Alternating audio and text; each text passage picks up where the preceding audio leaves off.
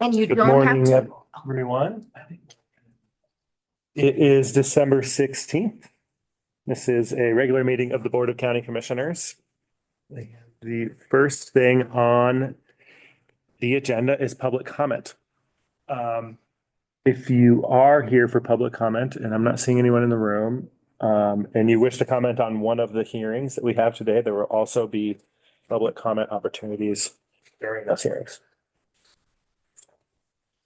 If you're online, raise your hand and I will make you a panelist.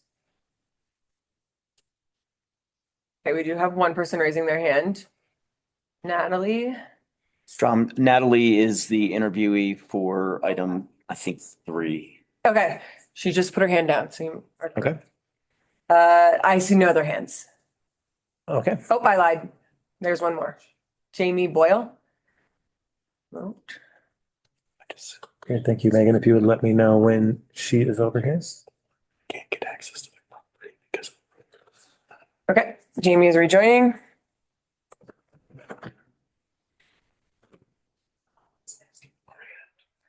Hi, Jamie. You can go ahead with your public comment when you're ready.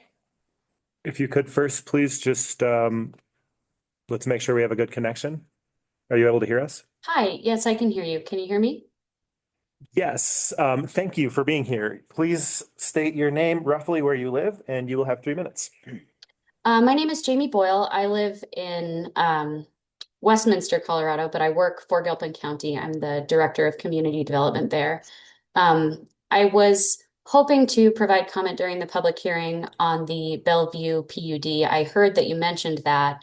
I would like to speak at the appropriate time. Is that now or is that later? The Bellevue hearing is scheduled for 10:30. Okay. So we can take comment now or then or both.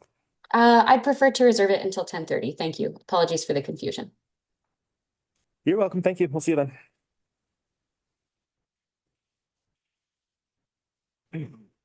Okay. So I'm gonna go ahead and close public comment. Next thing on the agenda is a work session. Natalie, this is you, with Natalie Strom for appointment to the Board of Directors of the Clear Creek County Tourism Bureau.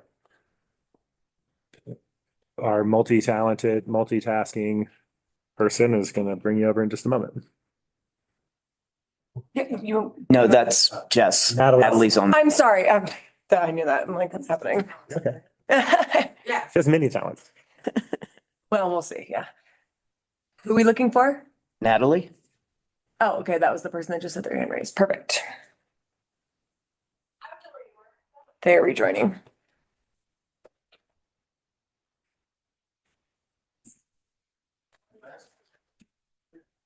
All right. Hi, Natalie. Hi there. Can you hear me and see me okay? Yes, good morning. Thank you for being here. Thank you for applying to be on the Tourism Bureau Board of Directors. We're going to do a quick interview, and if you could start by just describing who you are, some of your experience, and why you're interested in serving on the board of directors of the Tourism Bureau. Excuse me. Sure. So, yes, my name is Natalie Strom. I've lived in Clear Creek County since 2013 now. In my when I first initially moved out to Colorado, I worked for the town of Georgetown on website design, as well as the Georgetown Loop Railroad, and volunteered at the Rock House. After doing some of those things, I actually moved on to working in Denver while still living in Idaho Springs. I was working for a nonprofit where we did political advocacy and education for behavioral health at both the local, state, and federal level. About a year and a half ago, I decided to leave that position because I really wanted to come back to my home base, being Clear Creek County. And so, in doing so, I came back and I started working for Mountain Prime. I do their events and marketing. I work at Ology Emporium in the Majestic building, and then I do also work part-time in Georgetown. Prior to all of those, I lived down in Florida for a while, and down there I started my own nonprofit for the arts. It was called the Goodland Arts Alliance, And in that capacity, we were working to restore old fishing villages that were going to be torn down in the area that I lived in. And I also served as an appointed member of the Civic Association there. I've also had a lot of experience in event management and planning during my time working in Denver. And for the nonprofit, I managed an 800-person conference in Breckenridge every year. So that sort of has given me a lot of education around how to host successful events. And so really, working in politics for quite a while as well, coming back to my roots and coming back to sort of the local level, if you will, is really, people always say that's where you affect change, but you really see it when you actually do live those different types of governmental levels. And so I just was really kind of excited to come back here and work locally again, and then meeting Jess and talking to her a lot about what goes on within the community and tourism, and having some of that in my background as well. I thought it would be just a really nice way to get back involved and doing more things within Clear Creek. Thank you. Colleagues, what questions do you have? I just wanted to say that you have excellent credentials and I'm very happy you applied for this position. Thank I you have- very much. Yeah, you filled out the form beautifully and answered all my questions, so thank you. Thank you. This is Jody Herman Ball. I have a question for you. In here, you stated that you are basically worried about Georgetown and you see that they need some attention. How would you deal with that when the tourism board is not representing Georgetown because they opted out with a lodging tax? That's an issue that we can't advertise for Georgetown. Sure, and that is something that I filled out before I had actually found out about what was going on with the lodging taxes, to be fair. So, while there are some concerns there, I can address them if you'd like, but because it wouldn't really apply to the tourism board, I do realize that now. So so I can go into it if you think that it's necessary, or else I would say that I do realize that being a part of the Clear Creek Tourism Board would more or less not take Georgetown into consideration, and what is going on there as they are managing their own tourism. Okay, so that has since changed, you're saying? So I would say it is still there in the back of my mind. However, I don't think that it plays a role necessarily in the tourism board for Clear Creek, since it won't be representing Georgetown. Okay, thank you. Um, Thank you. I think my question, just generally, what do you think we collect public funds to try to market for tourism? What do you think the Tourism Bureau should be doing with those dollars? That is an excellent question. I mean, I think that there are quite a few things that can be done, and I think kind of getting creative and bringing the businesses involved as well. I think that there is a lot of potential for cross promotion with businesses with each other, and then utilizing those. So, for example, one of the things that I had just worked on was Mountain Prime doing sort of a collaboration with the Clear Creek Arts and Education and Club Hotel. And so Clear Creek Arts and Entertainment was hosting a watercolor event, and we sort of at Club Hotel. And then we advertised to come to Mountain Prime for the Italian night, half off bottles of wine, etc. So we were able to market that basically on social media and things of that nature. But being that it's not only one of the nonprofits in the county, but two of the businesses, I believe when collaborations like that happen, the tourism board could come in that fashion and utilize funding to help push those events further and more broadly across the state and the surrounding area. Interesting. Thank you. I think I have one more question, colleagues. Should I not jump in front of you? I have another question, but I can wait. Go ahead. So another question that I ask almost everybody that wants to be on the tourism board is, you living here locally, how do you take on the challenge of protecting our way of life, the quality of life of residents, and promoting tourism? It's a very interesting thing because wanting to be on the tourism board, but also thinking to myself, I work all summer long, and that's when everybody's here and they get to enjoy the fun things. And sometimes it feels more crowded, right? Than maybe we'd like it in our backyard. But also understanding at the same time that over the years, right, and over time, Clear Creek County has become a tourist destination. So I just think it's really important to always have your ears open and listening to people. And by working in the community, one of the nice things about working at Ology Emporium actually is that I work in the Majestic building. So I get to meet a lot of the people that work upstairs. And live in town and are creating different ideas and things like that for what the county should look like, what Idaho Springs should look like, et cetera. And so listening to those folks, listening to people that just come into the store and have and live in town, it's just a really nice way to be able to get to know what people are interested in. Um, and I will say that there are certainly people that don't want to see more tourism, that want to see less. And so there is a fine balancing line of how do we sort of respect that. I volunteer at Charlie's Place, and one of the things that a volunteer may have mentioned to me was the old Mormon church that sits there, and how at one point people wanted to develop that into housing, and they really pushed back against it because they didn't want more people coming in and more tourism. And so that was sort of a compromise to keep that area there and keep that kind of open space there. And so I think that, working with the community, listening to what the tourism needs, and sort of weighing out that balance, what's going to work best for everybody is really the best way to go about it.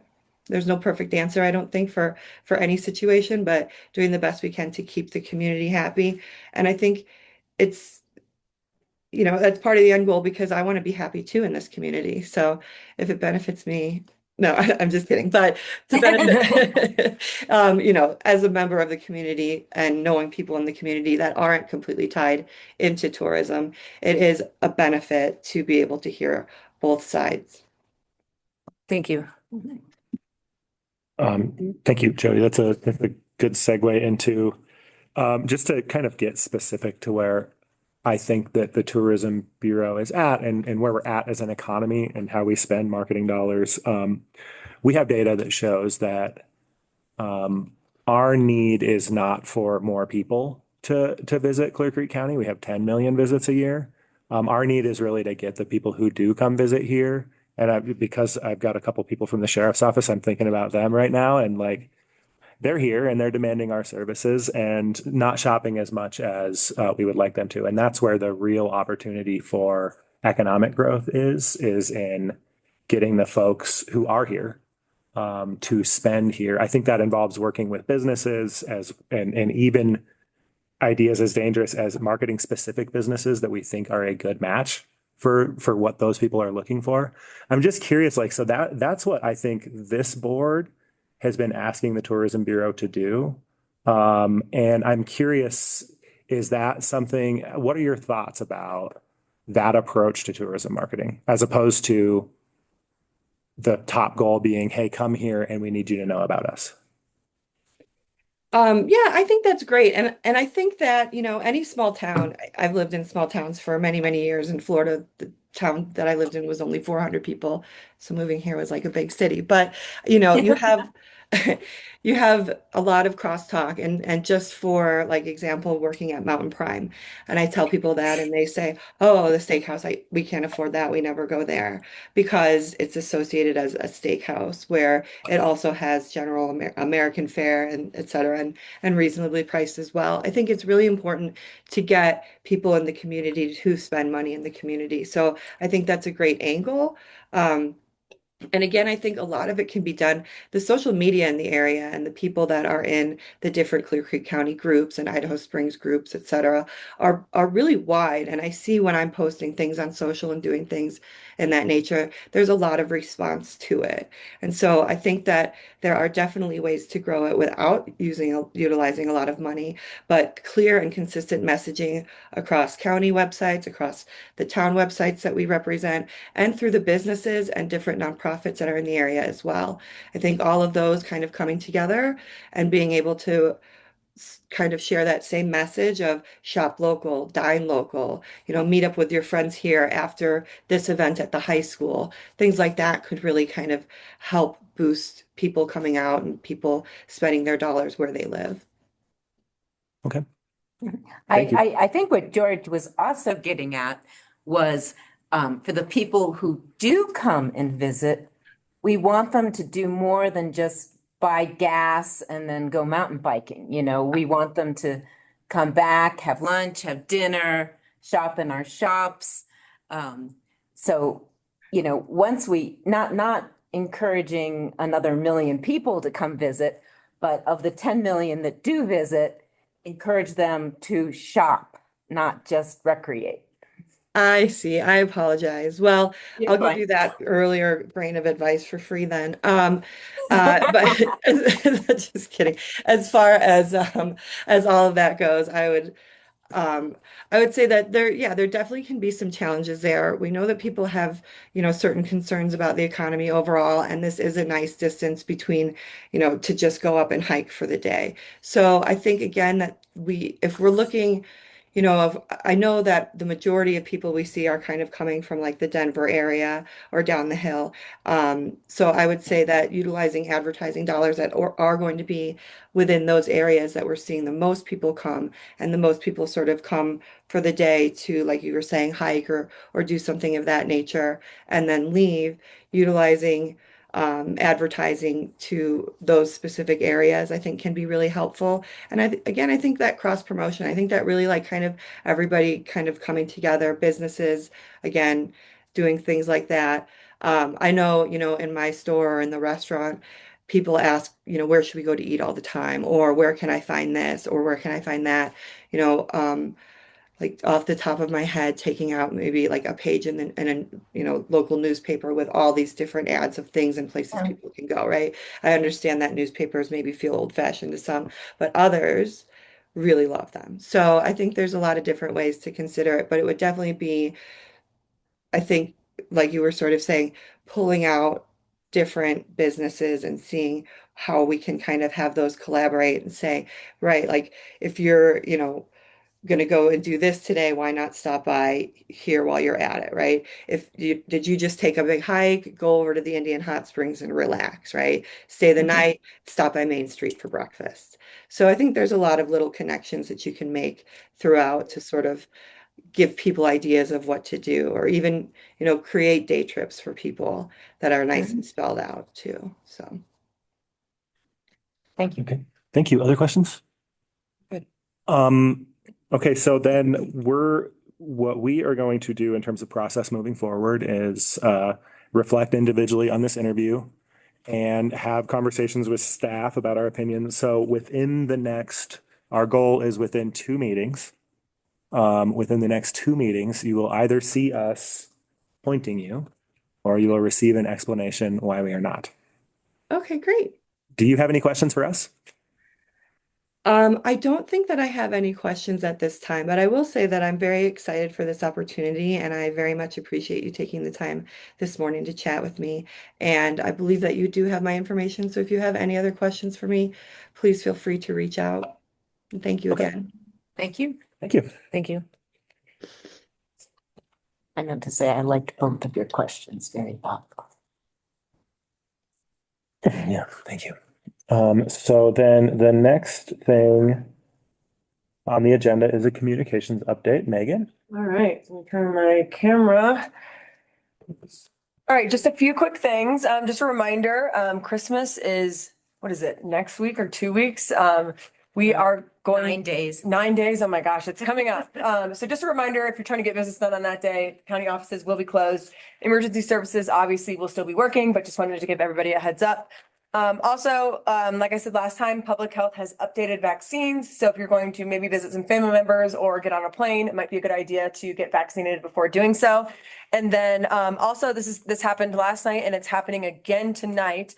There will be an I-70 West closure at Floyd Hill. this, I'm going to read it from the sheriff's office because they did a better job than I did. Westbound will be closed overnight, both nights between Highway 6 exit ramp and the Highway 6 on ramp. The detour is short and easy. I-70 westbound traffic will exit at Highway 6 and turn left onto Highway 6 West and then re-enter. So maybe if you're coming up to the mountains after 9 p.m. tonight, just give some extra time because you never know. So just wanted to update everybody on that. That's all I got. Thank you. Thank you. County manager updates. Colton. Don't really have anything. Gave mine last week. Nothing really new other than we're coming up on the holidays. So make sure that if you're coming to visit the courthouse, you check the hours of operation and everything. That's right. And the transfer station. And the transfer station. Good Yep. point. Thank you, Jody. And that's all posted on our website. Yes, the Sets of hours. hours are on the website. Okay, thank you. Commissioner update. I have a list.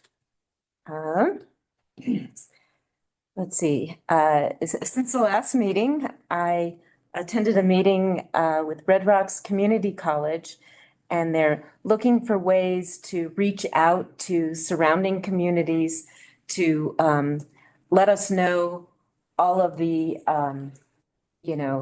courses and technical courses they have, the different degree programs from certificates through bachelor's, and I think they even have a couple masters. So it's they're reaching out to us and wanting us to know more about them. They did just meet at the high school, so they are reaching out directly as well. I met with Sheriff Thornton. We discussed jail issues and the retirement program options. And let's see, we all had a special session on mill levy to get that squared away for funding EMS and the fire authority. I attended Clear Creek Regional Housing Authority meeting last night. It was a long one. And we're also meeting again on Wednesday, working to bring more affordable housing into the county. I have a Dr. Cog meeting Wednesday night. And then we have a special BOCC meeting on the 22nd. And I have another special Regional Housing Authority meeting on the 29th. That's it for me. Okay, thank you. I just have two updates. I attended the CPP, the community partners with Henderson Mine. They didn't really have too much new information. They are still pretty much fully staffed, which is good. They're still doing I think it's like a stipend for the employees for the cost of living in Colorado. And the new thing is they're using molybdenum for the drilling cores because geothermal is getting more popular. Oh, good. So that is another use that the Molly is going into. And then I just have an update on the NOCO places. I've talked about us trying to get grants. We are a partnership with NOCO places. They were awarded 586,000. 300 will go into administration for 2 years. 286 will go for unauthorized trails. And we will not find out exactly how much Clear Creek gets probably until sometime in January. Would you explain for our constituents what unauthorized trails are? Those are trails that we identified in all of the NOCO partners. Clear Creek County was a huge part of that. We submitted trails that people have made that are not named, they're not authorized trails, and we're trying to get those cleaned up, closed, and protect our forests. Thank you. And that's it for me. Great, thank you. Did I think I might have misunderstood you, Rebecca. Did you say we have a BOCC meeting on the 22nd? No, that was a Regional Housing Authority meeting, and then our next one, I think, is on the 29th. Is that right? No. Yes, I have a special BOCC 22nd. Is that not right? I do We have one not. on the We do 18th. not have a meeting on the 22nd, Right? unless it's January. No, January 22nd. I think we have one. That's Oh. odd. I pulled this straight from my Oh. calendar, so 20th. 22nd, we don't have anything. thank you very much. Okay, well, I won't show up. Yeah. We do have one Um, the 18th. Yes, the 18th at 10 a.m. Thank you. See that? Um, so then, just a handful of things from me. First, I know this was mentioned last week, but Aaron Crawley received the First Responder of the Year award. I'm very proud of him for the work he did to keep Team Clear Creek EMS going when we knew they needed more staff, working their tails off all year in 2025. Aaron demonstrated why he deserves this award and how he accepted it. Spent the whole time talking about everybody on that team that plays a role in the kind of awesome outcomes they get. And so it was a really good leadership moment from him. And really grateful to Nagoose for taking the time to do that.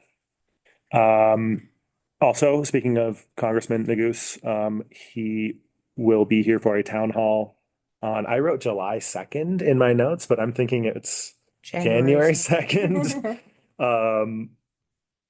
That's a Friday night, right? And they've requested. It's going to be 4 to 7:30 is what is the actual? I'll resend that to you. I believe it's 5:30. 5:30, 7:30. Okay. I just blocked out the time for the room, but that's a good point. Thank you. I will get that to you. So they asked if Joe could use this room, and Colton, I sent Colton a separate email. We're clear. We're coordinating on how to do that because normally the building's closed. So we're Oh. working with hopefully the sheriff can unlock the doors and I'll probably come to help make sure that everything is Set up correctly. If we need to seek an alternative location, we can, but that's just We think we can make it work. okay. as long as are all three of y'all planning to go? Of course. Okay, so we'll post it and then, I might talk to one of you about helping unlock or just how to shut down and stuff like that.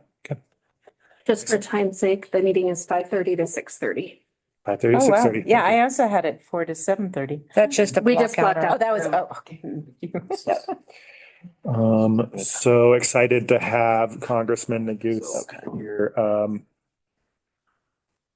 Second day of the year, first town hall. I can't help but just express my gratitude. We also have congresspeople in this state who have not done a town hall since they've been elected. And so Congressman Nagoose is awesome. A couple of reports from a CCI meeting. The governor's office's ideas about Department of Human Services continue to show that they have a lot of tentacles. We're not actually sure anymore. It will require much in the way of legislation, but it is a big deal. I want to thank Director Sarah Casano in advance for all the time you're going to be spending trying to understand their ideas and how they work for us. They did say, not they, Michelle Barnes, the Director of State Human Services, did say that Colorado has the most inefficient system in the nation in discovering benefits eligibility. That caused a lot of questions from people in the room, and commissioners and human service directors have been trying to understand where that number may have come from. A lot of different ways to measure inefficiency or efficiency, but we can't find one where we're the 50th state in the nation. Read that enough. It was the Director of Human Services for the state of Colorado, Michelle Barnes. I'm probably getting her title wrong. She might be executive director. I'm not sure. Either way, same. So yeah, we have some work to do on that one, and I just want to continue to plant seeds with the both of you. This is going to be one of those issues where we're probably going to, need to be tracking pretty carefully and trying to understand. Eligibility management is complicated, and counties were not identified, correct? And that just the state? well, that she just said we have the most inefficient system in the nation, and And she's really analyzed all 50 states. I'm kind of curious about where that came from. I mean, a lot of people have different takes on what efficiency means, and so I'm pretty curious. But I thought you all should know that, like, I think it's very telling about the governor's office and how they view the county administered state administered county run system. And we'll have some work to do this session, talking about that. So then, I also learned that the governor has proposed an 18% reduction in funding for local public health agencies. Um, I have had some initial conversations with Dr. Ryan. I think that's worth keeping our eye on as well. The initial response is that what we get from the state is small enough it might not have a huge impact, but this would mean 32% total reductions over the last two sessions for local public health.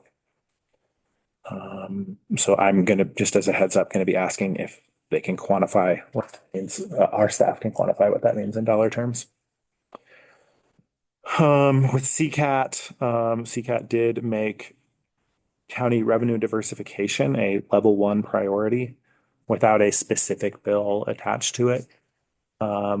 They will be spending this session, seeking opportunities this session, to get something introduced or working to make sure that by next session there's an idea that meets our needs that has legislators to introduce it and stakeholder worked on advance, et cetera, et cetera. So not the win we wanted. Some steps taken between last year and this year. And then just lastly, colleagues, I spend time over kind of the week before Christmas and the week after Christmas reflecting on the year and thinking about what kind of goals I want next year. So this is a heads up. I'm likely to come into the new year for our conversation about goals. And I wanted you to know that I'll be plotting and scheming in my home over the next couple of weeks. I'm sure for the last year, you have some big goals to go out on. Yeah, and I mean it's stuff that we've been talking about. Like, I don't think we're going to see any surprises there. This is my invitation to you to do the same thing. And if you're, I know this is your first year. If you're coming into year 2 with a clear list of goals to bring to the table, I think we will all benefit. And that's all for me.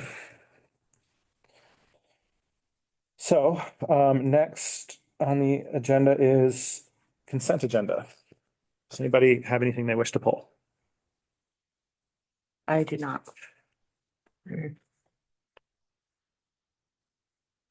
Okay, I'm going to go ahead and read it. Item A, consideration of approval of the warrant register. Item B, consideration of approval of resolution number 25-89, a resolution designating the 2026 Clear Creek County holiday schedules for Clear Creek County offices and the Clear Creek County Transfer Station. Item C, consideration of approval of quote and master services agreement with Axon Enterprises Incorporated, body worn cameras, in-car video systems, taser devices, digital evidence storage, and software licensing. Item D, consideration of approval of the Clear Creek County and Prowers County Memorandum of Understanding for the Hotline County Connection Center. And item E, consideration of approval of EMTS funding grant attestation. I would like to make a motion to approve the consent agenda as read. I second. All in favor? Aye. Aye. Okay, thank you. Well, the next thing is a at 9:30 a.m. start abatement hearing. I don't know if we Take a break and I'll go find Donna. yeah, let's do that. I'm gonna do a short break. We'll be back by 9:20, hopefully.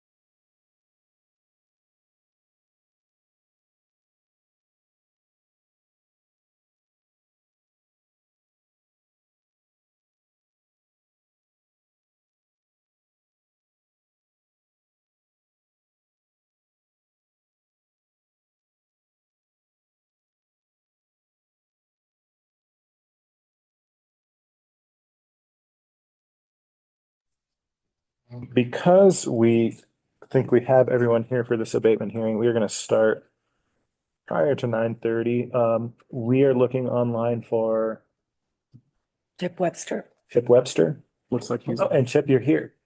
Yes, good morning, everyone. Chip Webster here. Good morning, Chip. Good morning. Good morning. So to start, have you received the information you need from the assessor's office and you feel prepared to proceed? Yes. Okay.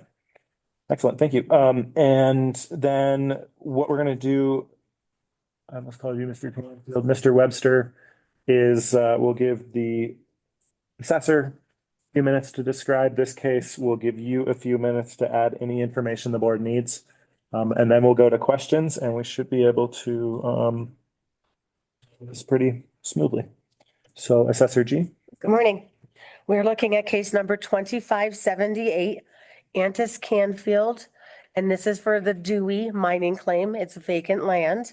This case was continued from December 9th, so we could take a closer look at the access on the property. It is on the very top of Lamartine, below Trail Creek, and that area can be sketchy and iffy to get to. Our their maps are not survey accurate, so just trying to take a tighter look at that. I am going to go ahead and request a refund of taxes in the amount of $505.65. I did provide you guys with a map so you can see that it is at the very top four-wheel drive in that area that the access is just none, in my opinion. Okay. Is that all from you? Yes. Mr. Webster, what would you add? I just want to thank everyone, especially Donna, for digging into that a little bit more. And I appreciate that you're in agreement with me on that particular claim. So thank you. Excellent. Colleagues, questions? I don't have any. I'll defer to the assessor. Just one question for you, Assessor. When you make a change like this, it lives in the system sort of forever, right? So this will be the default for this parcel moving forward? Correct. I will change the classification on the property. Okay. So Excellent. unless they build a road to it. Yeah, and I don't think that'll happen. Just for the location of that one. Okay. Well, colleagues, I agree with the assessor as well. We've already heard that from you, Rebecca. Yes. Ready for a motion? I move that and we are acting as the Board of Equalization. Nope, you're the Board of County Commissioners still. That the Board of County Commissioners approve the assessor's recommendation for petitioner's request for abatement or refund of taxes and to issue an order directing a refund of 2023 taxes 23 and 24. and 20. I'm sorry, I should have. Yes, no, you're just fine. With that amendment. For the total amount of $505.65 For each year. for each year? Yes. Thanks. Okay. Second. All in favor? Aye. Aye. Motion passes. Thank you, Assessor G. You're always so graceful in these moments. The next case we have is Kruger. Is the petitioner here? Is there another name I could look for? That was Chip Webster. Same. Kruger is? Yeah. Oh, the same person? Yes. Oh, I just booted him off. Sorry. All right. He's gonna be a panelist again? Okay, yes, sorry. He's coming back. All right, thank you. Sorry about that, Mr. Webster. Hi again. Hello again. Thank Sorry you about that. Okay. No problem. Well, starting from the top, Mr. Webster, have you received the materials on these cases, number 25, 98, 99, 101, 102, 103, and 104? And are you prepared to proceed? Yes. Okay. Okay. Assessor G, you'll have 3 minutes. This was a continuation also from December 9th. We're looking at vacant land. It was requested I take a little tighter look at the access on this property. And again, we're looking at case 2598, 2599, 25101, 25102, 25103, and 25104. Unfortunately, with this one, I am recommending a denial. I do have a survey that was done when that subdivision was created. And on page 1 of that survey, it does indicate that there is a 30-foot easement for private roadway and utility for the use of the owners of parcel A through G, and their guest is hereby reserved, shown on this plat. And we are looking at parcel G in this request, parcel G, parcel A, parcel D, parcel E, parcel F, and parcel B. And the survey was provided to you in your packets. Okay, I see that. Mr. Webster, it's your turn. Yes, thank you. So I would still request that the abatement be considered because although there's an easement, there's no road. And in fact, at least for now, to put a road in there is more expensive than the value of the parcel. So I absolutely agree that if there were a road and the road was there, that this would be correct. But at this point in time, there is no road there. So that's would be the basis that I would request reconsideration. Thank you. Yeah. And there is a road. It's a better access than the one we just discussed. And on the survey, you can see the little map in the middle of the first page. There's a little map with the road access there.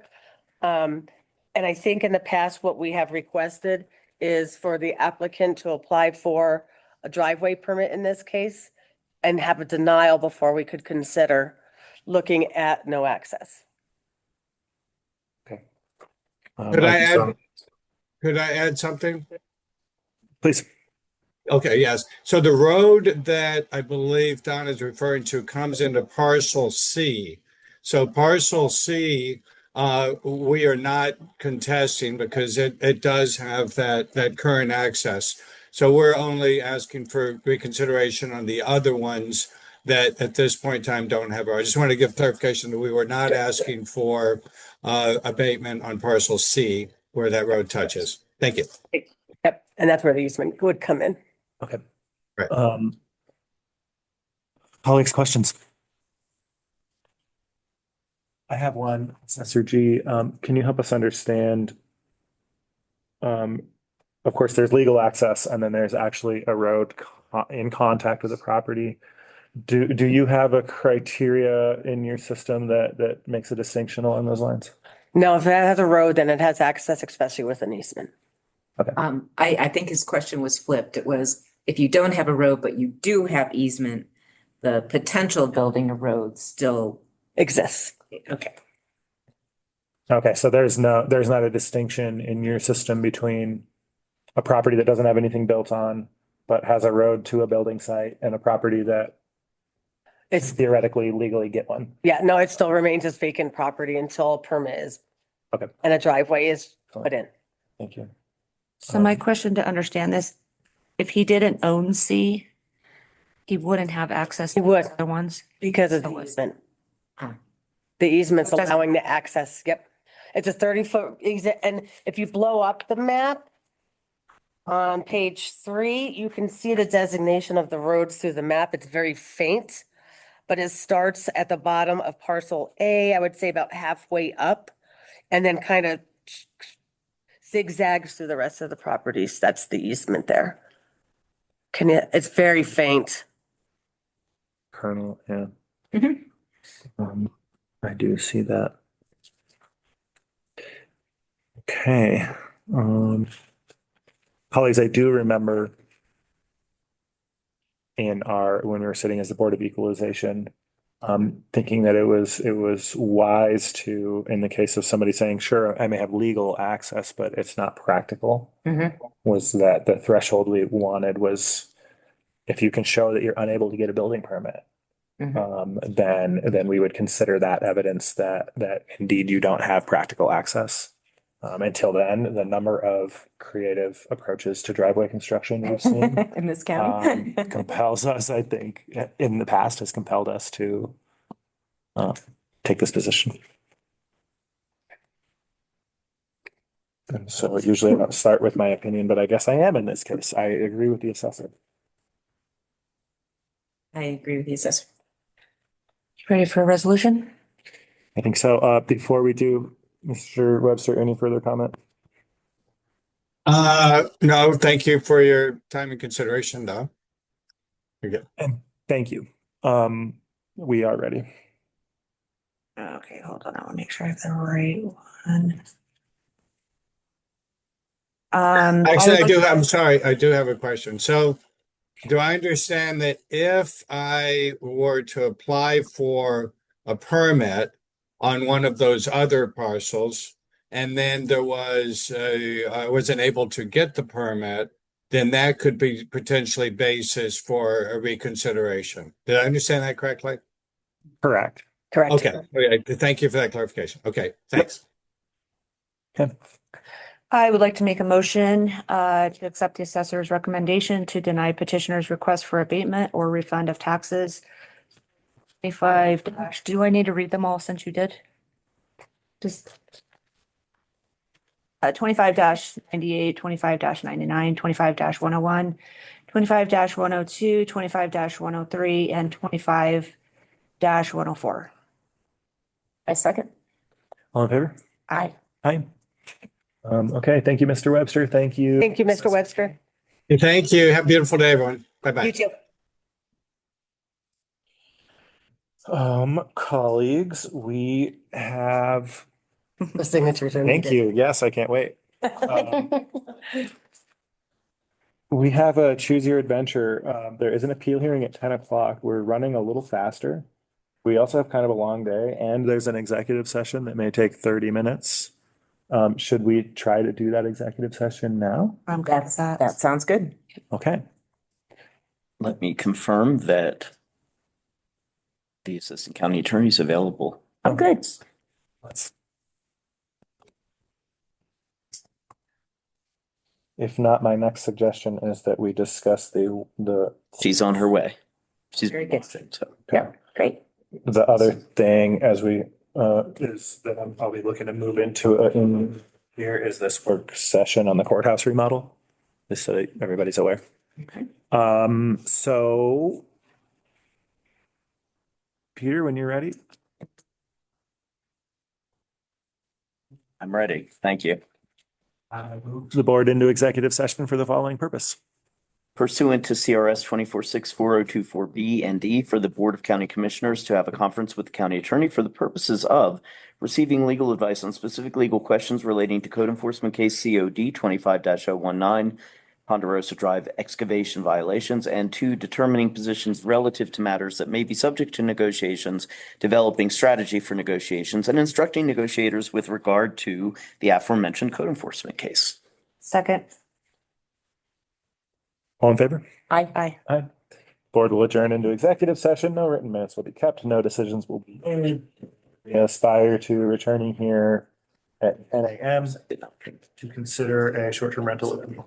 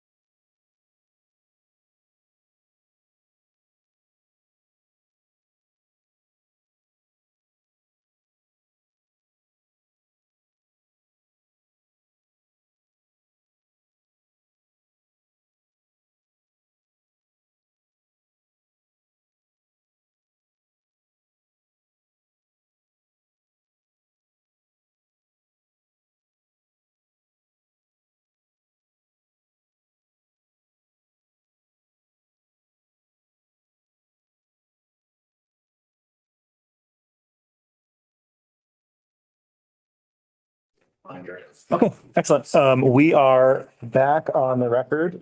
We've concluded our executive session. No written minutes were kept, no decisions were made. And the next thing on the agenda, this is a public hearing, including public comment. Considering an appeal relating to the abandonment of short-term rental license for 22 Buckskin Trail in Idaho Springs, 80452, technically unincorporated Clear Creek County.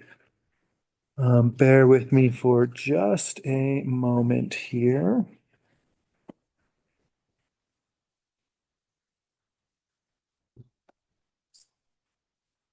So I'm just going to take a moment to describe the process for everybody involved. Before I do, I just want to make sure, ma'am, are you the appellant? I am. Okay, and you're representing the appellant? Yes, sir. Can you state your names and then just share whether you are prepared to proceed to a decision today? Sure. Good morning, commissioners. My name is Dylan Woods, attorney registration number 46731, and I'm appearing on behalf of Mrs. Barbara Mertz, and we are prepared to proceed today. Okay, thank you. So the way that we're going to do this is we're going to ask County Attorney Peter Lichtman to have 5 minutes to present the appeal and the staff recommendation to the board. We will ask the appellant or their representative for 5 minutes to share why the board should grant their appeal. And then we'll do public comment. Any members of the public will be given 3 minutes to comment on the hearing. After that, the board will ask questions of staff and or the appellant. During that time, staff and the appellant are only welcome to speak when a question is asked of them. And then the board will deliberate, share our opinions, and then consider a motion to grant or deny. Does that sound good to everybody? Yes. Okay, excellent. Peter Lichtman. All right, thank you. Peter Lichtman on behalf of the county. David Danielson is also here. He is the building official for the county. So I just want to give some background. The reason we're starting is just give an overview of the process, what we've done. Sometimes the appellant would normally go first, just stating their appeal, but we decided in this case, just a refresher of the ordinance would be helpful. Our ordinance 19 created a licensing structure for our short-term rentals. It was adopted last year, and the first year that it started was 2025. It actually began in December 17th, 2020, December 17th, 2024 is when we started moving over to the system, but the first full year is 2025.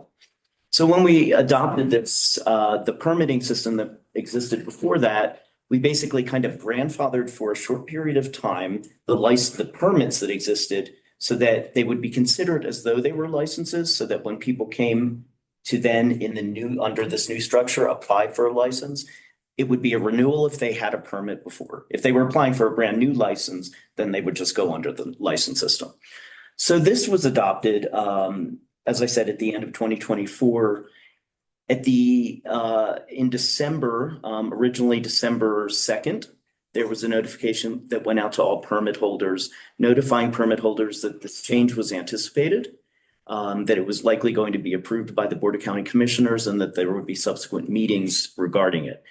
December 16th, another email went out from Lexi Berger. We have confirmation in terms of we know we sent it to Ms. Mertz's, the appellant's email address. That notice indicated that there would be a sort of a town hall open meeting to discuss any questions that these new applicants would have.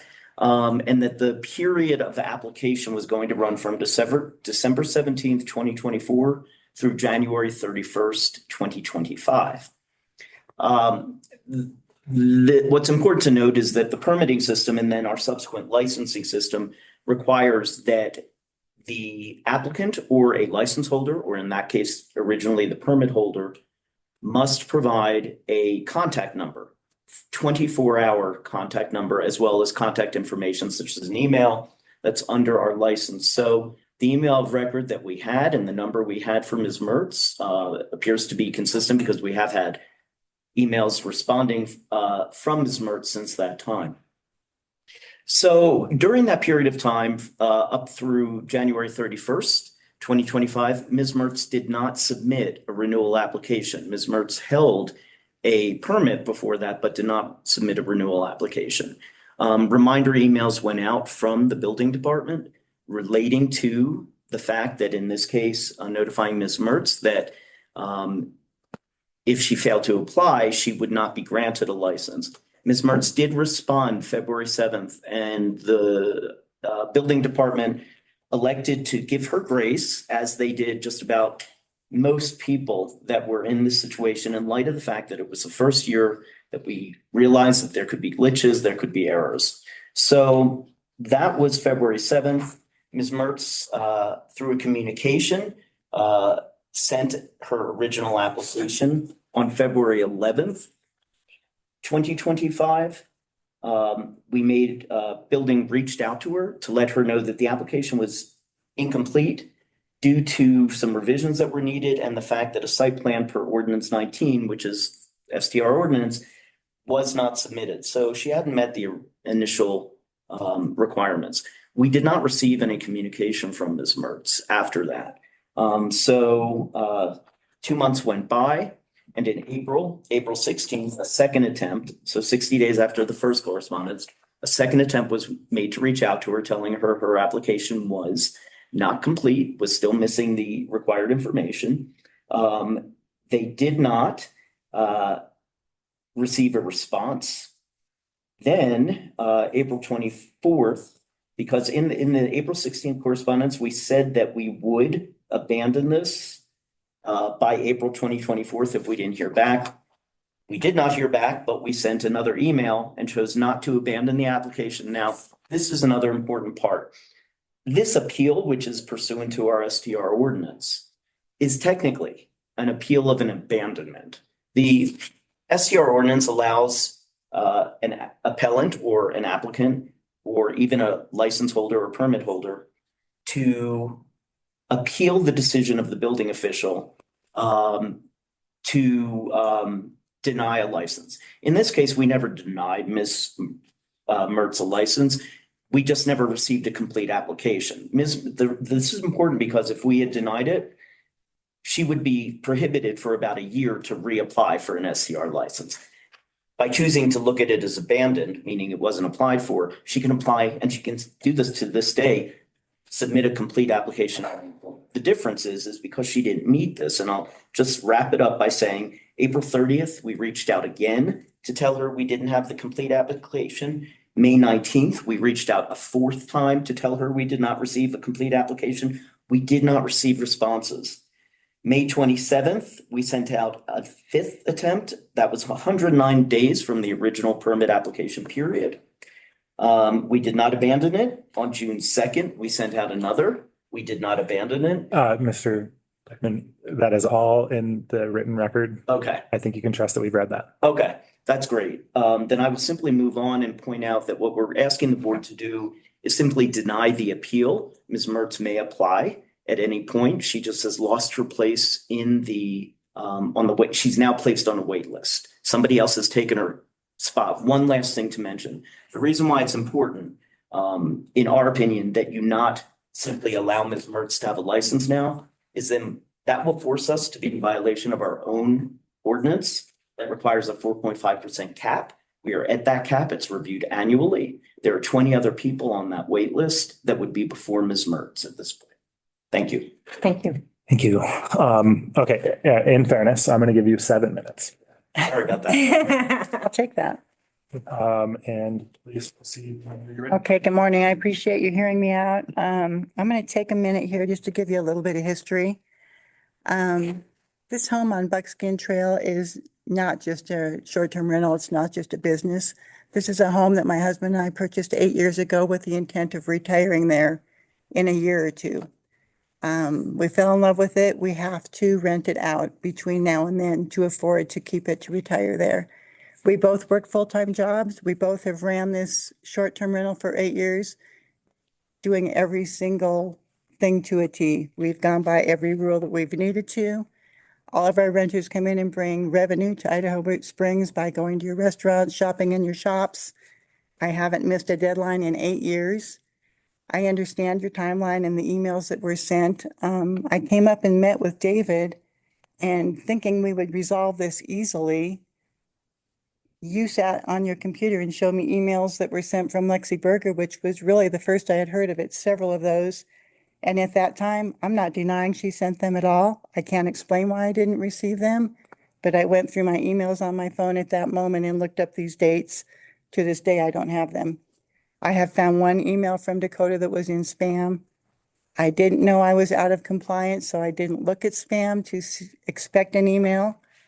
I'm going to own my part in this. I definitely missed some communications. I didn't get those. Every single email that was sent and every phone call that was sent to me, I responded to. I didn't respond to the ones that I didn't receive. It's in the notes too that I won't go through all of my timelines. There was an email that was sent from Lexi, told me I was on the right track.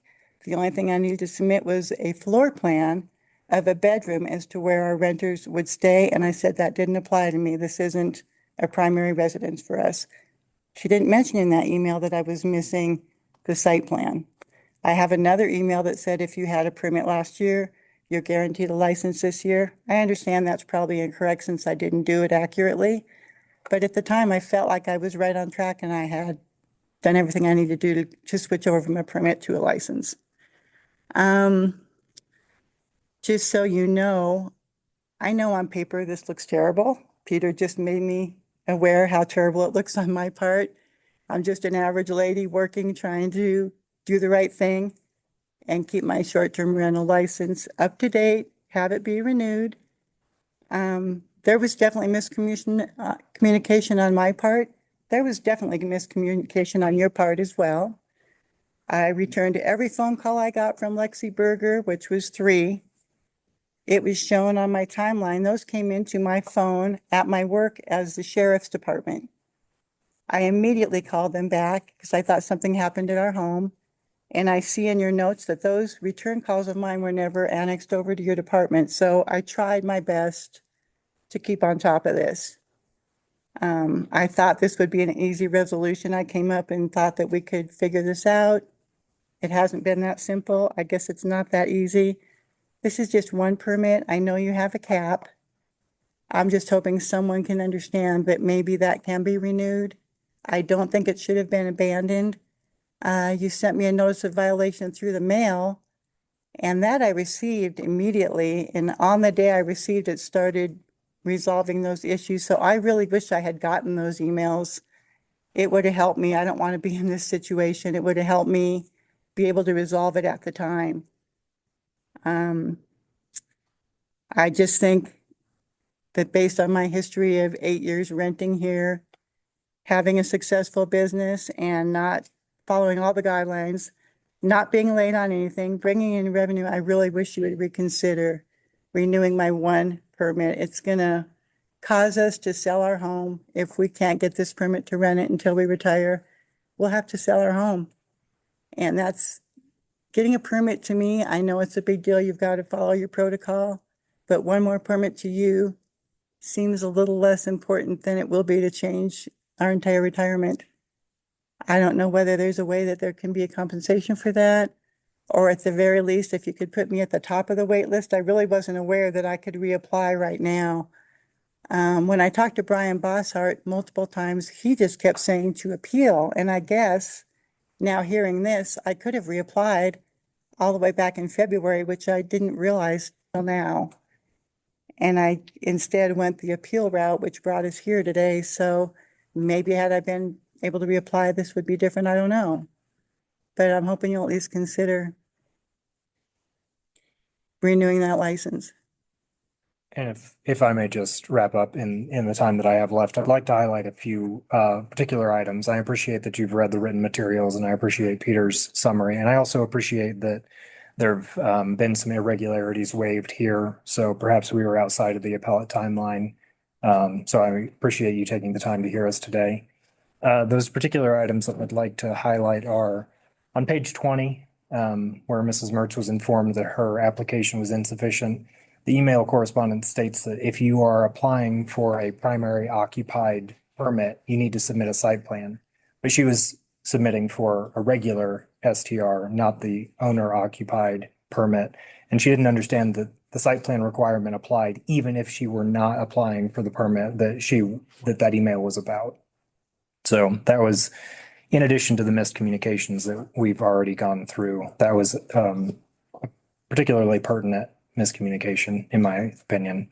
Additionally, on page 26, you'll see the email that Mrs. Mertz referenced regarding the guaranteed license. And we understand now that that is really a reference to you're guaranteed a spot, an opportunity to apply to renew, rather than what a strict literal interpretation of that statement would be, which is you are guaranteed a license.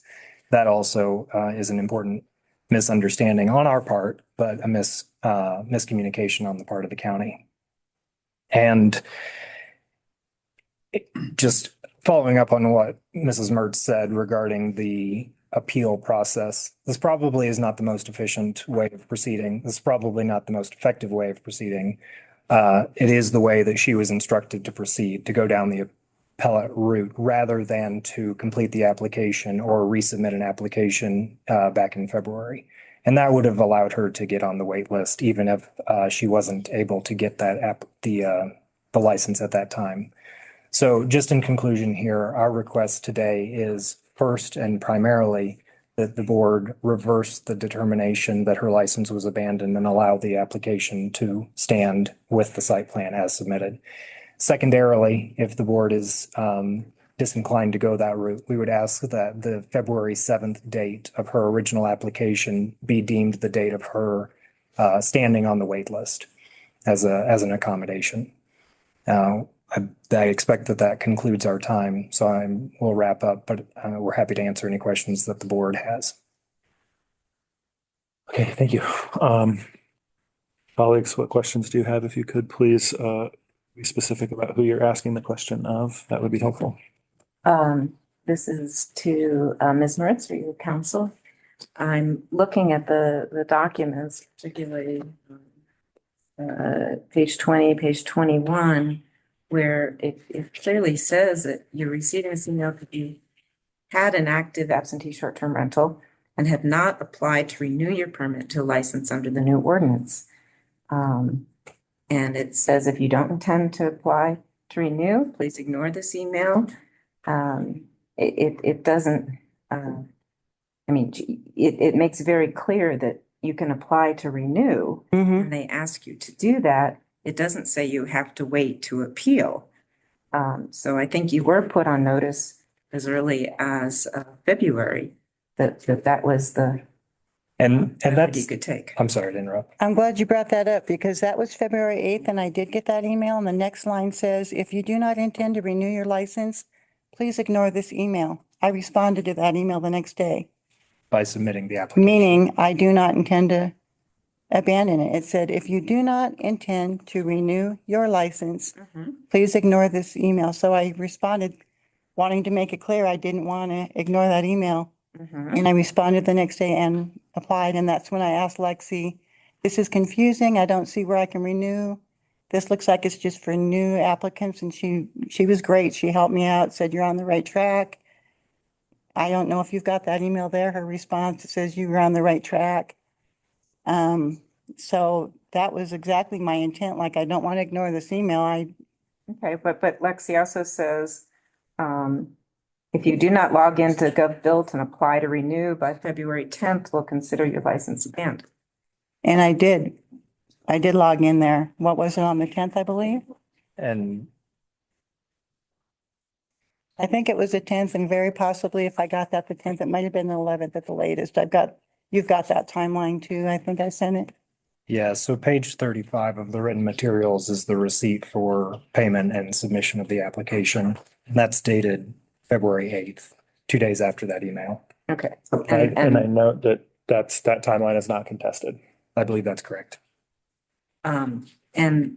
But prior to then, weren't you notified that you hadn't submitted everything they needed to complete your application? Before February, No, I'm looking at the date That your was attorney after. just If I referenced. could just interject, that was after Ms. Mertz did submit her application, which right? was, I believe, February 8th, actually. She was notified that it was incomplete pursuant to section 6 of the STR ordinance. There were additional materials, including site plan, that needed to be submitted. Right, and those were never submitted.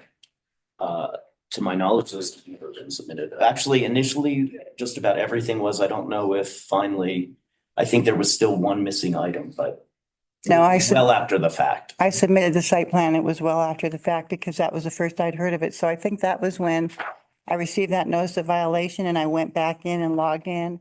And that's when it became clear to me that it was needing a site plan and I submitted it that day. But that was well after the fact. Okay, Jody? So I have a question just on this process of communications. When somebody already in the system, do they agree to just receiving emails? I know she was sent something at one point, but was she saying she did not receive the emails? Is that like a type in the contract or? So it's not specified. I mean, we just need to have the full contact information, but there's nothing that states please send it via email versus via cell phone. In this case, we did do both. Perla at the building department did reach out several times as well, and that's in the record. Then I have a question for Ms. Mertz. I would assume like if you applied for a license, I guess if it was me, I would want to check up to make sure everything went through. And did you not like go in to check to see if this was processed? Or? I didn't go in and check that. All I did was ask Lexi again, I think in a following email, but no, I did not do that. I didn't. I really thought that I was good to go, so I didn't Okay, so you didn't double check the ordinance to make sure you had complied with all the requirements? double check the ordinance. Referred to ordinance 19. I just was purely communicating with Lexi and went by her emails now. That was an email from Lexi explaining what you needed to do. I have some questions. One of the questions I wrote down, I think has been answered, but what does it mean to be guaranteed a license? I heard you state my understanding as well. I just want to confirm that we understand at this point that basically means that if you successfully file a renewal application, you will be granted a license. So That appears to be everyone's understanding today, yes. Excellent. I have a question for David. I don't know if this is for you or if this is for you, Peter. What is the criteria that we ought to use in granting an appeal? Have any policy recommendations for us? It's just preponderance of the evidence, so pretty much 50, and then so you make a decision based on that, the preponderance of the information, the facts, but there's no other criteria that's offered in the ordinance. So it's at the board's discretion. You want it to be substantially justifiable. You want it to be reasonable. You want to ensure that you're taking into consideration everything, including equitable remedies. That would be my advice. I have a question, if I may. When I got those phone calls, which would have been great to receive, because I think that was making me aware of this going on too, and I showed up as from the sheriff's department. Had those messages I sent back been forwarded to you, we would have been able to get it cleared up at that point as well, but you never received my messages. You mean Yeah, you wouldn't have called us. You would have called the. I called the number that I got the call from, so I guess I don't understand why it shows up as the sheriff's department, but I just called back whatever number I received the call from and left multiple messages, but in your notes, it said that was never forwarded on. There were several occasions, we're talking well after where the messages weren't conveyed, or they went to one department and were reached on. That was beyond the abandonment point at that point, and that became much more relevant when Ms. Mertz was seeking an appeal. Ultimately, the appeal was originally denied at every level, including to the board, but upon reflection and not being clear on the communication between Mr. Bossart and Ms. Mertz, the current county manager elected to hear her case again. He still felt denial was appropriate based on everything, the way he had treated everybody else in similar type of situations. Everybody's fact pattern is different. This one we brought to the board. And may I follow up on that? There's just one change I'd make to what Mr.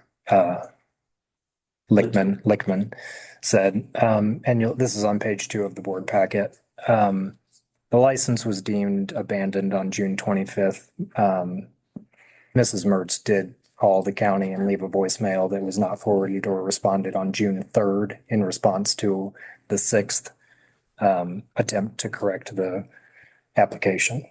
So that was nearly 20 days that she was left waiting to hear a response to that voicemail. David, could you clarify if she had gone online to all the rules and regulations for obtaining a license, is there a phone number there where she could contact somebody? Yes, there's a phone number there. There's the phone number on the bottom of all of the notifications that were emailed. That's back to the county directory. When you call that phone number, you have to listen through the prompts or prompt number 8. So if you don't listen to and select the correct prompt, your voicemail will not get distributed to the correct department.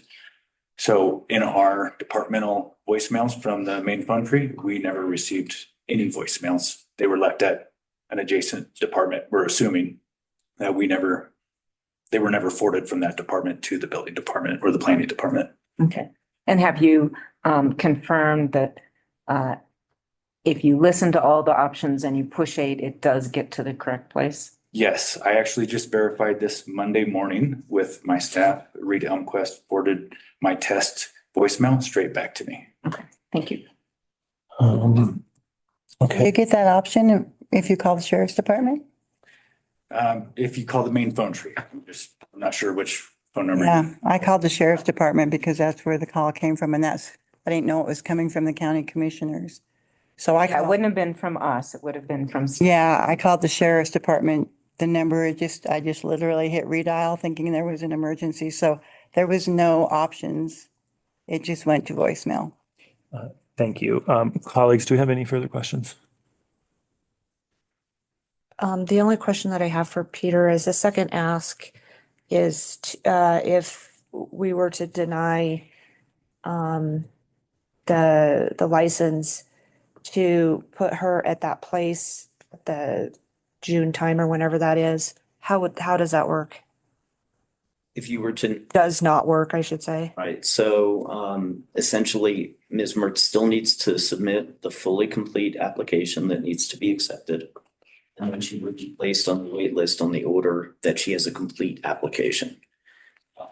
The appellant has asked for some sort of grace to allow her to at least be placed where February 7th or 8th would have fallen.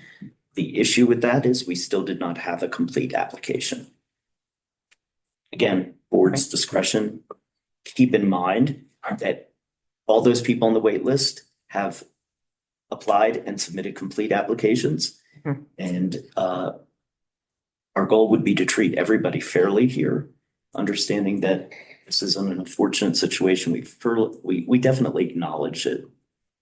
But the reality is that we have to stick by, and if we hadn't offered significant grace periods in advance, and I acknowledge there's obviously things on both sides where we learn from these experiences, But everybody else on the wait list did it right. correct. Thank you. And I will add a third ask then. I'll note that on page 2 of the board packet, July 21st, her application was complete. She submitted the site plan. So that would be our third request, that she be put on the wait list as of July 21st, 2025. David? I don't know if you can answer this question right now or not. Did your office consider that application complete on July 21st? No, we did not. It was already abandoned at that point. So it remained in abandoned status. A new application would be required for us to consider application materials. The only outstanding item was a site plan? I believe that is correct, yes. Corrections, revisions to a site plan. And then we would also need to conduct a safety inspection prior to being placed on the wait list. And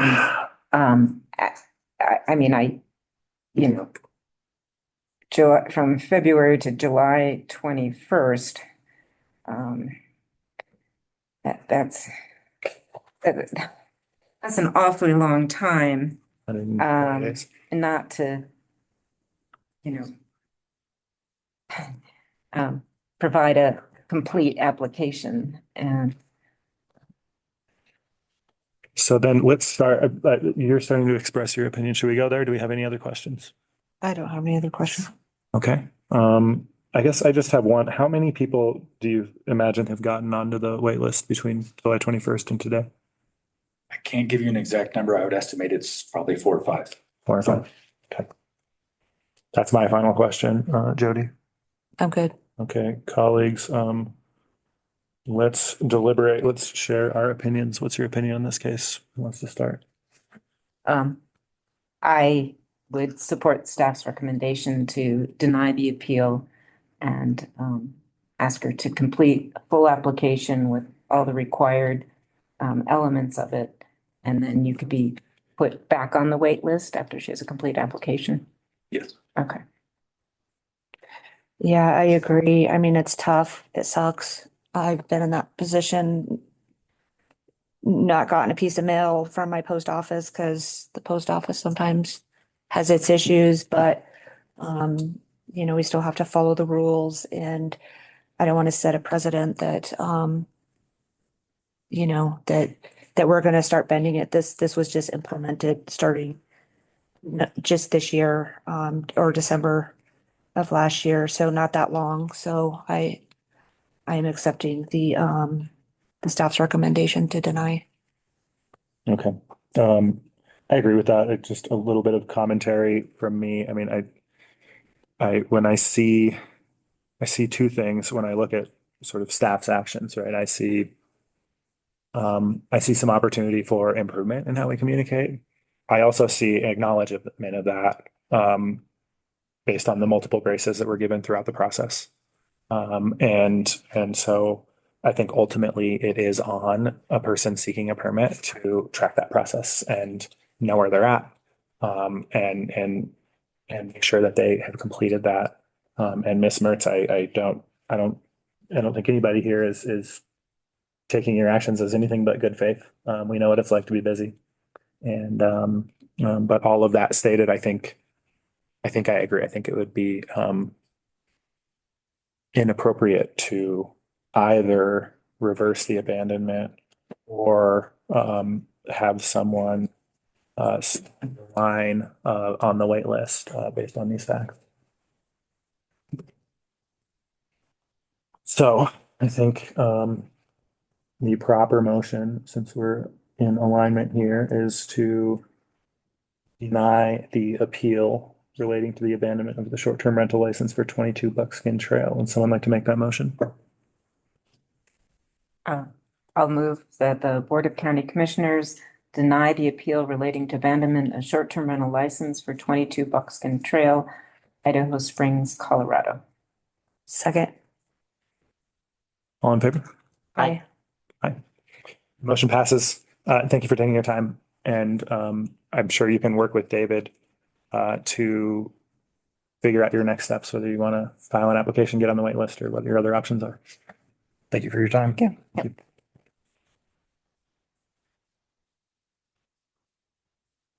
Thank you.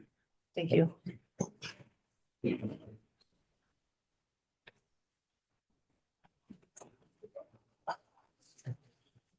Okay, colleagues, we have next, would we like to take a short break? I think I would. We're going to take a short break. We're going to start this 10:30 public hearing at 10:45. We'll be considering resolution 25-84.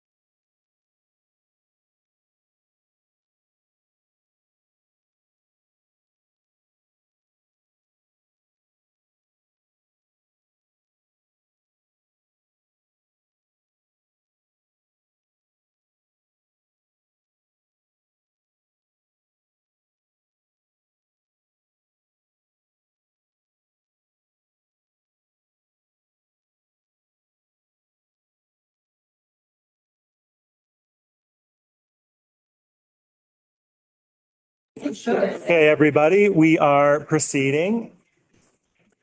You have anything? Go ahead. So this is a public hearing. We're here to consider resolution 25-84. Resolution approving rezoning case RZ 2025-02, the Bellevue Mountain Resort Plan Development Sketch Plan. A request to rezone the subject property to planned development for the purposes of establishing a resort and wedding venue, including but not limited to a lodge, parking deck, dispersed cabin and tent sites, and recreational trails. A couple of opening comments. First, this is noticed as we're considering a resolution to approve. That's because the staff recommendation is to approve. That is, it is ultimately board discretion about how to decide on this case. The way that we're going to conduct this hearing is we're going to have a staff presentation first, and then we'll have a presentation from the applicant. I have found that's very helpful to inform public comment. Typically, public comment asks a lot of questions that are answered during the presentations. So then we'll get to public comment. We know there are a lot of you. I'm going to start with those in the room in order of who signed up. If you did not sign up, we will still allow your comment. At the end of the list, I'll just ask if anyone else speak, and then we'll go to Zoom, and we'll just take them in order of raised hands on Zoom. And that is an answer to a question I had about how public comment will come from Carla Cole that you all may have witnessed. So with all of that said, I think we are prepared to proceed. We have Garrett McAllister here. Yeah, absolutely. Hi. Hello. Hi, Garrett. You have a presentation in the packet? I do, yeah.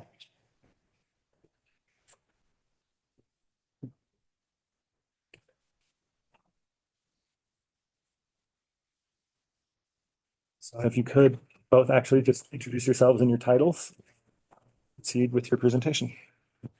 Garrett McAllister, Planning Manager. I'm Kathy Parker. I'm an assistant county attorney and I represent planning. Okay, so today we have a hearing for a sketch plan proposal.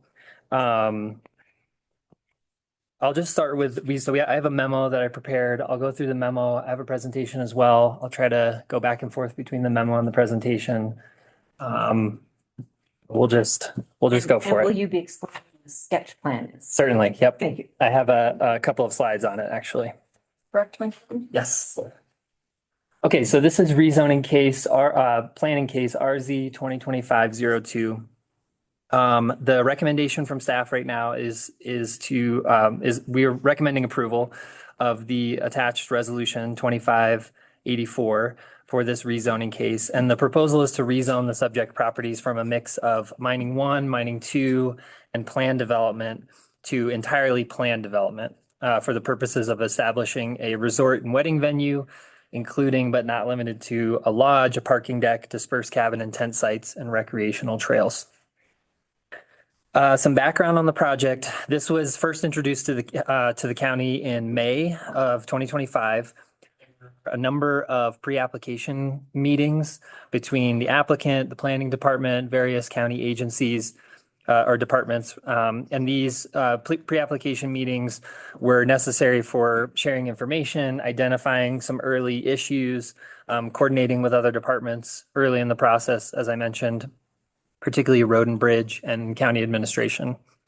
The application itself was officially submitted on June 18th, and then staff and the applicant worked through some various iterations of the application just to ensure that it was complete, and it was deemed complete in early October.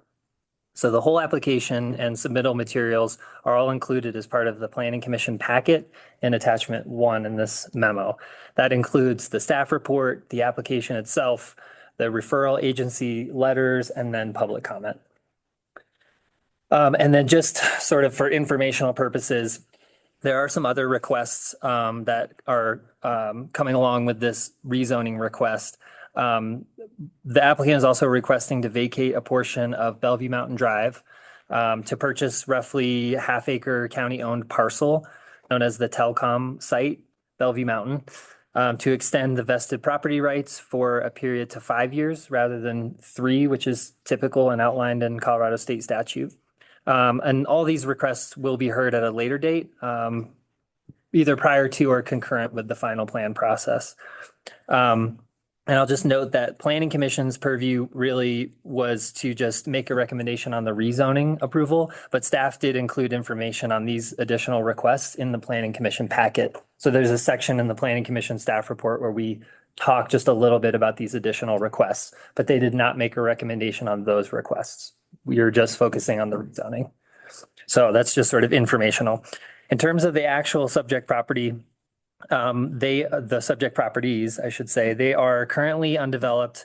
There are 62 tracts of land, generally located along portions of Virginia Canyon Road, Two Brothers Road, and Bellevue Mountain Drive, north of Idaho Springs, near the Clear Creek County and Gilpin County boundary. You can see on the map here, sort of the general location. It also includes some general areas where different uses will be taking place on the property. The red circle in particular is kind of I guess what I call the heart of the proposal, where the lodge and event center will be at the top of the mountain. Zoning in the area is almost exclusively mining, either M1 or M2, and the land use patterns in the area are really kind of open space. I put that in quotes because it's not technically open space designated by the county, but it's just a result of undeveloped mining claims, really. There are some residential uses on the interspersed M1 parcels along Two Brothers and Virginia Canyon Road, a little bit lower on the mountain, and there are some existing residences along Bellevue Mountain Drive. The Mighty Argo Cable Car Virginia Canyon Mountain Park is also located in the vicinity off Virginia Canyon Road. Referral agencies were noticed on October 22nd. All of the referral letter responses can be found in the Planning Commission packet as exhibits E through N. And there are summaries of each agency comments in the standards of approval sections of the Planning Commission staff report, which starts on page 6. A couple of other agencies submitted comments after the Planning Commission staff report was published. The Clear Creek Fire Authority and Gilpin County submitted, and those are attached as part of the memo here as attachment 3 and 4. I think we can go to the next slide. This one? Maybe. Oh yeah, zoning, we can jump over that. We talked about zoning. These are the referral agencies that provided what I would call substantive comments. We had a number of agencies just provide sort of comments that said no objections to the proposal, or there would be further review at a later time. But these agencies provided more substantive comments. And then let's go to the next slide. And then these are the Clear Creek Fire Authority in Gilpin County that I mentioned, who provided comments after a Planning Commission. Next slide. So legal notice was published in the Clear Creek Current on October 30th. Adjacent property owners were mailed notice on the 4th, November 4th. Staff received a few phone calls and emails inquiring about the project, and 3 written comments were submitted prior to the Planning Commission hearing. Those are included in the Planning Commission packet as exhibits O, P, and Q. And then one piece of written testimony, actually 2 pieces of written testimony were submitted prior to the publication of the Board of County Commissioners memo and packet. And both of those public testimony, written testimony, is submitted as attachment 5 to the memo.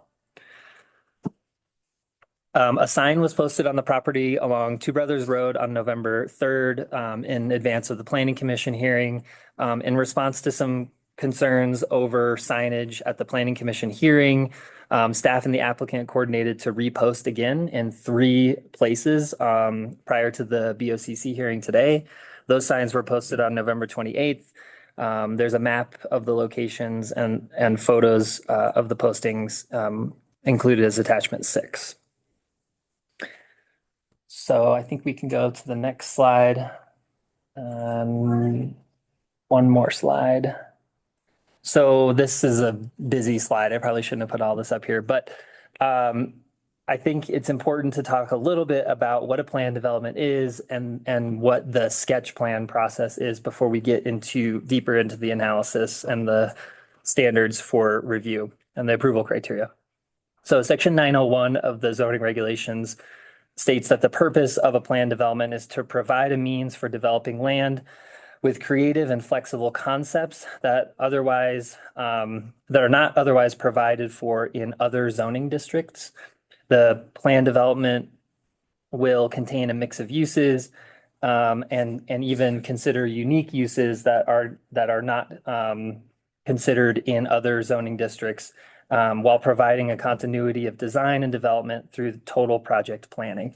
So in a lot of ways, a PD district is kind of its own little mini zoning district, right? It's a unique mix of uses on a piece of property, and it sort of functions as its own little zoning regulation. In terms of the sketch plan, Section 905.1 outlines the purpose of the sketch plan. It's really intended to be an optional process that provides an applicant the opportunity to submit a basic conceptual plan in order to allow the county and public to evaluate and discuss basic concepts for development prior to an applicant moving forward, submitting detailed plans and engineering required in the final plan process. The purpose of the sketch plan review is for the applicant, the county, and the general public to evaluate and discuss the basic concepts for development and to consider whether rezoning of the property to PD will result in a significant improvement over its development in a conventional zoning district by accomplishing the following. So 905.1.1 says to reach general agreement on issues such as range of units, amount of commercial space, types of uses, dimensional limitation, general locations of development, and general alignments for access, water supply, sewage disposal, things like that. So just sort of generally kind of a high level review of all these different aspects of the development. That's kind of the first purpose. The second would be the feasibility of the proposal in consideration of environmental constraints and availability of services and infrastructure based on the results of the site characteristics analysis. The applicant did submit a site characteristics analysis with their application. The next one will be whether the proposal complies with the purpose and intent of the Clear Creek County Master Plan. And then the last one, which we'll talk about in a little bit towards the end, but the outcome of the sketch plan review, and I think this is one of the more important ones, in my opinion, should be an identification of issues and concerns that the applicant must address if the project is ultimately to receive approval of the proposal from the county. So I do have that list later in the memo. So I think hopefully there's an understanding here of what the point of the sketch plan is. Again, it's sort of a basic conceptual plan. Staff believes that this application really goes beyond just the basic conceptual plan. The applicant has gone through significant efforts to provide even more detail, a more detailed and thorough application than the minimal requirements of the sketch plan. And so we just note that there's been a good faith effort on both sides, I think, to work through some of the bigger issues, particularly things like the road network and access. In terms of the Planning Commission hearing, the Planning Commission discussed, let's see. Yeah, we can leave it there for now. The Planning Commission discussed a few main topics. There were a lot of things discussed in the meeting. It was pretty long.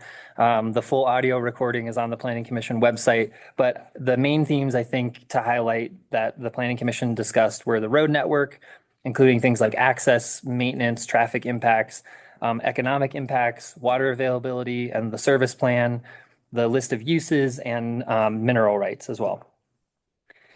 So below are some of the summary highlights of the approval criteria that staff found most relevant and what was sort of most discussed by the Planning Commission. We omitted a few of the approval criteria that were not applicable. For example, there's some of the review criteria include things like, let's see, like 909.7 is signs and outdoor advertising. At this point in the project, there's no sign plan yet. So we're not reviewing the sketch plan for sign plan proposal. So 909.1 are the uses permitted. The proposal combines components of 4 different zoning districts together: commercial tourism recreation, commercial outdoor recreation, multifamily R3, and mining 2. The proposal also features some unique uses that are not explicitly listed in the zoning code, but that do fit within some broader definitions. The Commission discussed the proposed uses, and both the applicant and staff recognize that further work was needed to refine the list of uses. And the applicant has submitted a slightly revised list of uses, and that's included in attachment 7. The 909.2 area and setback standards, the project will utilize the existing lot configuration and does not propose any boundary changes at this time. Staff also notes that rather than a maximum unit count, the applicant is proposing a maximum development footprint of 20% of the total acreage of the property. Due to the nature of the narrow overlapping mining claims that result in a complex lot layout, as we saw in the zoning map before, setbacks from internal property lines would make the design of the site nearly impossible. So at this time, there are no internal setbacks proposed for the project, but staff notes that setbacks are being considered for the external boundaries of the project in order to provide a buffer for adjacent property owners if needed. I think, can you jump ahead a slide or two? I think. Okay, so I do, let's go to 3. Yeah. 909.3, I think will be the perfect. Thank you, Megan. Overall, the proposal is considered low impact with a total maximum development footprint restriction of 20% for the total acreage of the subject properties, which amounts to roughly 45 acres. However, the current sketch plan proposal, I should note that the current standards in our commercial zoning districts are between about 15 and 30% of lot coverage. So it's right in line with some of our other commercial districts. The current proposed development submitted as part of this sketch plan is roughly 4 acres, amounting to less than 2% of the total property acreage, which is well below our current commercial development footprint thresholds. You can go to the next slide. 909.4 is services and infrastructure. Just some background on the proposal here. Potable water will be delivered by company-owned trucks and distributed through a cistern-based storage system to meet the daily domestic demand and dedicated fire flow capacity in coordination with Clear Creek Fire Authority. There's no record of any existing wells on the property, and DNR notes that there's no opposition to the use of a cistern filled with water obtained from a legal water source. They did request that documentation be provided to DNR, so we included that as a condition of approval, and I believe the applicant has secured that agreement with Idaho Springs for hauling water to the site, and they can talk about that a little bit more. Wastewater treatment, the applicant states that an on-site wastewater treatment system professionally designed, constructed, and maintained to meet all CDPHE standards in place at the time of development. It's staff's understanding that an on-site wastewater treatment system over 2,000 gallons is required to be permitted by the state, and so all appropriate permits will be required prior to final plan approval. Road and access, there's a bit to discuss here. I think we can go to the next slide, Megan. Again, I'll just try to kind of keep it relatively high level. So there are 3 public county roads that cut across the subject properties: Virginia Canyon Road, Two Brothers Road, and Bellevue Mountain Drive. The functional classification of Virginia Canyon is an arterial, Two Brothers is considered a local access, and Bellevue Drive is primitive. The maintenance classification of Virginia Canyon and Two Brothers is secondary county maintained, and Bellevue Mountain Drive is secondary county non-maintained. There are currently no approved driveway or access permits to the property. As we noted, or as I pointed out in the concept map that we saw before, access to the main part of the project, including the wedding venue and lodging, reception, parking deck, all that will be via Bellevue Mountain Drive. Other parts of the project will be accessed via Virginia Canyon or Two Brothers Road, and staff has some conditions related to ensuring access for the applicant and nearby residents. Which we did update from the Planning Commission hearing, and we'll talk about that. Are you going to talk about upgrading from secondary non-maintained?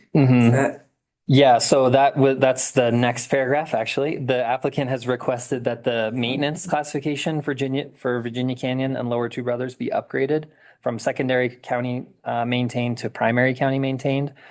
Comments from the county engineer note that investments by the county road and bridge department will be required in order to do that. The planning commission noted some concerns about the county's ability to take on the burden of increased maintenance on these roads.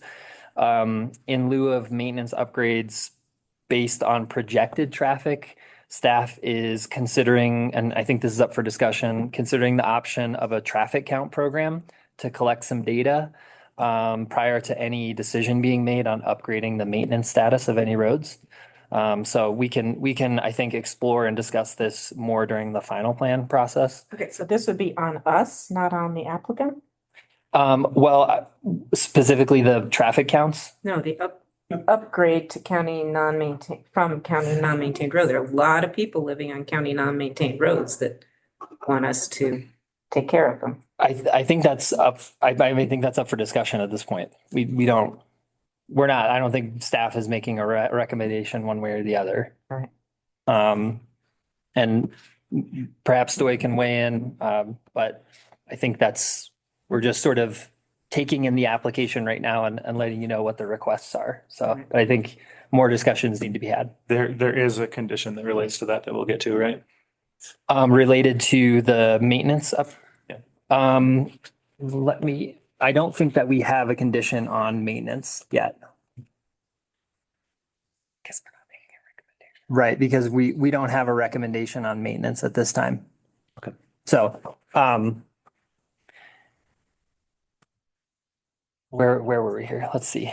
Traffic engineering reports. Okay, so the applicant did provide traffic engineering reports in section G of the application packet and the appendices.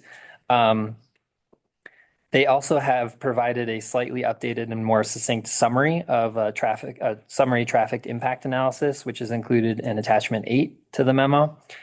They're anticipating about 124 daily trips generated for Bellevue Mountain Drive, as well as significantly more for event days when there are specific events happening.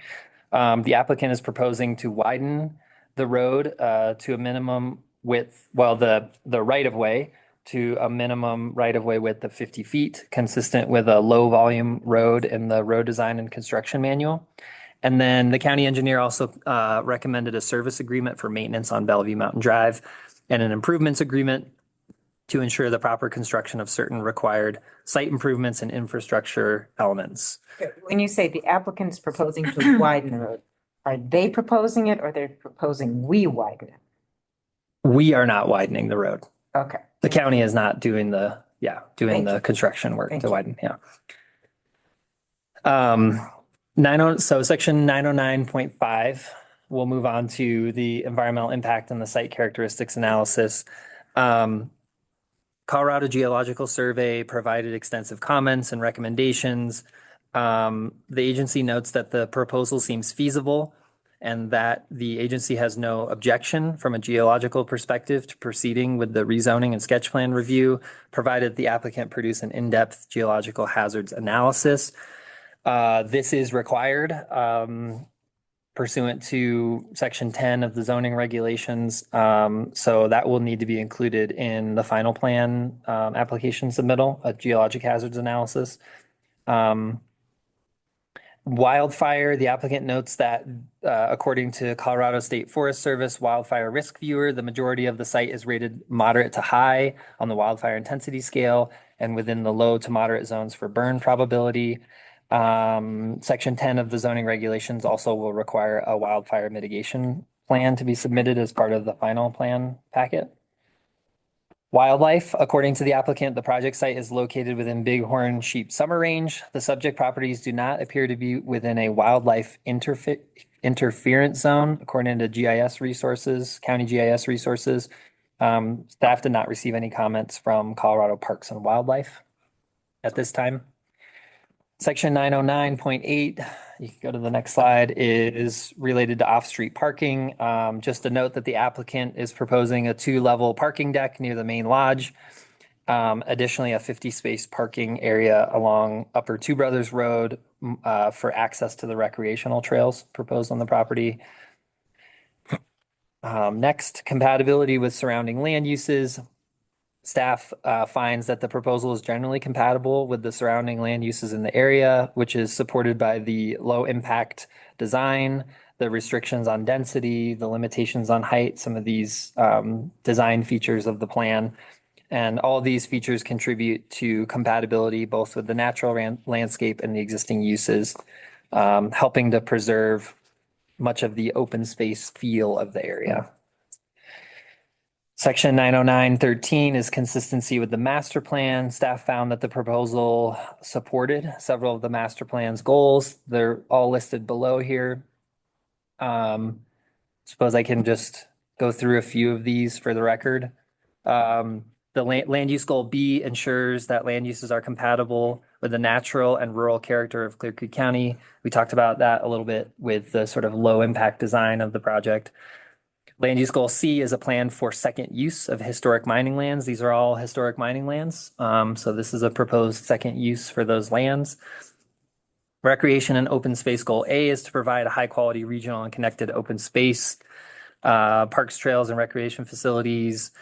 The proposal includes about 7 miles or so of recreational trails open to the public. Economic development goal A, Clear Creek County will make a commitment to foster new economic development opportunities that diversify the economy and support the fiscal and economic health of the county. I think this is certainly a new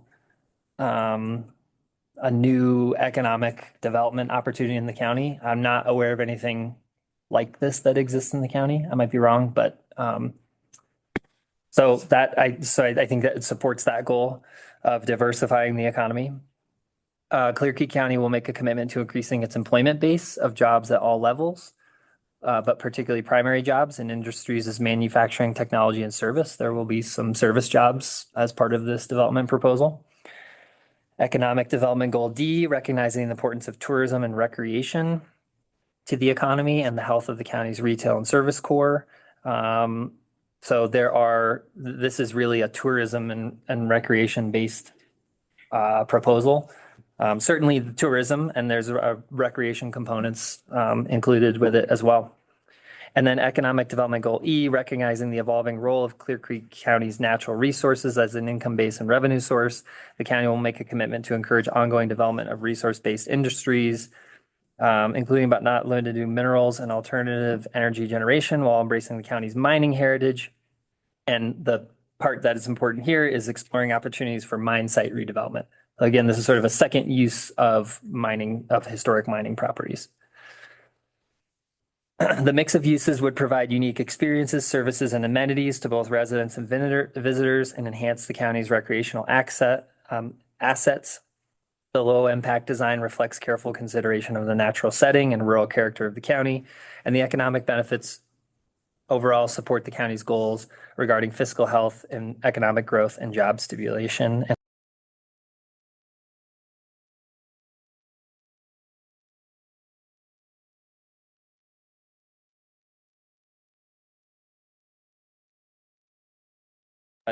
We did discuss mineral rights a little bit and whether or not the mineral and surface rights were severed on the property. It's my understanding that all 62 parcels have mineral and surface rights intact.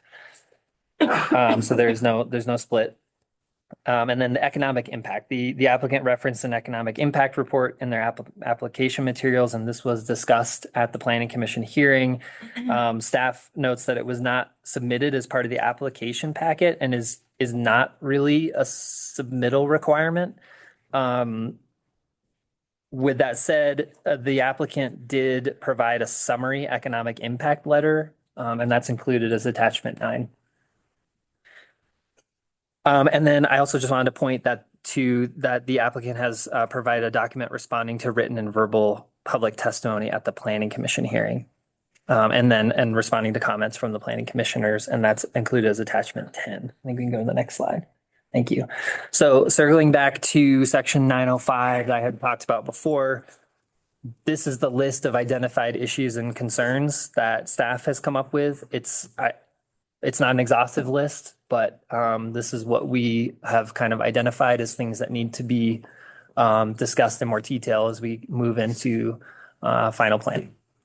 So physical and legal access for roads and trails, plans for road improvements and trail building, plans for road maintenance, traffic mitigation and safety, the water plan and evidence of legal water supply, wastewater treatment plans, detailed proposals for signage, lighting and landscaping, plans for stormwater and erosion control, plans for defensible space, plans for environmental hazard mitigation, the finalized list of proposed uses, road maintenance and improvements agreements, a development agreement generally, and then a BOCC decision on the other requests, the road vacation, the sale of the county-owned parcel, and the extended vested property rights.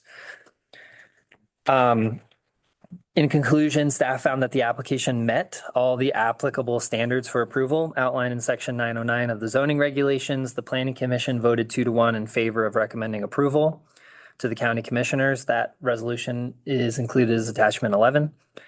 And then they just directed staff to emphasize conditions that ensure valid legal access particularly for Bellevue Mountain Drive, and to explore other maintenance agreement options on Virginia Canyon and Two Brothers Road.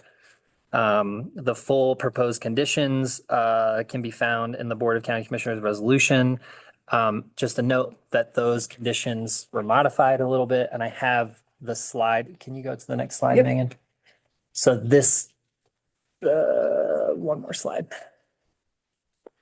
Can I just? That's the end of it for I me. think that's the end of it. Okay, Yep. okay, cool. Maybe I took it out. So we've updated some conditions of approval here than what was approved by the planning commission.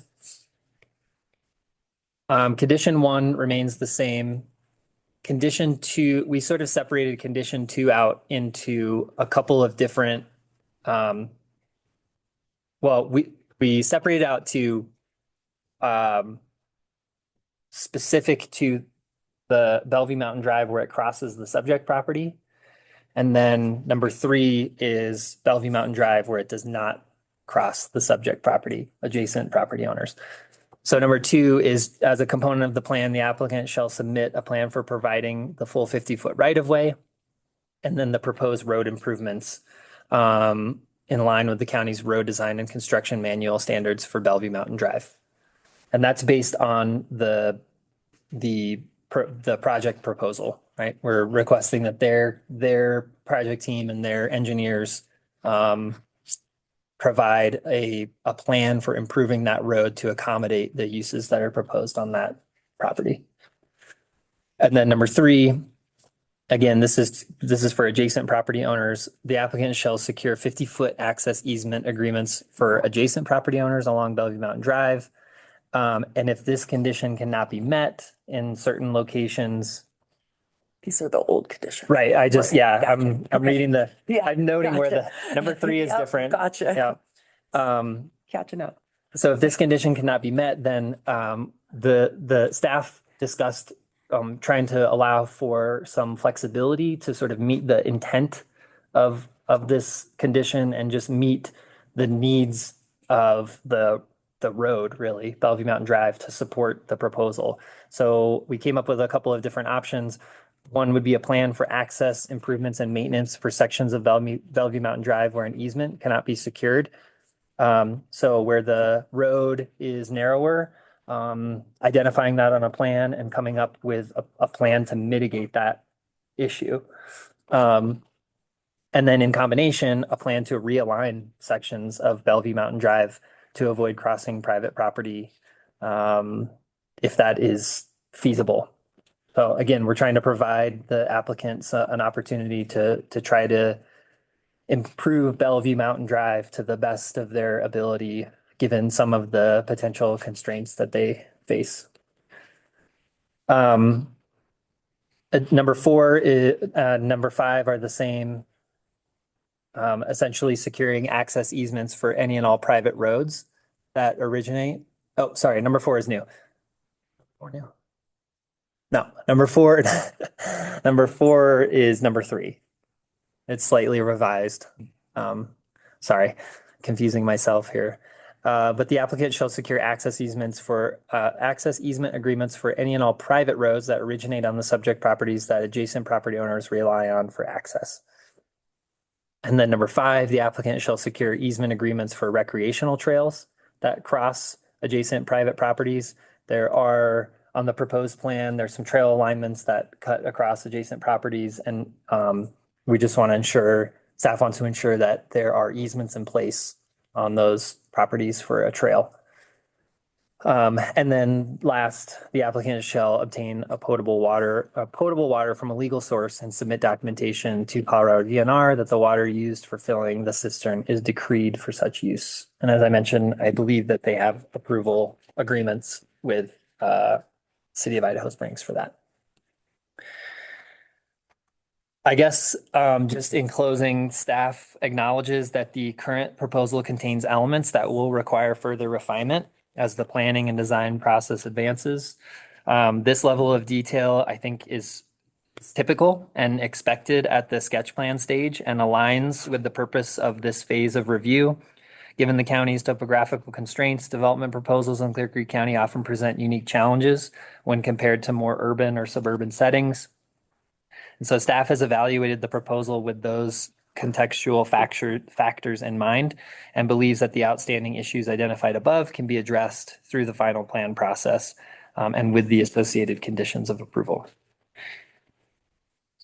So I think that will conclude the staff memo.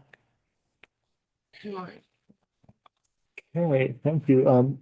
Colleagues, I'm sure we all have lots of questions. Find it helpful to get through all the presentations and public comment before we really dive in. But if you have any burning questions for now. There was like one thing though, when it talks about the 0.545 acres. In some of this, it says, it's actually 0.25 acres. And some of it says 0.45 acres. Which part in the? No, it's in another part when they get to theirs, I think. Oh, okay. Maybe we'll have the applicant address that. When we get to that, maybe clarify Okay. what it is. Okay. I just wanted to note too, there is some additional public comment that was submitted after the publication of these materials that I just wanted to hand out to the board. Peter, any suggestions about how to handle this additional public comment? Should they read these out? It probably would be a good idea for the record. What do you think?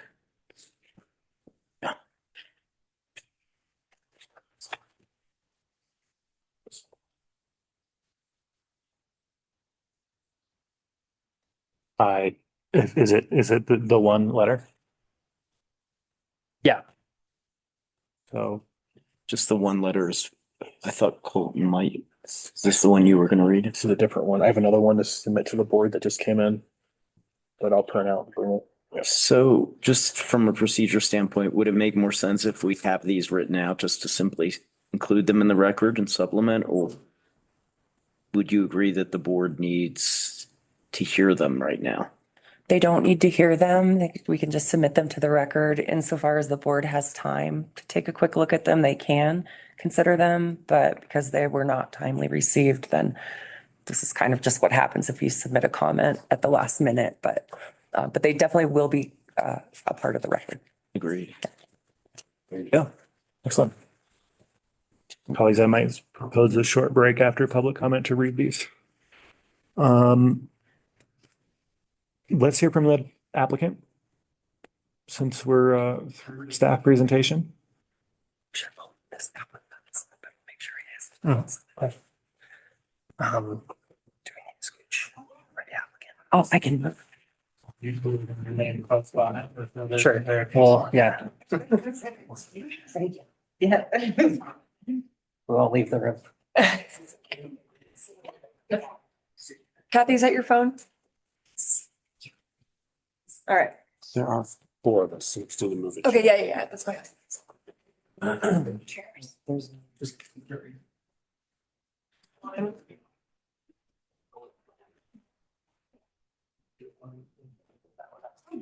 Thank you, Mayor. Perfect, good work. And that can like kind of go around the others. Yeah, that This works. thing's super cushy. Comment. I You know they guys seem got the really super tall, too. cushy chairs here.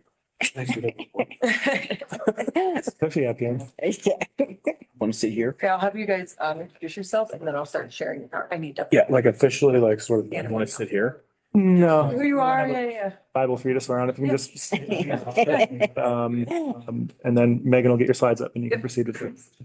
So I'm Chad Holmes. I'm lead developer for the project. To my two partners. I'm Val Rodriguez. I am the Director of Guest Experience. I'm Marvin Boyd. I oversee the land development and acquisitions. And I am Carla Pokrifica. You know me. I am the architect, acting planner for this team. Thank you. We do have a bit of a presentation for you as soon as, can we get to, one should be one higher? This one? Nope, we're going the wrong way. Oh, sorry. There we go. Sorry about that. Let's get started with it. So hello, I'm Chad Holmes, President and Development Lead for Bellevue Mountain. And we're really excited to discuss this morning what is a sum of many hundreds of hours of effort from myself, Val and Marvin, but also our development team, several of which are from Clear Creek County, including Carla, which we just talked to, invaluable as our entitlements advisor, amongst other things. This started 2 years ago, really born of our enthusiasm for the outdoors, mountains, and travel. This is a passion project to create a legacy asset for the area and become an important contributor to the county as well as a good neighbor. I myself moved to Virginia Canyon earlier this year to better manage this as a resident of Clear Creek County. And beyond that dedication, I think in a 355-page application, I think that hopefully you see that that speaks to our level of attention to detail and concern about crafting something that is ideally suited for this land and community. We've enjoyed a lot of relationships built over this time, collaboration, and we just would really quickly like to thank some local leaders that we've met, like Mayor Harmon in Idaho Springs, as well as city staff over there. Lindsay Valdez with the Clear Creek County Economic Development Corporation, and Sadie Schultz with the Business Community Promotion Board. Next slide, please. A few key topics before we really kick it off. We really see this as a high economic benefit and low economic impact. Environmental. High economic impact and low environmental impact, right? Preserving the natural landscape and open space while simultaneously generating economic benefit is a difficult balance to achieve, but it's a balance that we feel is very, very important. We have a very strong alignment, as you just heard from Garrett, with master plan goals, as well as the resiliency framework from the CCEDC. And last but not least, sketch plan. Why? As Garrett had mentioned, sketch plan is a conceptual review to evaluate the suitability of the project for the site and the scale of it. We intentionally elected that, this two-stage plan development process. So the county can first make a policy level determination if it's appropriate before the deep expenditure of engineering and all the additional time and site-specific work on that. So I'd like to hand it off to Val. Thank you all in attendance for being here. We're really excited to share our project with the county commissioners and the community.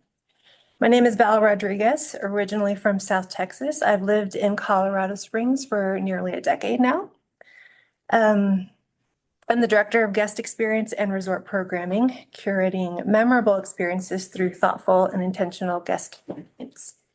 Our goal is to help connect people to the serenity and beauty that we love so much while creating memorable experiences along the way.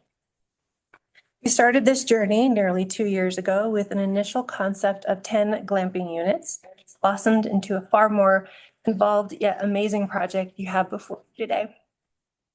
Why? Well, Marvin likes to say the land dictates what you should do with it. It's being in harmony with the land versus bending it to your will. The approach has guided our vision into what we believe to be its highest and best use.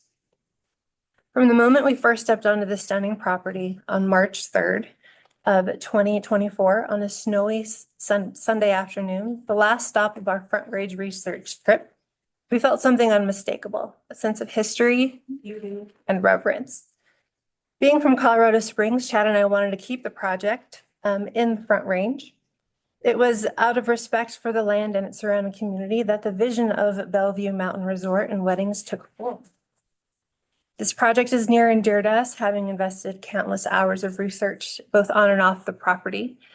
From the time we put this land under contract, we became stewards of the property, feeling protective over the beautiful landscape. Since moving to the Upper Virginia Canyon home, Chad and myself have seen dumping, illegal camping, including campfires, trespassing, and unfortunately arson. By simply having an established business at the top of the mountain, we foresee a lot of these harmful activities diminishing. We've been collaborating with the county and our neighbors, listening to their colorful stories of Bellevue Mountain and Virginia Canyon, and taking time to get to know the community. Attending such events as the exciting burro races, the 4th of July firework display, and of course, frequenting the Minor Street block parties. This has given us a true sense of Clear Creek's past, present, as well as the ability to meaningfully contribute to its future. Beyond the sketch plan you're evaluating today, we will be working to pull together the site-specific engineering requirements and complete the process of the official development plan by this coming spring. In the fall of 2026, we plan to execute utility upgrades, roadwork, preliminary site prep. Spring of 2027, we will be beginning construction and completing that winter. And we'll be open for business in the spring of 2028. Next, I'd like to pass it over to Marvin. He'll go into a little bit more depth about our team. Good morning, everybody. I appreciate having the time here. I wanted you to know me a little bit. I've been in Colorado since 1961 and was raised in Denver, moved our family down to Colorado Springs. And originally I was a CPA, moved into the retail side of business on the automotive side. And then during that whole time, I was responsible for a lot of real estate development. So that's my background. My real estate experience is Front Range primarily. A lot of automotive dealerships, medical buildings, retail, custom homes in Douglas County, large ag farms out in Simla, Colorado. Okay. Although that may not count because that's for my son. Okay. As a sheep farmer. But it's diverse and a lot of experience, including an indoor shooting range in Colorado Springs. So you can see the diversity of our team here. We all have specific roles, and we want to continue on and do the best project with stewardship in mind. And that's why we get a lot of input. You know, perhaps the sketch plan is one way to look at it and so forth. What you can sense from Chad and Val is this is not a acquire something, build something, and flip it. This is something that they want to live here in Clear Creek County, and they want to continue operating this concept, a resort and a wedding venue. And I think that's important. And this property is a beautiful piece of property. It comes with challenges, but I think all the challenge can be addressed to everybody's satisfaction. But honestly, mining properties need to have a way to get repurposed and reused and help diversify the economy of Clear Creek County and surrounding areas. And you need to take bold steps to be able to do that within reason. And I think this is a great opportunity. Don't have any doubt about we'll be good neighbors, we'll be good community leaders, we'll do the right thing. Thank you. Val. So this is a high-level summary of our project. Bellevue Mountain Weddings will operate as a premier wedding venue and event space with a seated 200 guest capacity and a year-round availability. Built in heavy timber post and beam, the architecture conveys warmth and timelessness while also incorporating in modern new century design elements.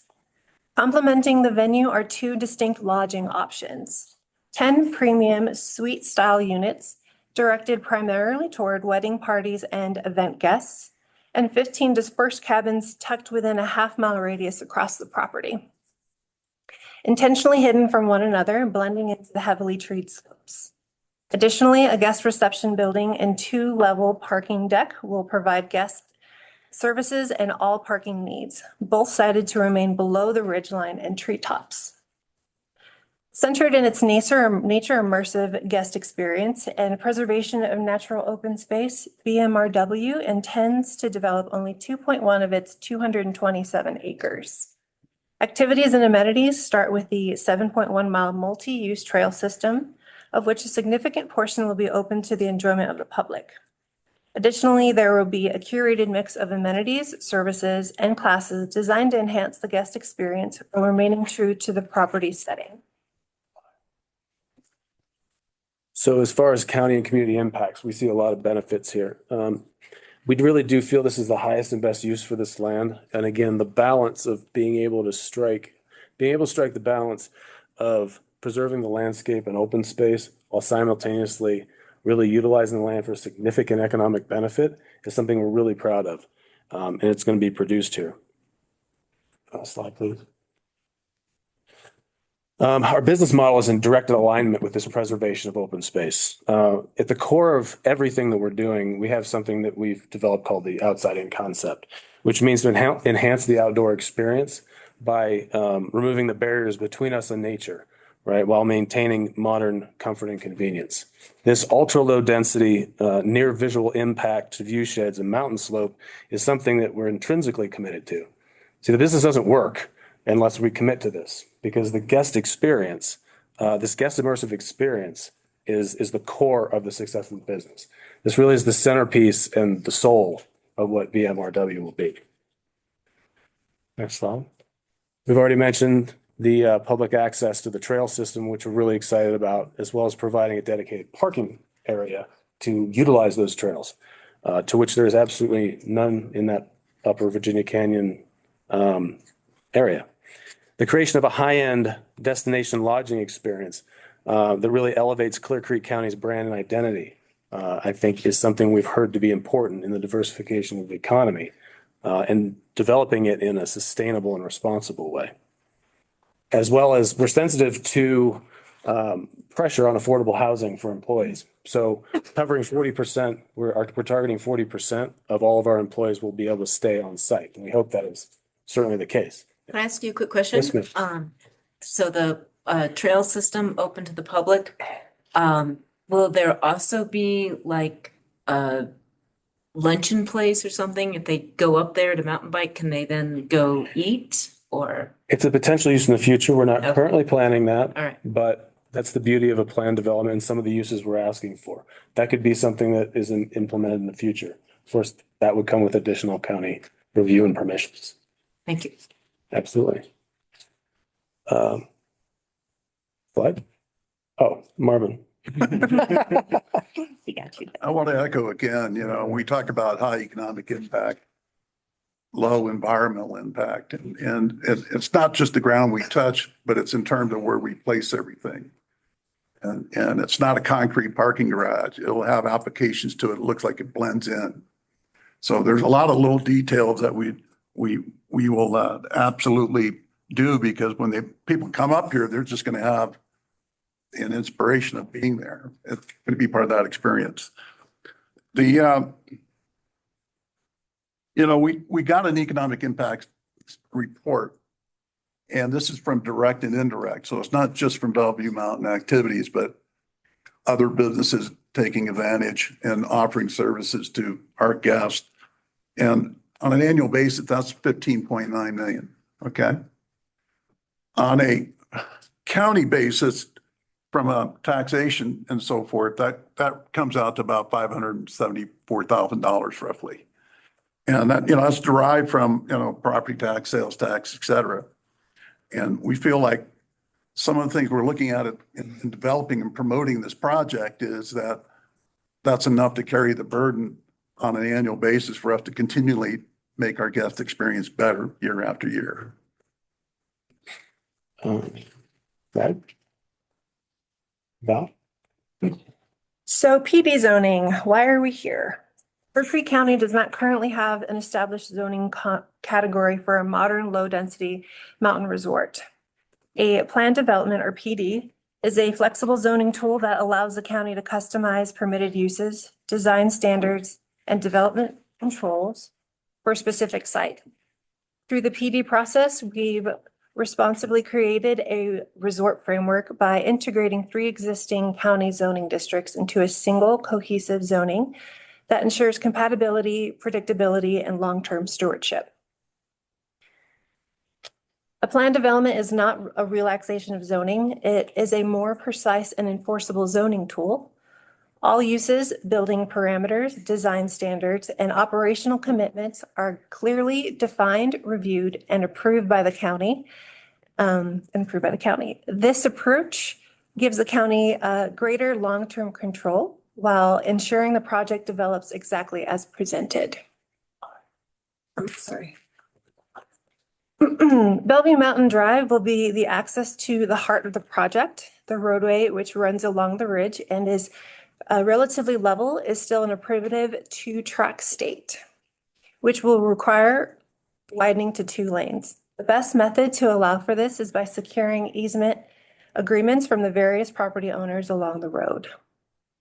So as you see here, this image here represents the whole of Bellevue Mountain Drive. Currently, we've secured 84 easement agreements with the 84%. I'm sorry, 84% easement agreements from property owners. We are still looking to get the remaining 16 of those small gray areas, 16% of the small gray areas.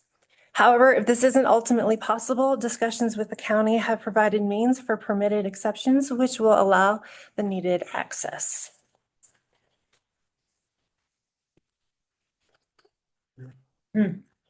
This part, we have to, let's see, we have to skip because we can have, skip. Skip. Yep.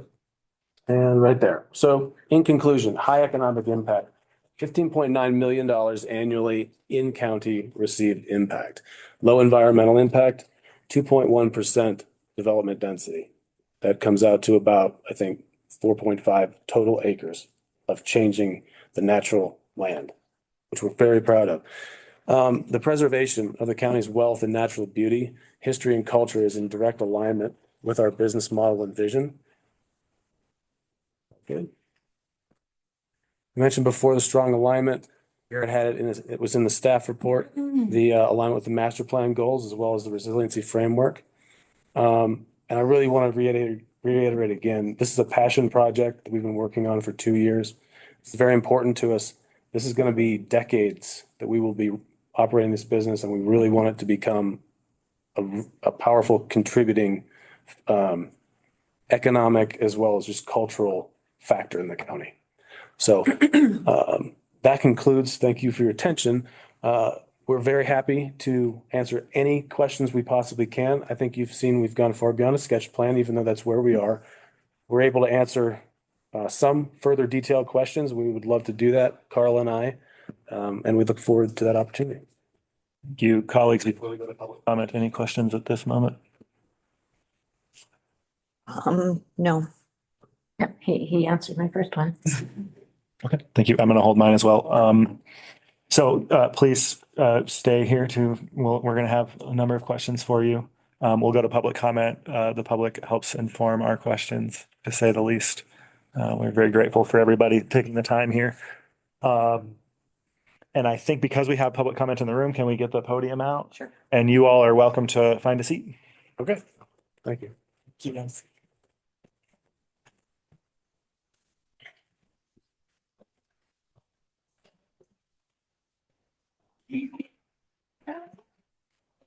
That was almost bad. Okay.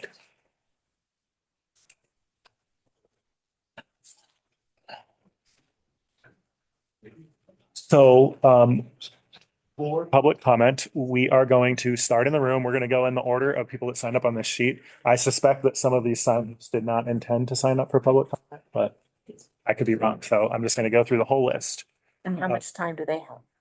Yep, I'm going to all of that stuff. So a couple of things about public comment. You will have 3 minutes to make your comments. You will need to start with your name and roughly where you live.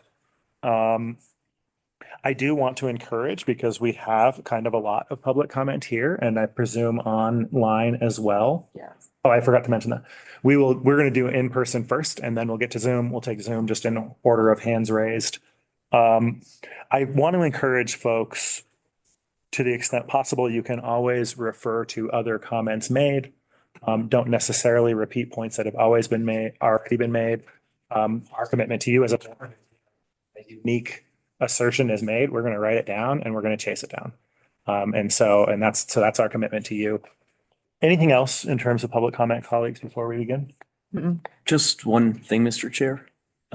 Just to note that if somebody has submitted a written comment, they don't need to speak today. The board has taken into consideration, and it's included in the packet, any written comments already submitted. Yes, the written comments are already submitted. I can speak for myself, and I presume my colleagues as well, that we've already gone through and made notes about the stuff that we want to ask questions about based on those comments.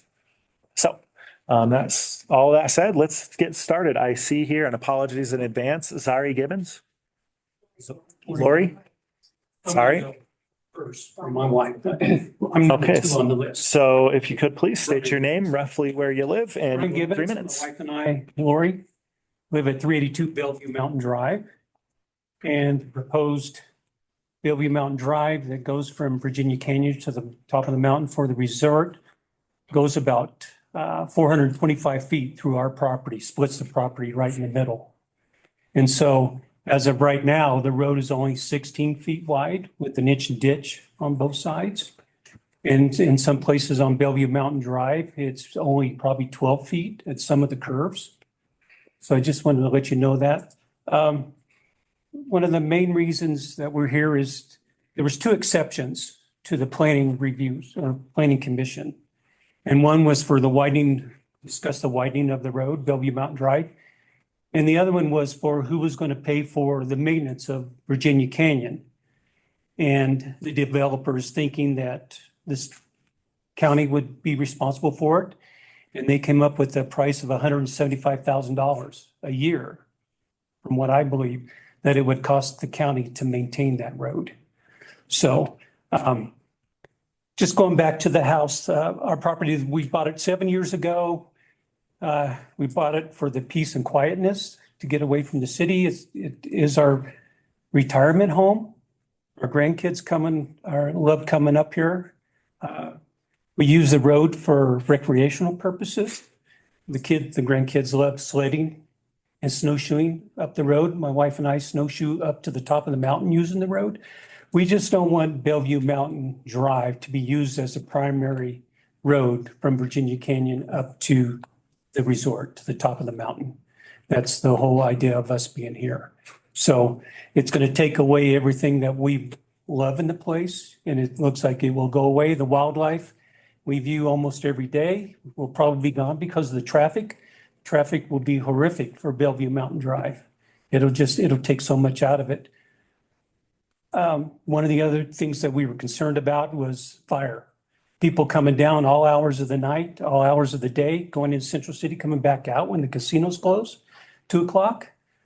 Somebody been drinking, somebody been smoking, they can throw a lighted cigarette out, and there you go.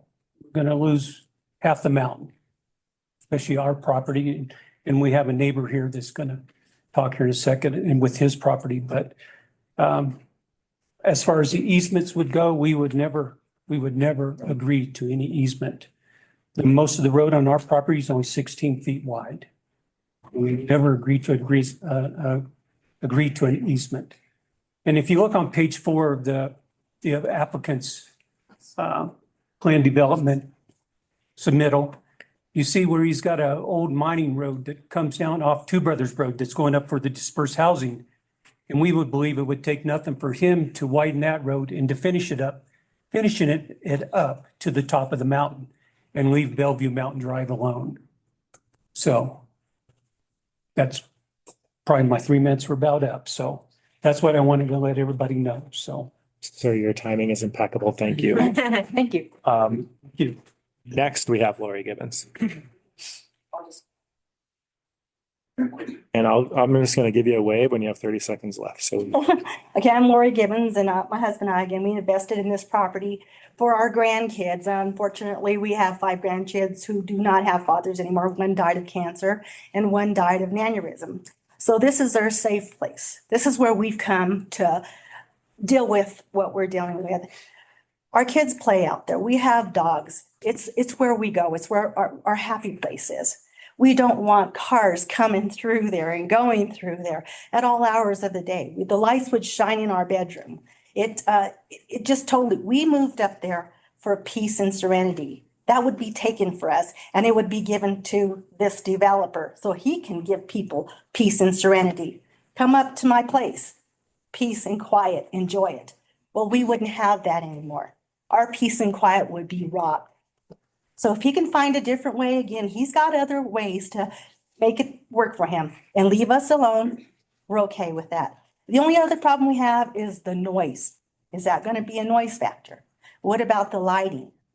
So that's going to be the other thing. And because it is a public road, is there going to be like a time? Can we have a time where you can only come through this road at this time and this time, so it does not impact our children or the way that we live? We want to be able to sleep. We moved to the mountains to get away from the city. And he's bringing a lot of traffic up that road. You've got a lot of land. You've invested in a lot of acreage. Find a different way. And we'll be good neighbors. That's all we ask. That's it. Okay, thank you. Next, we have Steve Levaniak. Levaniak. Okay. I'm gonna make this short and sweet, if I can make it through it. I'm Steve Levaniak, moved up here of 2014, 11 years, off of Bellevue Mountain, with the first house you guys see with the 2 snow owls on my entrance. The impact of the traffic with 180 cars coming up, weddings 3-4 times a week, would impact how I get in and out of my property. I do have some medical issues, stress. I drive a lot of distance for work, 5 days a week. From here all the way to Aurora, Airport Boulevard, 110 miles round trip. I go to bed early. I got to get up early to go. Traffic, the noise. You've been up there, people's been up on the communication towers. It sounded like they're just ready to cross my driveway. Voices carry at night, and that's a concern. Summertime, you want the fresh air. That's why we moved up to the mountains, to get away from everything like the Gibbons have said. This would greatly impact our community up there. The wildlife. This year I had 25 bears roam through my property, elk, mountain lions, bobcats. They'll all go away. We move up to the mountains for our peaceness, to see the nature, the relaxation, not traffic coming up and down. Might as well just put us on a busy road, on a main street. Everyone up here would be fighting for the same thing that we're fighting for. Great establishment, I agree. Different road access, we would appreciate that in consideration. Our road, we'd like to keep it to a community. Few more houses if they do get built up there, at least emergency access for fire department to get up there in case there is a fire, someone can't breathe because of the high altitude they weren't expecting. I'd love to have that access for the cell towers and the emergency response team to help out up there, not regarding the fire restrictions that we're always on every summer. We're increasing the possibility of a fire up there, and the timeline for them to try to get up from Idaho Springs down the narrow path on the asphalt right when you come off of Colorado Boulevard in between the 2 houses. And if you come up Virginia Canyon Dirt Road, it's barely 1 car wide. How would someone back up? How would you back up a fire truck? I'm looking after the people, the safety. You're bringing city people up to the mountains, don't know how to drive on dirt roads. We all had to learn how to drive on dirt roads and slow down. I almost got ran off the road the other day getting a load of water from Idaho Springs to the dump truck at the corner real fast. Kind of scary. And I'm looking at people's safety coming up here for that, knowing there's no guardrails, no lights. You're partying up there, having a great time, having a few drinks and trying to get off the mountain. Or even if it's during winter time, you go down Two Brothers Road. It's slippery. It's not maintained during winter time. I had to rescue 6 people a couple years ago because when the highway was shut down because of Glenwood, GPS took them down that road. They slid down in the ditches. I took my ATV and brought people out of their cars up to the top as my girlfriend took them to places where they needed to be so they can get a tow truck. Wrap up. Yep. That's all I have to say. Thank you for listening. Thank you for understanding. Thank you. Thank you. Next on the list, I have Chris Gould. No comments. Comment. Jess Jones. Not here. Dylan Woods.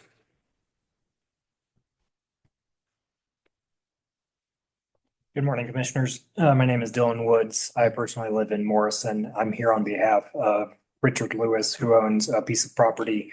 His property is bisected by Bellevue Mountain Drive immediately as it juts off of Virginia Canyon Road.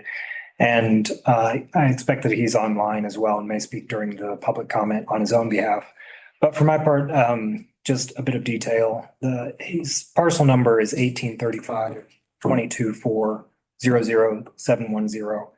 And this parcel was the subject of a resolution in 2007, was finally adopted in 2000. That's resolution 0721. And the effect of that resolution was subject to conditions, the vacation of Bellevue Mountain Drive as it crosses the Lewis parcel. Those conditions are not complete, but that resolution has never been rescinded, and it is recorded at reception number 249065. And we obtained a copy of that through a court request to the county. So I appreciate the assistance of county staff with that research. Among those conditions was providing for an alternative access before final vacation of Bellevue Mountain Drive as it crosses the Lewis parcel, and completion of quieting title in Mr. Lewis's name. That quiet title case was resolved in 2008. The decree granting title in Mr. Lewis's name issued July 15th, 2008. So while a long process, the conditions of that resolution are ongoing. Mr. Lewis's request here, like the Gibbons and Mr. Levaniak, is that alternative access to the development be obtained by the developer as a condition of approval by the county for this project. Alternatively, not accessing via the Lewis parcel. In particular, because it is the parcel from which Bellevue Mountain Drive leaves Virginia Canyon, Mr. Lewis's property is going to be the point at which the public really enters the development, even though this is not a piece of property owned by the developer. There have been discussions about widening the road and obtaining private easements to do so. Mr. Lewis is not amenable at this time to granting such an easement. In large part why I'm here today asking that you consider the alternative access request here. Mr. Lewis is not objecting to the development generally, only to that point of access into the development via Bellevue Mountain Drive. Thank you. Thank you. Thank you. John Maslanik. Yes.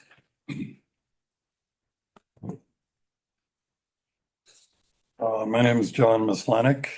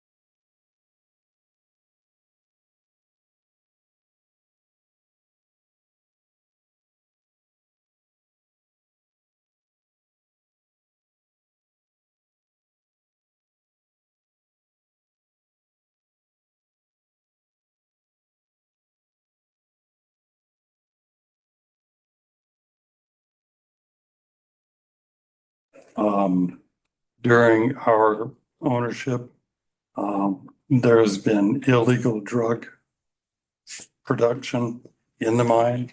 There's been dog breeding, trash dumping and burning, hunting and picnicking and unauthorized metal detecting on the property, and off-road vehicle use. All of these kind of ancillary uses of the land has cost TBM about over $20,000 in out-of-pocket expenses just this last year. The benefits of You've hit time. If you could wrap up. Yes, I will. The benefits have been I think outlined by the development team, formalizing the future use of the property and actually providing proximity benefits to some of the existing landowners, similar to the way a golf course provides proximity benefits to homes around the golf course. As an aside, I was the one who named Bellevue Mountain Drive, and it's not Bellevue Mountain Road. So I was the one who did that. Thank you for your comment. So, any further questions? I'm available. Next we have, is that Barb Mertz? She was the ST. Yep. Angie Guignon? Is that one right? Angela? Nope. Ed, your last name starts with a G. Okay. Carla Cole, I don't think are you here for public comment as well? I think I am going to, Susan. Okay. Since my name's on the list. And again, I am the planner. I'm working through the entitlements for these guys. I'm the consultant that they hired. And I think it's important to remember. I know we know you, but if you could start with Oh, I'm sorry, Carla. where you live. I live at 2857 Chicago Creek Road, Highway 103. Short walk from another wedding venue that was put in 4 years ago. I just want to remind you guys that what we're talking about here is an ultra low density project that's focused on recreation and environment. It does bring economic diversity to our region, which we all know is important. The truth is that this project is possible because there is public access to it. The Bellevue Mountain Drive is a public road. It does allow access to it. The financial modeling that the team has done and that's been discussed, and we can answer more questions on that, would be, and staff has reviewed that full report as well, that is going to allow for some balancing of what may be necessary for the public roads leading to Bellevue Mountain Drive. Bellevue Mountain Drive is separate. Leading to Bellevue Mountain Drive, there may need to be some increased snow removal, some increased road signs, there's a lot that needs to be discussed here, that makes those roads safe to the property. But the financial modeling does allow for some balance in that discussion. It also allows for those roads, Virginia Canyon, and Lower Two Brothers, to be safer for other people traveling, people that are coming through our county and going to Gilpin using those roads. That's important as well. And this is a great project. It provides significant benefits to all of Clear Creek. There's economic development here that's important. And I don't discount that there are neighbors. There are 3 neighbors. One's a part-time resident. One's actually a Gilpin County resident, and the other one, I don't believe, has a house there. There are neighbors, and I get that. But this is a public road leading there. And this has been an immense amount of work for their team. Chad is an expert on those mining claims on that land. He's got drone footage. I wish we could have shown that drone footage because number one, it's phenomenal. I mean, it's just beautiful land up there. And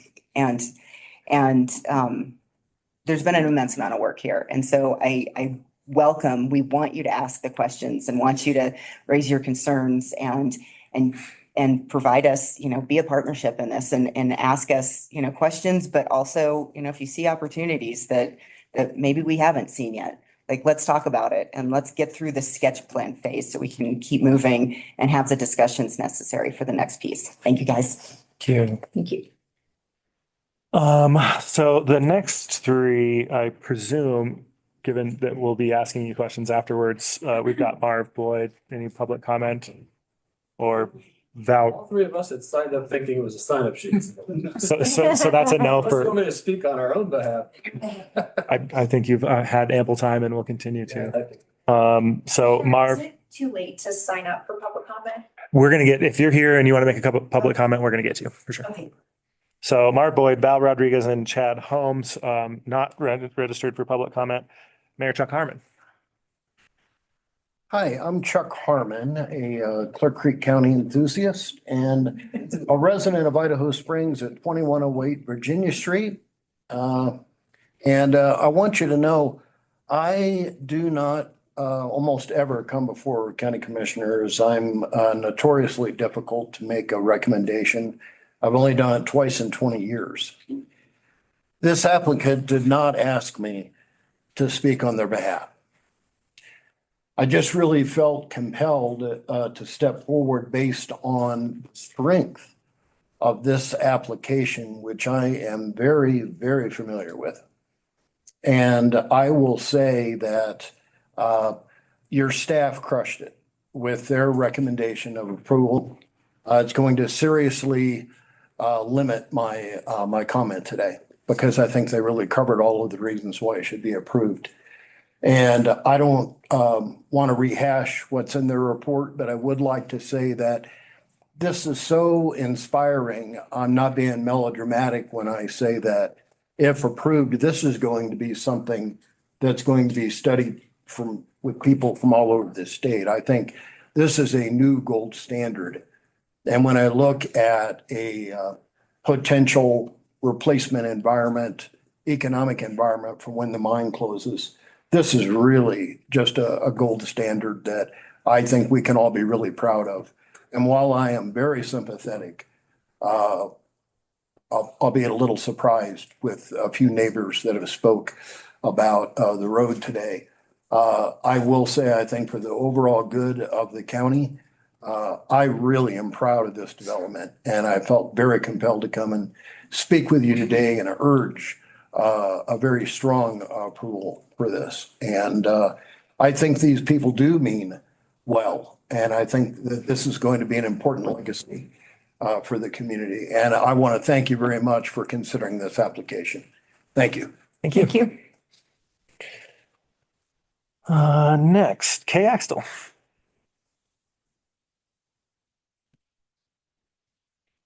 Hi, I'm Kay Axtell, 37 Pat Creek Road, Evergreen, Colorado, Clear Creek County. Yay. So I have been around for a very long time and would appreciate the opportunity that my voice has always been heard in this county for many, many years. I'm also a member of SOL, Save Open Lands, Vistas, and the Environment.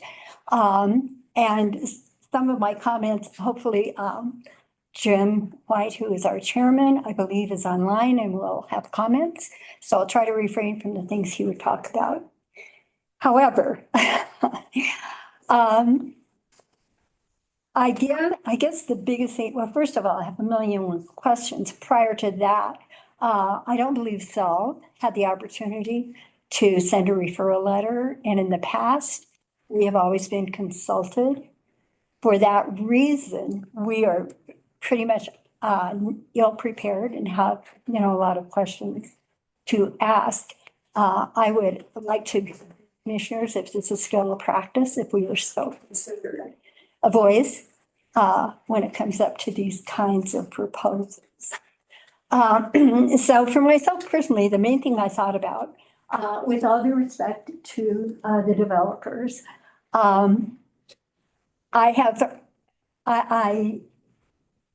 I realize I'm not familiar with your what you have planned. How? Please address the board. I'm sorry, what? Please address the board. Oh, okay. I've been, I just, all right. For years and years and years and years, I have been hearing similar proposals about how incredible development was going to be for the county. And there were three specific times that I know I stood up, I think with Saul, against some of these proposals. One of them was Saddleback Mountain, where we had geologists from School of Mines stating that the rock was bad, it was not a good place to build. I believe Saddleback went bankrupt. I think it's, operating now. I think people are living there. However, there's a big impact in road maintenance, I believe, there. So while that was supposed to be such a great thing, I don't know if it's been such a great thing for the county.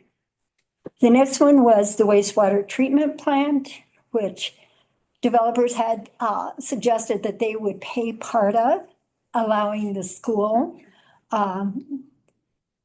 district, saving them a lot of money. And then what happened was the development did not happen. And I think we're all stuck with that.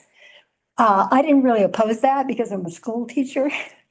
However, it turned out, I think, where it was supposed to be such a good thing for everybody and so beneficial, it was not. You have hit your 3 minutes. If you could, I'm sorry? if you've reached your 3 minutes, if you could kind of wrap up. Okay. Not a hard stop. One more thing, two things, and I'll be quick. The RV park, I'm not sure what happened, but I know that proposal was approved and I think it's creating problems for the county. But the big thing that I keep hearing is how wonderful this is going to be. I understand it's open to the public trails. I also belong to the Open Space Commission. And our biggest challenge right now is that all of our wonderful open spaces, which we've acquired and love, the management plan is going to be a major problem. How do we deal with all these people coming in? They're leaving trash, they're leaving refuge. It's a much bigger problem, I think, than we thought we'd have.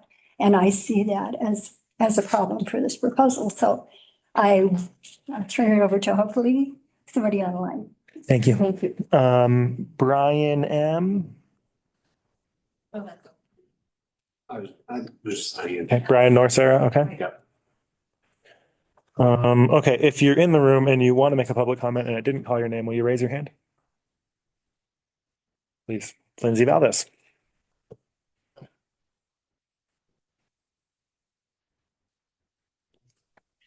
Hi, everyone. Thank you. I'm Lindsay Valdez. I am a Georgetown resident, 1036 Rose Street. And I'm also a business owner in Idaho Springs and also the executive director of the Clear Creek Economic Development Corporation.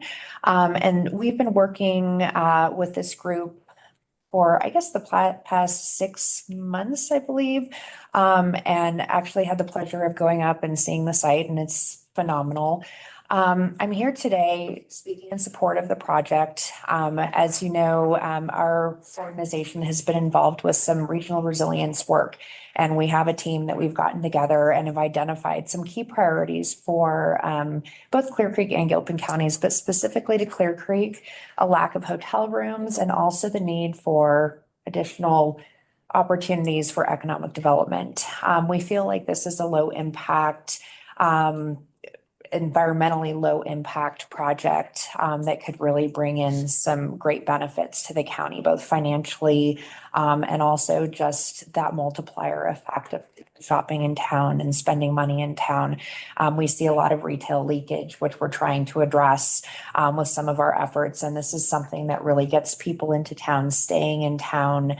And so my board did write a letter of support in support of this project.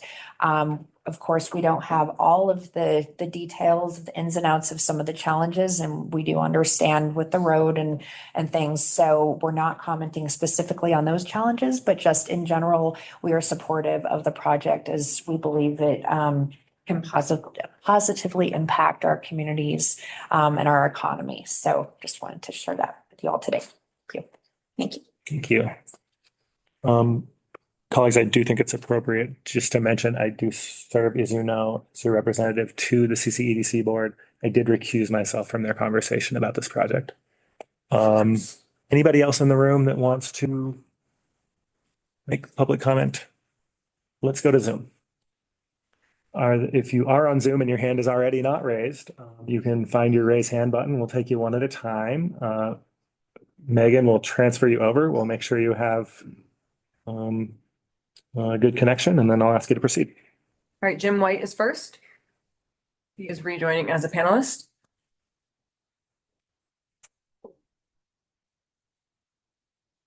Hello, Jim. If you can just say your address and your name, or roughly where you live, and unmute yourself, and you can do your public comment.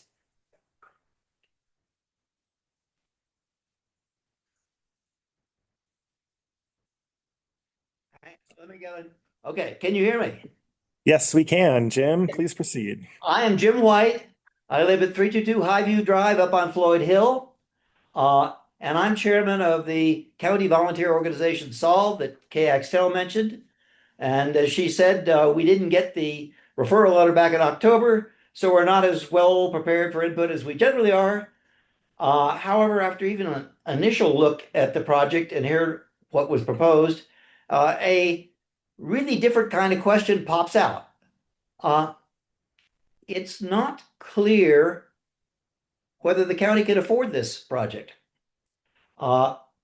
We haven't got enough of the numbers yet, but it looks like a significant project, and there's a large potential for the costs to provide services for it to exceed any new revenues generated.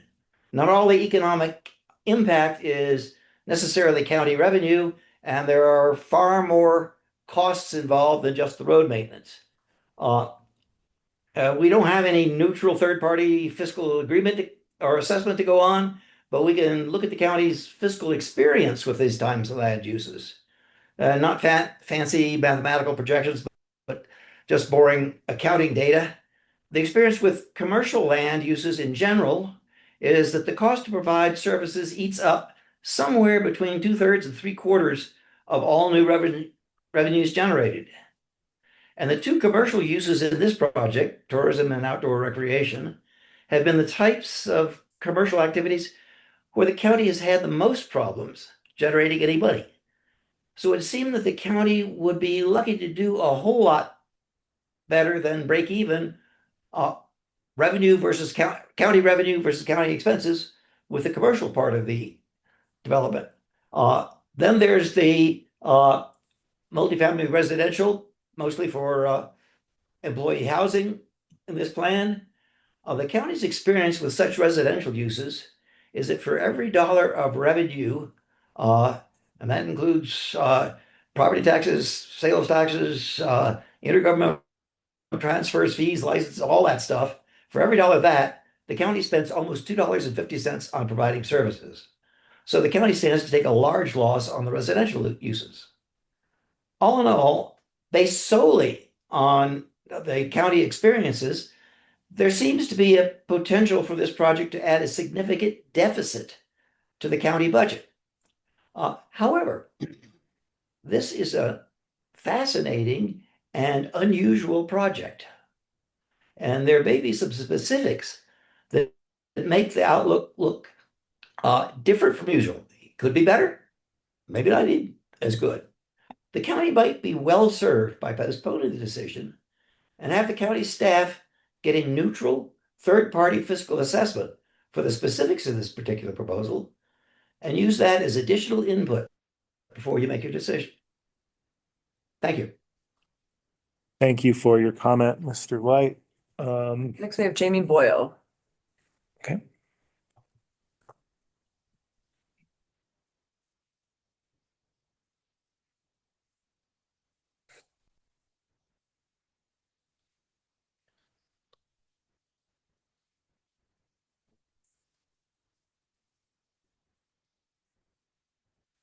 Not yet.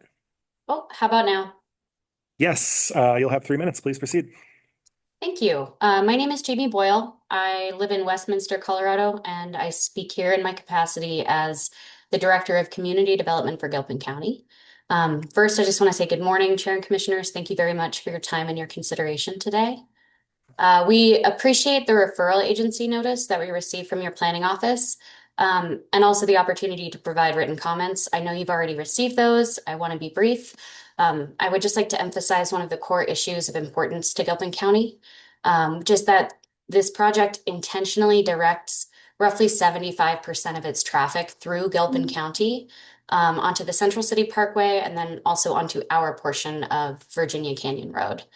Updated materials in this packet from Civ Trans Engineering estimate up to 280 additional vehicle trips per day during peak event times, which could be as much as 4 to 5 times the typical traffic volume on Gilpin County's segment of Virginia Canyon Road.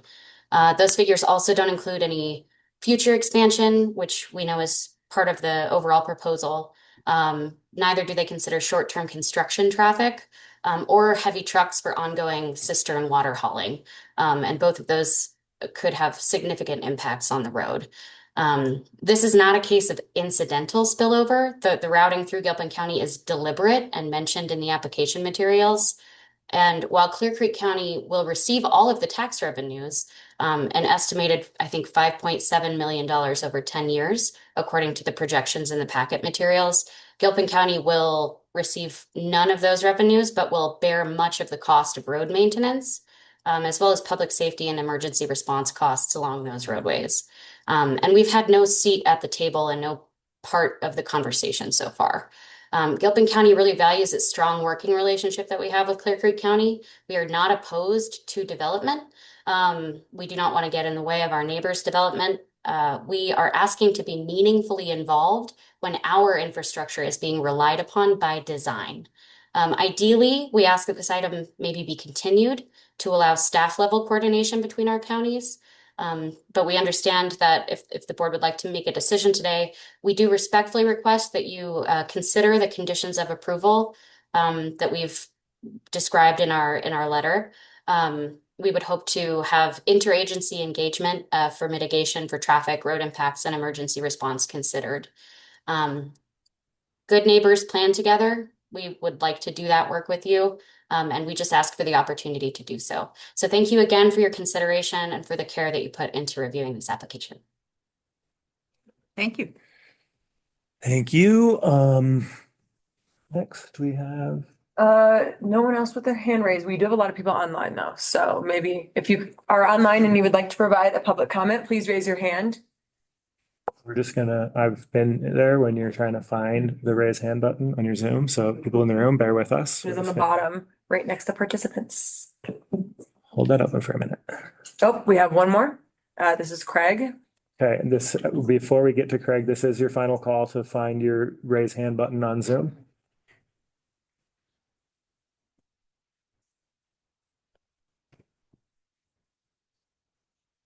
All right, Craig is there. Hello, can everybody hear me? Yes, we can. Please proceed. Yeah, my name's Craig McPhee. I'm with Civ Trans Engineering. I performed a traffic study on this project, so I'm not sure if this is like quite the right moment for me to interject for public comment, but just wanted to point out that we have like prepared a response to the Gilpin County referral comments. I'm not sure if that made it into the packet yet or not, but there was a couple points of clarification in there that I'd like to address, and let me know if maybe that comes after or during this public comment stage. We don't engage in dialogue with public comment, but I will state that as one of the experts that contributed, if we have questions, it's nice to know you're here. Yep. Okay. I will refrain then and be here for available questions. Okay. Thank you. Any other hands up? No. Okay. So that concludes public comment. I'm going to close public comment. If we could please, trying to think about how to arrange the room here. We're going to have questions for our staff and for the applicants, and we like to get you as close to the microphone as possible. Can we just like move the tables and get you guys up here closer to the microphones? And let's take a break. And while you're moving, we're going to do a 5-minute break. So, Peter, are there any formal words? We don't have to like take a motion to take a break, do we? We're just going to take a 5-minute break. No, we should just say 5 minutes.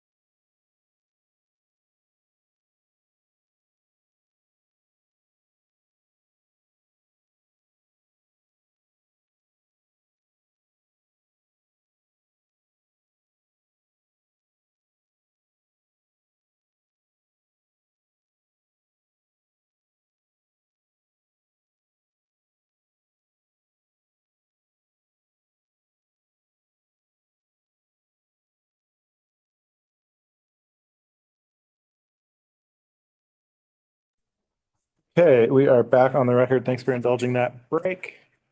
Just a quick note for members of the public who've been watching online. We did have a hiccup in our internet access. This meeting is back live, published on Facebook. Apologies. And as always, recording will end up on YouTube as well. Value public access. So we're now in the questions portion of this hearing. I want to thank everybody for providing their comments. I hope you saw us taking careful notes. Colleagues, I think there's kind of a lot to discuss here. And so my one request is that when a topic comes up, we stick to that topic and instead of bouncing around in a way that gets harder to track. If you would indulge me, I think I want to start with just a process question. If this application is approved, will it come back to the board at any point? So not the sketch plan itself, but the final plan. And in what ways does a decision made today bind a future decision? Not in any way, as far as I can tell with our zoning regulations. It's really just kind of a green light to move forward in the process. But it doesn't, I don't believe that our zoning regulations say that it's some sort of binding agreement for the final plan. Okay. And if our zoning regulations change, I had one thing to pop in there, which is just that any conditions of approval that you vote to impose would affect what the application and review might look like for the final plan, but your decision itself here doesn't bind you to make any particular decision later. thank you. And then should our zoning change in between this step and any future step? They need to comply with current zoning or the future zoning? Should zoning change? Like, Let's say we change our zoning rules in February and they're back in front of us in April. yeah, I think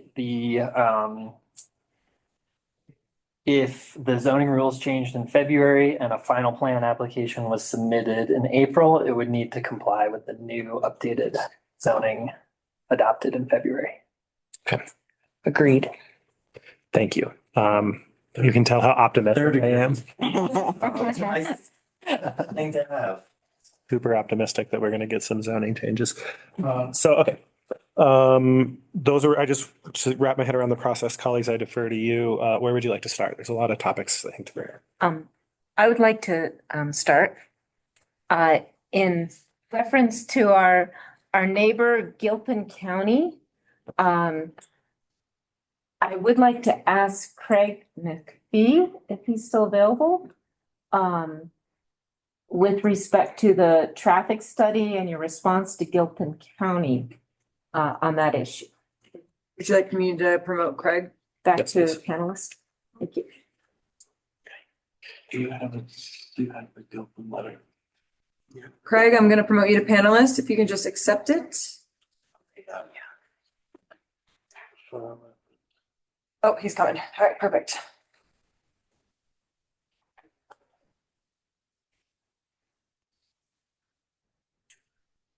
Good afternoon. Good afternoon. Did you hear my question? Or would you like me to repeat it? Yeah, can you repeat? Yes. I just wanted to give deference to our neighbor county, Gilpin.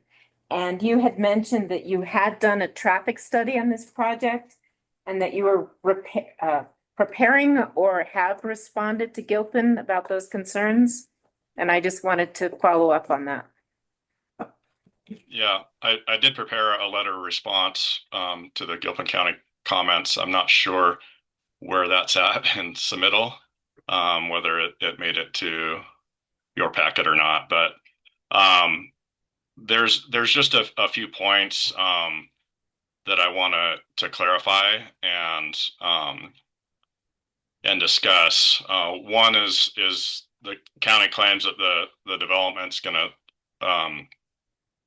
generate substantial impacts for Gilpin County, but they don't really offer any objectively supported criteria or traffic data to really provide any context for those claims. So it's not apparent to me what the current traffic is, even though I've made like a couple of requests to Gilpin County for any traffic data that they might have, and I haven't had any response from them. And so it's not clear to me what the existing traffic load is on Virginia Canyon Road and what the kind of threshold would be for increased maintenance on that road. So it seems very subjective, the assertion. So it would be beneficial, I believe, to do something that is objectively and criteria based for making any kind of recommendations or any kind of agreement for maintenance on that road. I think that that Jamie did clarify in their comment. They cited 340 trips that were going to be generated by the project, and she did cite that has been updated in the more recent November 24th trip generation letter to about 250 daily trips maximum. And I just want to note that does include employees and vendors that would occur during kind of the maximum event that could occur on the site. This isn't going to be an everyday thing. They're going to have a 200 guest wedding event at this site. So I just want to kind of add some context there that on average, the Bellevue Mountain Resort is anticipating roughly like 160 guests for like an average wedding event. And that might occur 3 or 4 times a week during kind of like the warmer months, would be much less during the non-peak season. Gilpin County also cited multiple like safety concerns for utilizing Virginia Canyon Road, grade, site distance, other various things.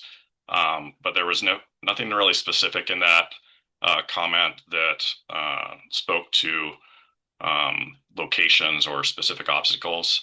So I think like a further investigation may be warranted to verify some of those potential safety concerns. I can just say like anecdotally, like I've driven both sides, the Clear Creek County side of Virginia Canyon Road and Two Brothers, and then the Gilpin County side, and the Gilpin County side seems to be less curvy, better sight distance, better roadway surface, and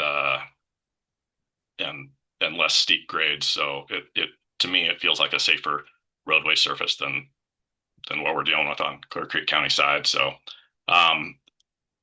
and then I would ask that if there is some sort of maintenance agreement that's implemented between the project proponent and Gilpin County, the proportionate share responsibility be determined in the same manner that Gilpin County has required other parties to contribute proportionate share responsibilities, and include transparent maintenance costs and have that be based on an engineering approach with pragmatic calculations and criteria. Thank you. They also expressed concern about use of Central City Parkway. Right. And so I don't have any traffic volumes. I couldn't gather anything from Gilpin County for Central City Parkway. I have access to an old traffic study from 2014 for a proposed casino in Central City that showed about a little over 4,000 daily trips on Central City Parkway. And so this project would increase Central City Parkway traffic volumes by maybe 2%. That's kind of preliminary calculations. I think that having some actual traffic volumes both on the Gilpin County side of Virginia Canyon Road and on Central City Parkway would be beneficial for us to really assess what kind of impacts this project might have there. Thank you. Thank you. I don't have any questions for you specifically about Gilpin's letter, but I appreciate your presence for other topics about county roads in Clear Creek County. Do you have any questions about Gilpin County for Not about Gilpin Mr. County. McPhee? Okay. So let's just stick with the Gilpin County topic for a moment. I have a question. I think it's for you, Peter. Does our code, is it an acceptable criterion for us to consider impacts to another county as we consider this application? So that's a good question. My initial thought is no, but I'm going to ask Garrett if he's ever encountered that where we took into account under our conditions the effect on another county. Not in my experience here. No, I mean, our regulations account for impacts to adjacent properties. Sorry, I'm just looking at our zoning code. And that's consistent with an earlier conversation on this, because the reality is that we're focusing on the impacts to our county, what affects our county. It's rare that, in fact, I can't think of any example where another county has based their decisions on.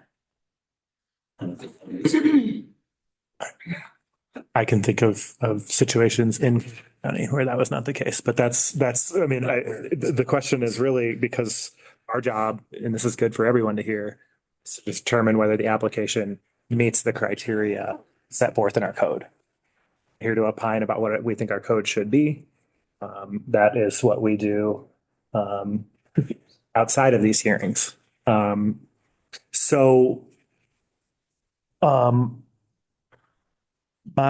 sense of this is that there are impacts on us. I'm going to look at criteria number 3 in this letter.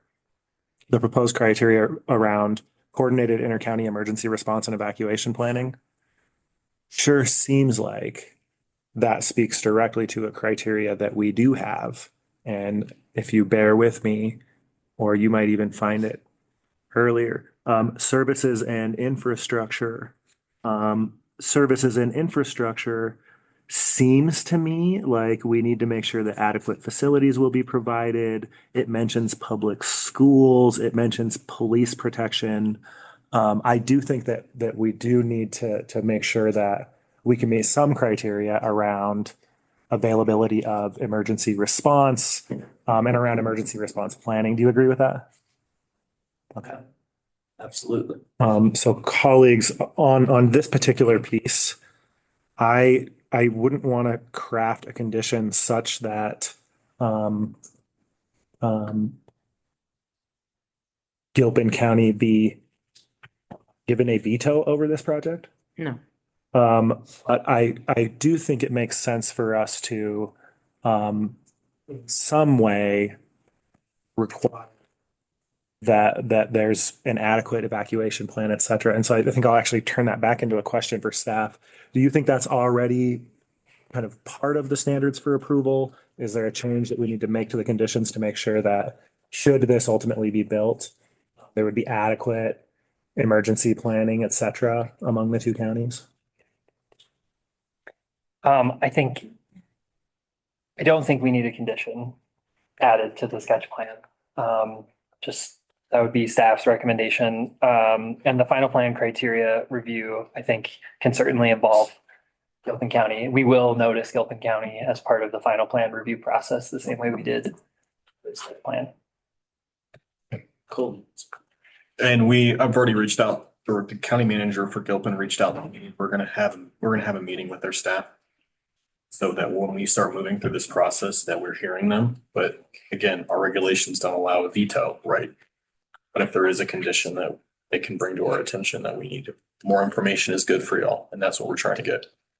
Yeah, I mean, I think just objectively, because it's close to the county line and it does involve a lot of movement, it does make sense for the board, when this comes, if assuming it makes it past this process, if it was to come back to have serious questions about the state of emergency planning.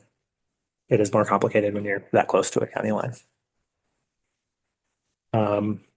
We would also probably need to engage in a more holistic approach, emergency planning. I think focusing on this single project when we have 5 million people traveling between Clear Creek and Gilbert County every year along that corridor. I think if we're gonna crack that open, it needs to be more holistic than one project because of the huge amount of traffic that it goes up literally the Central City Parkway corridor between the two counties. I think by the time you're talking about a 200-person wedding at the top of a road, having some kind of an evacuation plan specific to that property makes sense as you're considering allowing the development of that property. And so that's the scale I'm talking about. I'm not saying that like we need to suddenly be in a new environment with respect to any emergency. So colleagues, I'm curious. I'm hearing advice that we don't need to make that a condition here, but I'm just curious to check in with you. Do you kind of agree with where this is going and what that recommendation was?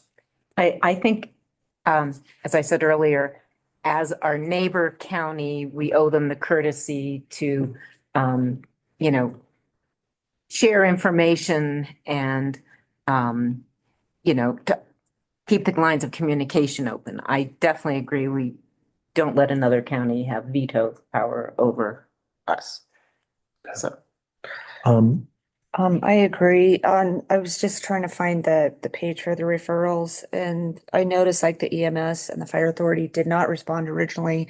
Fire authority did, and that was sent to us, but I don't have, it just says it was sent to us and it was an attachment, but I don't see the attachment. I don't know if you guys did. I did find it. It's linked in the agenda itself, and it's like a couple sentences. It says any concerns can be addressed at the permitting phase. And that's all he wrote. Did I misspeak? Nope, that's correct. That's typical. It just says all of our concerns and requirements will be addressed and enforced in the plan development at building permit application process. Okay, I did see that then. I just guess I expected more, but. That's kind of. Well, that's kind of typical response. Okay, and then just to wrap up the Gilpin County letter and comments, I think Clear Creek is in a position to uniquely appreciate negative fiscal impact. And so like I can commiserate. I don't think that it's wise, even if we could, for us to for us to think about this project along those lines. We are sitting right on the county line with a neighbor who demands a lot of services from us due to an extremely large economy, of which we receive very, very little direct economic benefit. We do have sales tax in our tax mix, which makes our impacts a little different. I don't believe Gilpin County does, but I think they have the option to. Look at the economic impact study. There will be sales generated in Gilpin County from this. It's unfortunate that Gilpin County won't receive any of those revenues, and that's a conversation between them and their voters.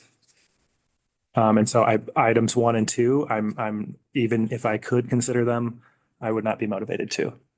For many, many years, we've been taking care of a much larger traffic draw on Creek County roads to get into the economy that is over in Gilpin County. Commissioner, one other thing on that note, in looking at our record, we have no indication. I'm just pointing this out. I have nothing in our records demonstrating that we were sought any sort of input or referral, deemed as a referral agency when Gilpin was constructing Central City Parkway in that area and that whole expansion. I thought about that. I do think that is the town or city of, I guess it's a city of Central City that did that. Same thing with the quarry, where there was an annexation and a land use approval without notification. I also wasn't here during that time, and I'm not going to go back that far to try to figure it out. So anything else on the Gilpin County portion of this? So the conclusion from that is we don't think we need to add any recommendations. I do think, for what it's worth, if we were to pass this along to the next step, we would be granting Gilpin their request, which would be to give them another shot at Providing discussing this. information. What's the next topic of concern for you? Sticking to roads, I guess, a segue into the Bellevue, when we talked to some of the public comment that was up here and they said they would not grant the easements. What does that mean? How do you move forward without those easements for the road for Bellevue? Garrett? For which, for the adjacent property owners?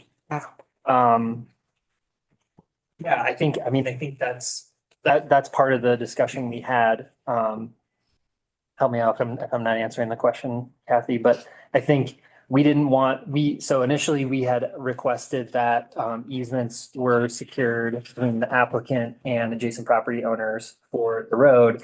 But then we sort of realized that in not all cases that condition can be met. And if the condition can't be met, then that's sort of an effective denial of the project. So we wanted to provide some flexibility to meet that condition. So in areas where an easement agreement where easement agreement cannot happen, there's some alternative options for traffic mitigation and movement to the property. That's why we considered things like rerouting the road, giving the applicant an opportunity to assess that feasibility and provide to the county various design options that, like I said, can mitigate traffic impacts in areas where the road may not be as wide as we want it or need it to be. So this, let's not pick up on that same topic. 3A says a plan for access improvements and maintenance for sections where an easement cannot be secured. Do we intend in that language to say like a plan that we accept? Like, and by we, I think I'm talking about site development, et cetera. Like as I was reading through the application and the comments from site development, are we calling you site development today? I'm wearing a number of hats, site development. County engineer today. County engineer today. Was this interplay between the applicant was asserting that possibly at less than 50 feet width, we could meet the intent of the road, and then I think I'll ask the question like this. Is there any condition road is less than 50 feet when our manual says it should be that you think is workable? Yes, I think there certainly is. I think my assumption in reading the proposal from the development on this is that they intend to meet the road standards and the improvement of Bellevue Mountain Drive in areas. If that is not possible due to legal or physical constraints, then we would expect to see a mitigation plan to show that the intent of the road design standards are being met, or any hazards associated with not meeting those standards are mitigated. Then we can review those as part of the road construction permit for the project. Alternatively, as one of the options allows for, is if that cannot be achieved, then potentially a realignment of the road to avoid private property that they can't get easement through. Okay. I could pop in just real quick. The county will review it through existing processes, so you don't need to add that to that condition because it will necessarily happen. Okay. So let's say we vote yes on 3A is this simply the submittal of a plan. It is actually our acceptance of that plan is adequate. Well, they have to meet all of our regulations to get the necessary pieces in place for their rezoning and development, and those are accounted for. Doesn't need a special. I'm satisfied by that, colleagues. Sorry. I just wanted to make one clarification, just so that it's clear to everybody that the right of way is 50 feet. That's what's in the low impact road design in the county standards. The right of way is 50 feet. The actual road surface is 20 foot distance, which allows for 2 passing cars. So where that right of way comes into play is snow removal, and Stoy can talk to this better, but there's certain conditions. So for short distances, we believe that there is potentially a way around that, but all of that happens at the engineering stage after the sketch plan, right? Any color commentary on that assertion? Yeah, I think that it's tough for us to respond you know, a proposed road condition that hasn't been designed yet.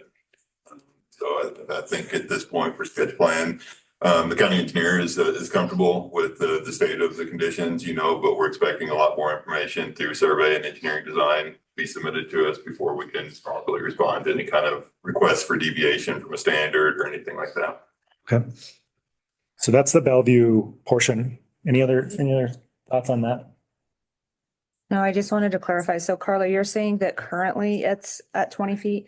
No, currently so what I could gather, because it's a little confusing, but there's resolutions that have deemed historic mining roads as public roads. So it is a public road. And when you look up what's a public road, what does that mean? If you look back into, I think it's the county standards indicate that there's no designated width. So there's no easement, because if you guys were to go back, I don't want to put words in your mouths, but if you were to go back and have to designate widths on every historic mining road, that would be a lot of work. And then you do easements, right?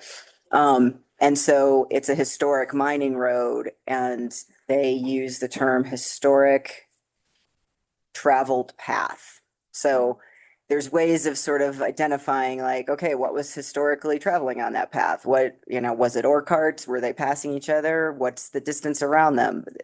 I have yet to find something that can definitively tell me what that easement should be. What we can say is that and Stoy, again, correct me if you think I'm wrong here, but I think a surveyor has, under their license, they have specific criteria of going out there and saying, okay, this is where the road is. This is what's not the road. This is what is the road. And so that's how we would determine what existing road conditions are. What I understand from Kathy and Garrett is that we will submit our designed, what's necessary for our designed uses, essentially. And that's when the engineering comes into play. And then the county then will have to review kind of, okay, well, does the road have to be widened at the Gibbons's property, or is it not, is it fine the way it is? And while there are possibilities of rerouting, I will say that in some cases, that rerouting would be it would require switchbacks, or it may require Blasting. more work. And yeah, because we aren't in the engineering phase yet, but that would be the next phase. So does that answer the question? It does, except for if we were to deem it from unmaintained to maintained, then that completely changes it for that lower part of, was it Two Brothers?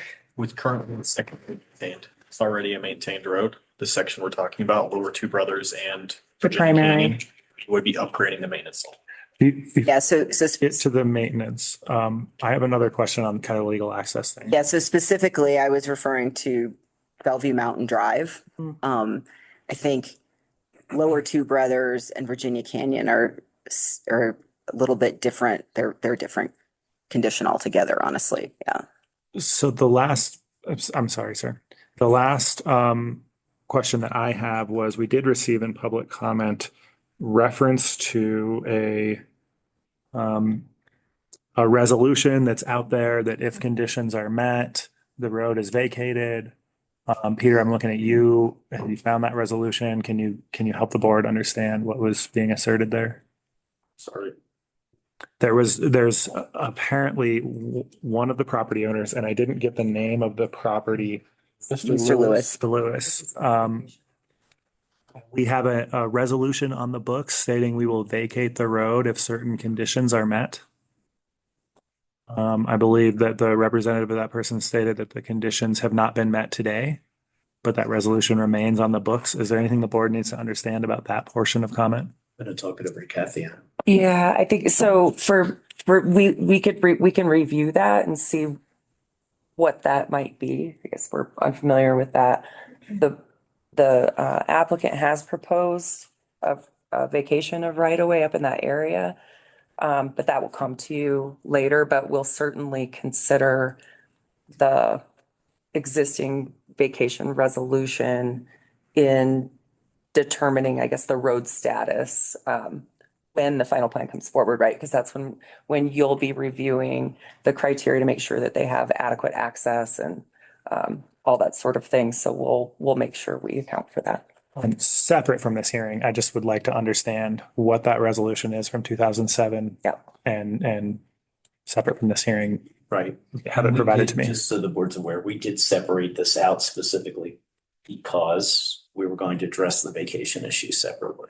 Originally, We're talking about two different things. We're talking about two different things. Yeah. There's a property owner that is asserting that there's a road, that Bellevue Road, basically, we could be legally required to vacate it as soon as they meet some conditions. That it was conditionally vacated. Yeah.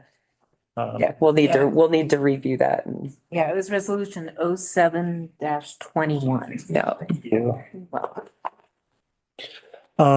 Okay, so I just wanted to ask that question. So that's Bellevue and legal access stuff. I have one question. Well, actually, you've already answered it.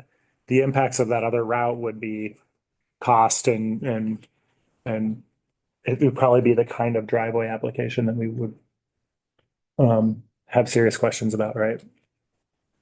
Like, have you looked at that alternative route? I think it missed the context of your question. Would you? The alternative route to access yes. Stated in public comment that you could use a route that looks like it goes kind of on the south facing side of the hill. One that Brian Laurie submitted. Yeah. Gibbons. Right. When you look at a map in 2D, I think they said it's about 800 feet away. That is true in a linear distance. It's about 450 feet below the peak. In a very basic calculation, to maintain an 8% grade and build that road, that would require 7,000 feet of roadway just for that proposition, which has 8 switchbacks. So the feasibility of that is far beyond the 84% of Bellevue Mountain Drive, which we've already worked very hard with landowners. We have 84% of it secured in easement agreements currently. We're talking about 3 isolated segments of approximately 350 feet. It varies between Mr. Lewis, the Gibbons, and Steve Levaniak. I have one more legal access question before we go to the maintenance. I think there's a lot to talk about. This is further down. This is the access off of we're calling it Upper Two Brother, sorry. There was public comment from someone with concern about a road that appears to be a public county road, and whether the legal access status would change on that road. I think the answer to that is no, but it was a question that was asked in public comment, so I want to chase it down. Yeah, I think Mill Lane. And then 10VB, 10VC8. Thank you. Yeah, those are both public roads on our adopted public roads list. That was raised by Michael Bruckner. I invited him to my house. We sat for an hour, had a great conversation. Everything that was involved in that response, to which we also responded after the planning commission in our response letter. We go through detailed answers of each one of those. That was done face to face. He goes by Michael to GM Bruckner, but with him, and that was all satisfied. That's my last legal access question. Let's talk about maintenance. You want to start? Well, that has been a big topic for us since we've been commissioners this year, is a lot of people coming to us living on unmaintained roads or secondary maintained roads, wanting special treatment for them or wanting us to change things. We don't have the budget for that. So adding this, I know this is staff's recommendation, but this is a huge worry that I have, is taking this on, especially say this project fails and in 10 years is not there anymore. And now we've just added a whole nother segment that we're going to have as primary roads. That's a huge concern that I have.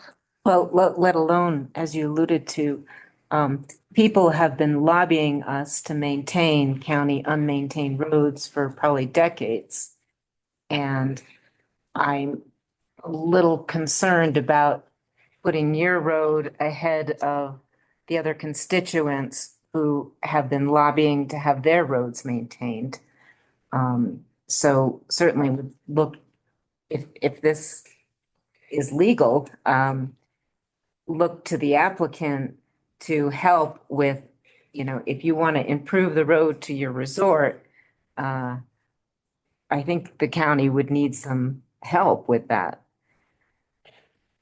I mean, I just think it depends. I think that's something that we need to talk through because Lower Virginia Canyon particularly serves more than just this area, right? And the board absolutely, correct me if I'm wrong, absolutely has the authority to change the maintenance status of roads based on volume, right? Okay. And so we already have a lot going on over here, like Argo.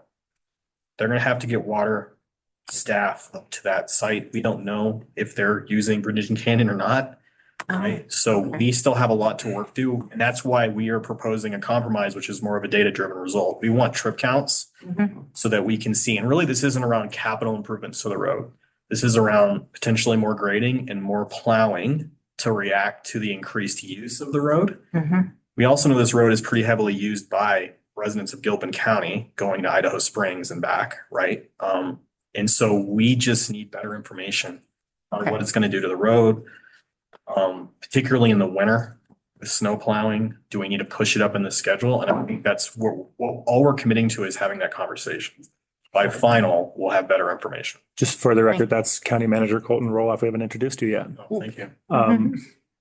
I think that this topic, I think, speaks to two criteria.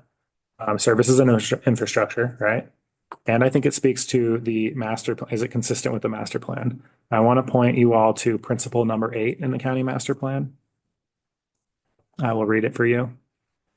Support investments in economic development only where it demonstrates a net benefit to the county. And so I think that in my mind, when I think about in compliance with the master plan, this is the biggest question. And it gets around these maintenance costs, right?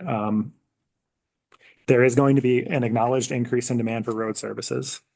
We have a $170,000 estimate from Road and Bridge about what we'll have to spend to upgrade the maintenance status of these roads. It's stated in no uncertain terms. I'm uncertain that the economic report. First off, I'm uncertain that number is accurate, and I don't understand today how those revenues would be distributed across the different funds. Of course, the Road and Bridge Fund does get tax and sales and property tax into it. And so to make a final determination, like I know I need a much more specific estimate. Jim White, I'm going to shout you out because I agree very much with what you stated. At risk of rambling, these economic impact reports for Clear Creek County are pretty problematic. They use a thing called a multiplier. I assume that's an input-output model. It is. It's So they use the model they use. However, the tax revenue those are hard line figures, very different than multiplier figures. I'm going to ask you about that in a second. The multipliers that we use is basically a way of saying, oh, if you spend $1, how many more dollars are generated as it moves through the economy, right? We know in Clear Creek County, our multipliers are much, much lower than the defaults in those input-output models. Some of those indirect benefits will end up in Gilpin County and not be realized by us. And there's no guarantee that Idaho Springs will always be able to accommodate any increased demand for their businesses. It depends on the timing. There are a lot of times when we could have 1,000 more people looking for parking in Idaho Springs and trying to find a seat at a restaurant, and there's no net economic benefit gained. And so for all those reasons, like I don't think at this point I can state with confidence that this project would be able to pay for the increased road maintenance. I've got a fair amount of confidence that it could pay for the rest of the increased service demand. And I do just lastly, colleagues, this is for you. Jim White stated that commercial development pays for itself. About 75% of that is service demand.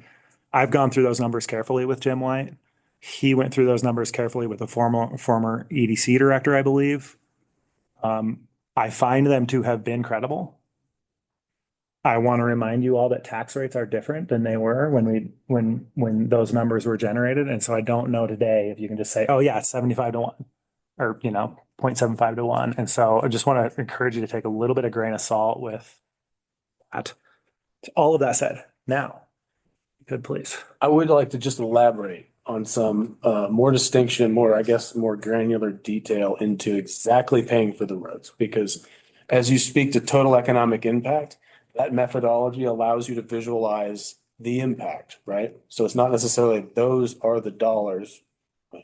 Now, when it comes to the tax revenue, those are hard dollars, right? What specific amount goes to road and bridge to cover our costs? As it was stated before, $170,000 was the projected by road and bridge cost. If you look in our economic impact statement, the tax sales contribution by BMRW is $499,000 a year. When you break down what goes to road and bridge, of the 2.65% sales tax in Clear Creek County, 1% goes to the general fund, 0.65 goes to lodging, and 1% is directed at road and bridge. That portion of the sales tax from us will be $188,000.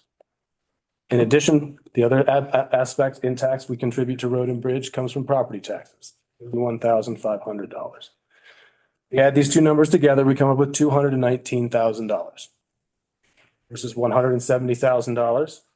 That's a 30% margin on top to fully cover our projected cost on road. I want to put out there that it covers it plus another 30%. And that's I believe those tax figures were based on first year projections. Every year we go forward, we develop more revenue. It's how any business grows. So that number should continue to increase, if anything. And if it matters, I've looked at the business perspectives. I agree with you on the indirect. Those numbers are always wrong, and they're even more wrong here. On the direct, though, on even a 60% under forecast, they've got a lot of cushion there as far as just because this is one of the few commercials developments that are taxed 3 times: property, sales tax, and lodging tax. And right when you have that, it changes the outcome. If we were looking at something that didn't pay lodging tax or didn't pay sales tax, yes, it doesn't pay for itself. Because this is a lodging / food being built on site, everything is inside the county. The projections in their prognosis, I ran 14 or 15 other scenarios, and they're all pretty reasonable. They're always optimistic in those documents, but even at a pretty significant undershoot, they're still generating quite a bit. What's the third tax? Retail? Sales tax, property tax, lodging tax. Thank you. Right? So because of that, it is quite a significant amount of ROI here. I mean, at least as far as tax revenue generated, because it's the type of industry that gets taxed pretty substantially. Having said that, George, I hear you, and I think there's more work to do there. But from a first glance at this stage, it seems like it's in the ballpark. That's my conclusion to all of that rambling as well. And I appreciate the more specific numbers. I'm referring to my own thing as rambling. Sorry, all of my rambling is that this could comply. This could meet that threshold. I just don't know. And because what we're here to do is approve a sketch plan where we go and flesh out detail moving forward. I want to assert today that, and colleagues, I hope that you agree that pretty high threshold in our fiscal environment to know something is going to be fiscally positive. And so there is some discussion of maintenance agreements, et cetera. And I really want to encourage those discussions to proceed, because with what you just shared with me, I am not convinced that this could meet that threshold. I could extend upon that. We have certainly very informally discussed ideas on what a development plan, which would coincide with the final development plan stage of this. And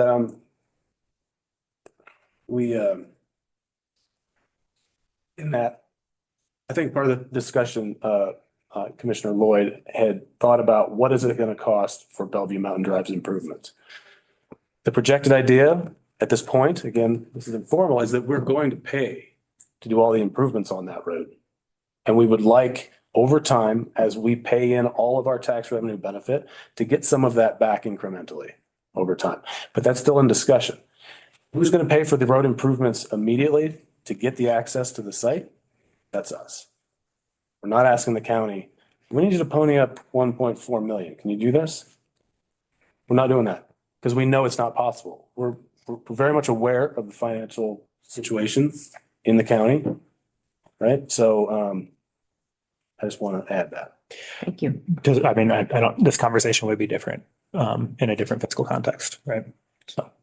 I just want to say too, and full disclosure, I am a Solve member. I'm on the board, so I am part of these meetings that we have. And what Solve is asking for is a third party fiscal impact statement to go along with this proposal.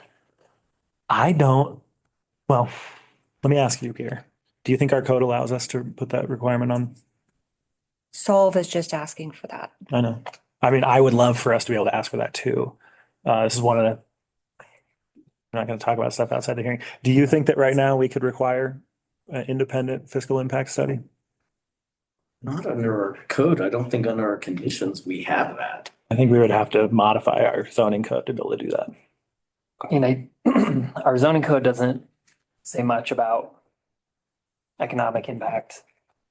I think conditions can be imposed on the project. You know, like the board can discuss conditions that they would like to see. And if this is a condition that the board feels that they can justify and ask for, then I think we can do that. We've had these situations come up before. We've talked about the fact that some of these developments do have an economic impact, sometimes a negative economic impact. So we've tried to look at workarounds. That's probably not the right word, but we ended up in many cases often entering into side agreements to address those type of matters unrelated specifically to the approvals. But I don't believe that the case law is clear that it's not something we could consider. But I'll look to Kathy because If we have a condition of approval, it just needs to be based on duly adopted criteria. So if we can find a criterion where this would fall under, then, and it will help you make a decision that will help you mitigate land use impacts, then you could add it.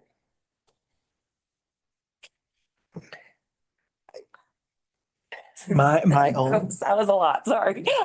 Mitigate land use impacts. Well, you're right. Lost me there. The whole purpose of land use regulations is to allow development while mitigating the impacts of the county, the land use impacts of the county. So that's kind of the whole process we're in. My own read of this, colleagues, is that this is a policy opinion, is that it may feel like an ambush to applicants that show up in a hearing and say, now we're going to require a fiscal impact study, even though it's not stated anywhere in our code or our process. We can talk ourselves into like, well, it's got to meet, principle 8, which is one line of a 160-page master plan for us to say it meets the master plan. But that feels like a stretch to me.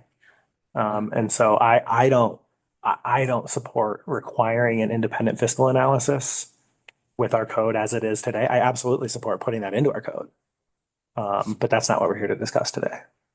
So I noted this, I think, in the planning commission staff report or a response somewhere, but in our submittal requirements for PD for both the sketch plan and the final plan, we have written description and there's different components of the written description. And one of the components is a statement of projected county tax revenue based upon the previous year's county tax levy and a schedule of projected receipts of that revenue. So we asked for it in our submittal requirements, but we do not have any adoption criteria that would reference that submittal requirement. Do you feel like we come pretty close here with this economic impact report? I did, yeah. Of meeting that threshold? Okay. And there may be language in the master plan that we had talked about, I think that you brought up. And did you have that handy? wanted staff to be able to look at Yeah, that. you had pulled it up in master plan. Oh, yeah, it is on page 54, guiding principles for economic development. Thank you. You know, you shouldn't give those things to commissioners, I think.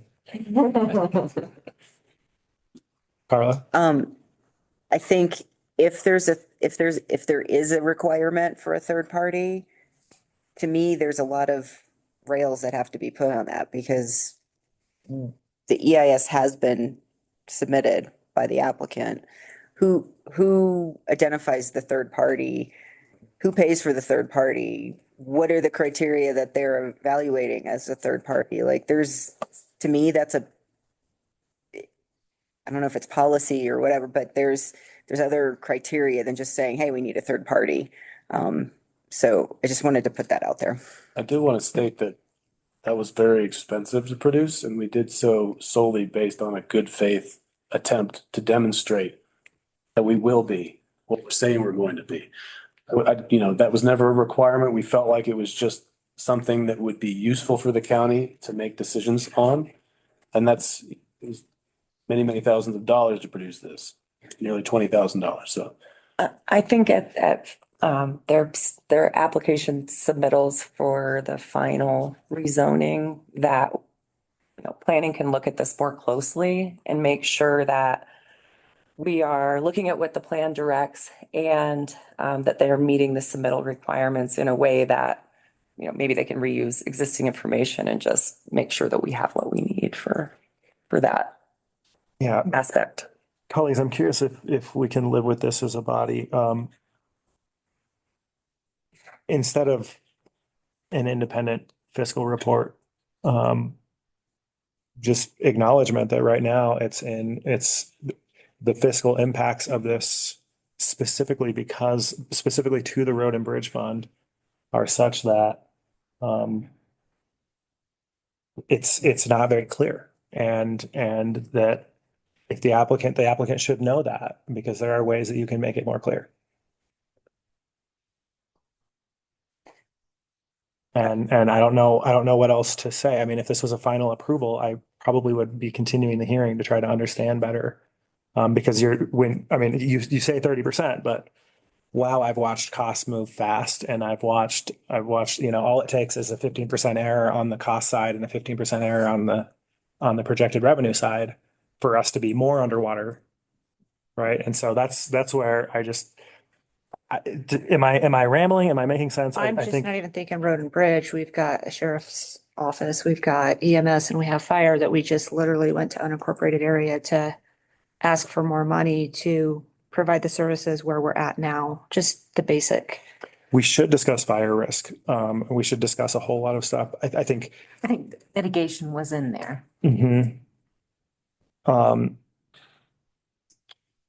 But let's talk through. So I've been focused on road and bridge because that's where it's like, look, there's going to be $170,000 known cost. I don't think approving this today as buying. This is why one of the reasons I asked this question so carefully. We don't. If we approve this, it's not like, oh, now we're changing the maintenance status of these roads, right? But so anyway, so that's road and bridge. Other services, I feel pretty confident on just like the general notion that commercial development pays for increased service demand along the lines of some additional police calls, some additional paramedics calls, et cetera, et cetera.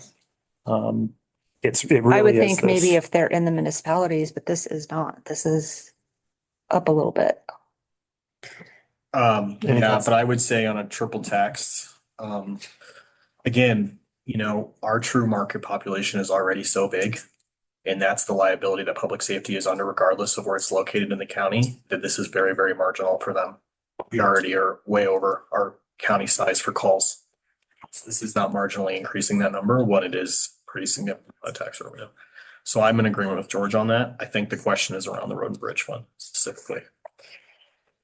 You have a letter, one of these public letters is from expanding care and learning in Clear Creek County, and they're talking about lodging tax receipts and the ability to provide childcare funding. So there are some services where there's going to be no additional service demand and an increased revenue. I can't remember where, if it's in the packet but one of the things we had talked about was the potential of maybe monitoring, the first year, maybe monitoring the increase in roads and the impact on those roads to Lower Two Brothers and Virginia Canyon to see really what is that increase before committing anyone to the 170 or, whatever it ends up being when we go through design kind of thing. So I struggle a little bit like that with that because sure, if we approve this, we're also going to commit to $170,000 increase in our expenses regardless of traffic counts. Right? No. What we're saying is that maybe the compromise is that we make the maintenance, the upgrading of the road conditional on some other kind of metric. So if the car counts aren't there, then there's no agreement, right? We get a baseline. We see what happens with the road. We know we have change coming anyway to that area. To what extent, we don't know. And so then we would say, if you don't meet the threshold, then there's no commitment to the road. The road is basically going to be maintained based on the actual use, There's no winter maintenance on that road for a reason. Lower Two Brothers. Well, but you're talking about routing people on a road that has no winter maintenance because of its grade. And so like Lower Two Brothers. Lower Two Brothers has no winter maintenance right now. And so if we're talking about adding winter maintenance to that road, like it's because you guys are going to be routing people up that road. That would be a suggestion. Now, how many days out of the total year is there snow on and ice on the ground? Okay, for that routing, we're talking about the days where there isn't any, right? Lower Two Brothers is just the best option. It's almost 3 times shorter than the other alternative. Now, in the wintertime, special considerations are important, right? Utilizing Lower Virginia Canyon, which is maintained in the winter, correct? It's maintained as a secondary. Would be our directed route for guests that are going from where we are down into Idaho Springs. Also contingent on weather, the parkway, right? That is the tremendous safety relief valve on the few days when it's just the public safety is of heightened concern. We can route them that way. So I think, my sense of this, colleagues, is that we've had enough conversation about these potential costs to express our concerns. None of these concerns to me amount to, this is the reason why I wouldn't say, yeah, approve the sketch plan. Let's see if we can, with a sharper pencil, answer some of these questions. I'm curious if you agree on it, like at this point on this specific topic. I do have other questions about CPW did not submit anything, and I find that kind of disturbing or whatever, because we do have sheep habitat that runs through that area.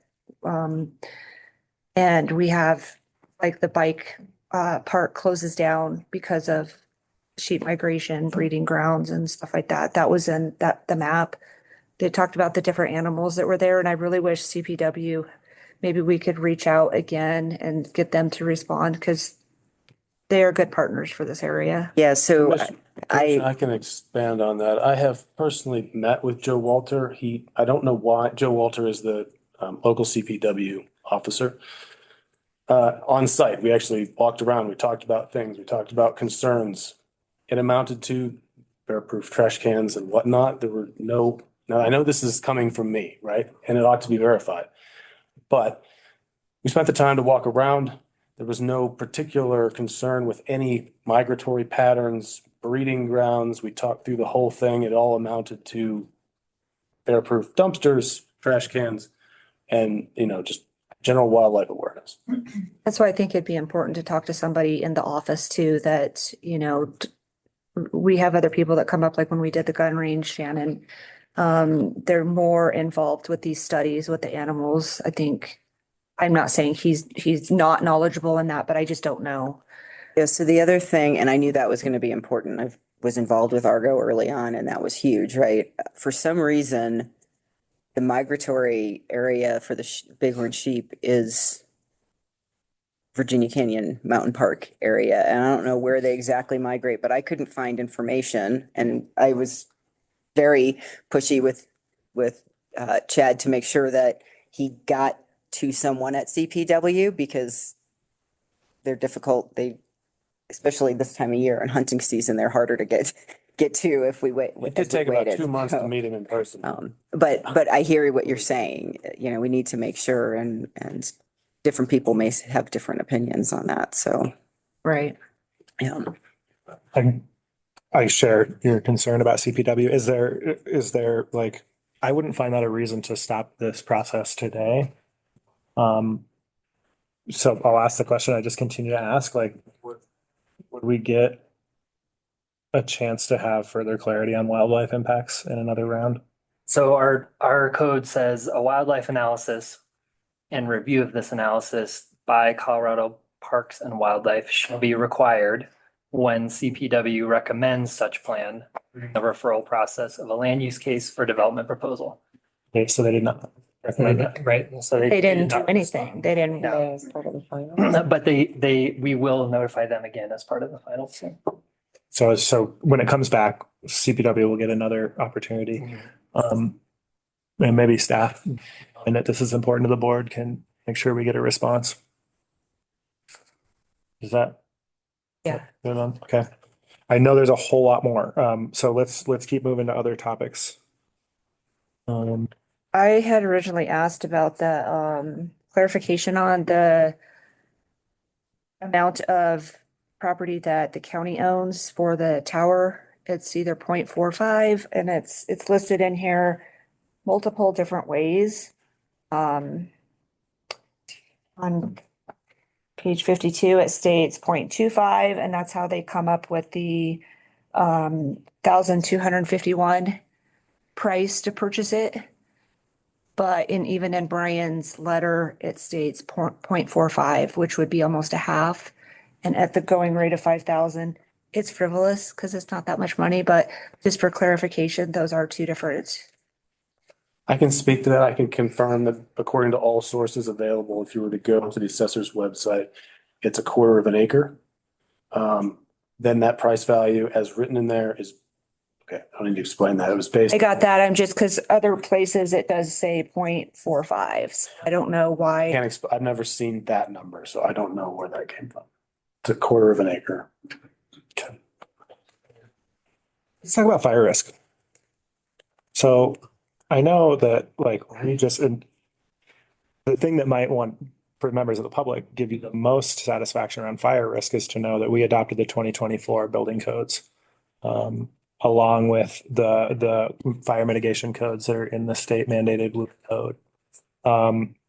So kind of starting from there, I'm curious. Let me just ask you, what's your thinking around fire mitigation on site? I notice in one of the referral responses, they're talking about a fire break along the access road. I can't speak to that. We were a little surprised by that element of it. What we do know at this point is that's best left to experts. We're not experts. And the response from the fire authority was basically they'll give their opinion. Is this correct, Garrett? At building code. At building permit. At that point for the final development plan, they will give their opinion. We will comply with that. The requirements of the WUI code will be triggered when they get a building permit. So they'll be required to, assuming that I think that you haven't quite adopted it yet, but you will be in the new year. Did we? Oh, we did a first read. I think you just did a work session maybe, but when that's adopted, which is almost certainly going to be by the time they get building permits, right? Because that'll be after the final rezoning. When they come in for a building permit, then the WUI code will apply then. I know I've heard the fire chief breathe a sigh of relief around, I don't have to be so specific at the zoning phase because we have a very robust protections in our code. But maybe I'm remembering an action taken on that board. So. And just in the report, it does acknowledge that there's a high probability of fire like it is for almost all of us in Clear Creek County. So I'm assuming you'll do your mitigation around the structures. Yeah. It states in here too that there's a mitigation report is required. Correct. Yeah, and as part of the building process in Clear Creek County, the building permit process in Clear Creek County, it'll have to go through a site development, which would then require defensible space and all of those things as well. So a couple more specific questions, because I wanted to level set that like almost all of this is taken care of by the building codes, right? But a couple of more narrow questions. Do you intend to allow outdoor fires at the cabins? Fire safety is something where it goes back in alignment with, it's endemic for us to prevent people from catching things on fire. Because when we spend this incredible amount of money to build this, if it burns down, nobody's going to come to it. So absolutely. So we'll still be doing in the course of what we're offering, as far as amenities, there will be classes, which is kind of a rarity, classes where we will be teaching people how to go into the outdoors, how to be responsible. As far as wood burning fireplaces that guests from who knows where can just go build, well, they can currently do that right now. In fact, living up there, I see people show up and camp off the side of the road and start fires. Somebody just burned down the garage that was part of the property, an arson. It just burned to the ground. Nobody was there to see it because there's no presence there. When we're there, that'll never happen. Specifically back to your question, we will almost certainly be using gas. If it's a fire pit, it will be gas fired. It will be the safest sort of open flame you could have. I want to encourage you never to say never. It has been 100 years or more that Clear Creek has not had a significant wildfire. But I knock on wood. Yeah. I will not go with that. But I think you also mean that never as in nobody knows that it happened, because it happened. And I mean, you go up, if you probably have driven up there, there's all kind of weird burnt out things and what have you. Luckily, it hasn't caught larger than that. That's. But within the cabins, there won't be No, ma'am. wood burning. No. In those same kind of lines too, I was wondering, I noticed you guys in the, there was stuff crossed out, like, maybe it was off-roading, snowmobiling, so there won't be any motorized activity there. It's just snowshoeing and. We decided if it's specifically on, I'm sorry, is your question specifically about motorized? I like the trails, your Absolutely. trails and. Those are multi-use, those are gonna be multi-use trails, mainly directed towards comfortable pedestrian uses such as snowshoeing, hiking, easy mountain biking, not downhill, motorized vehicles.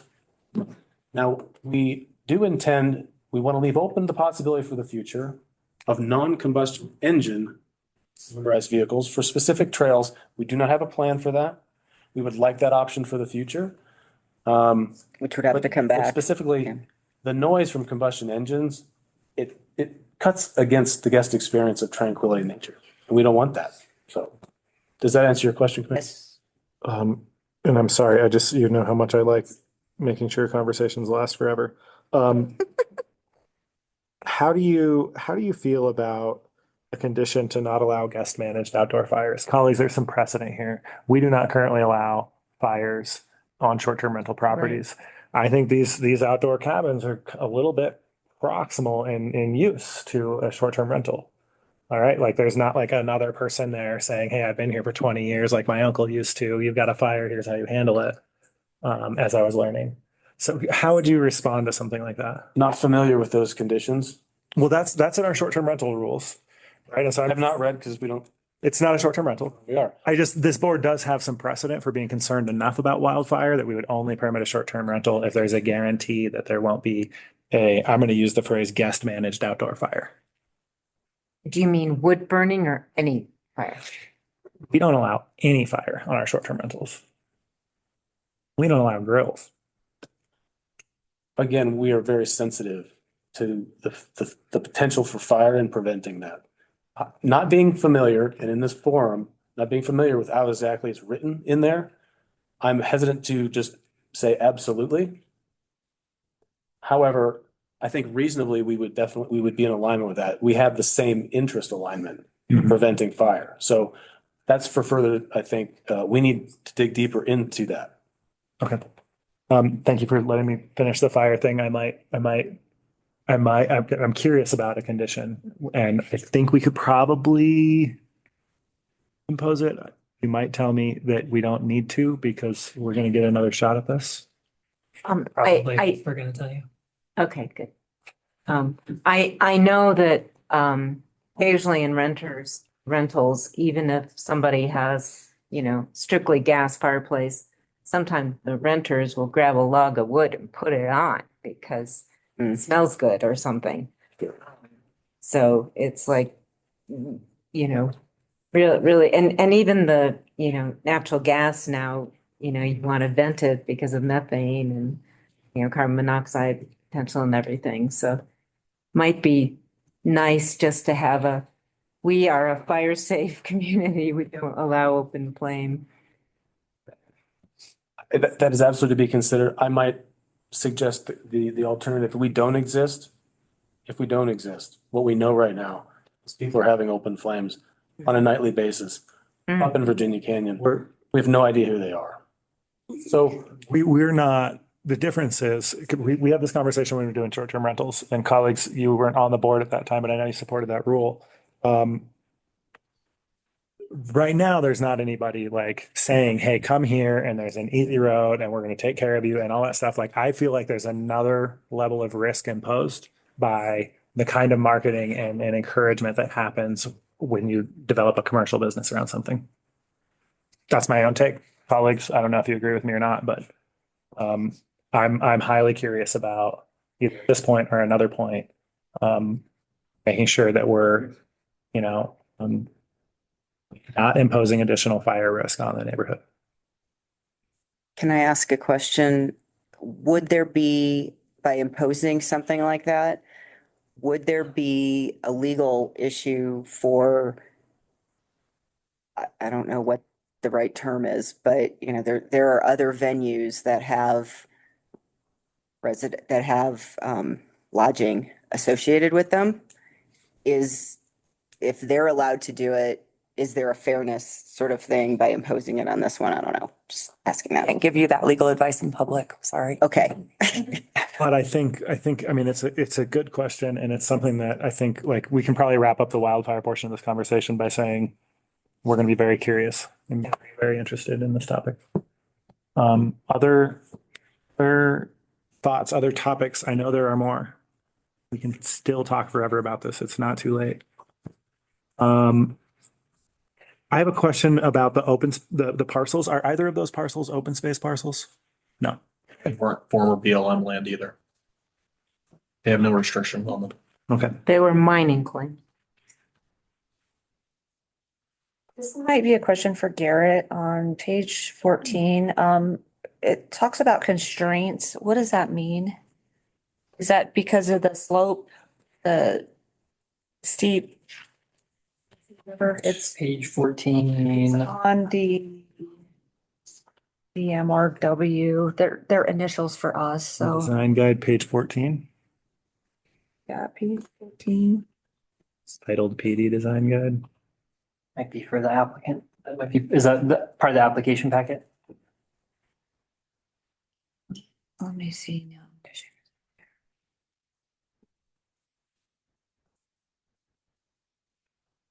It's on the really long one.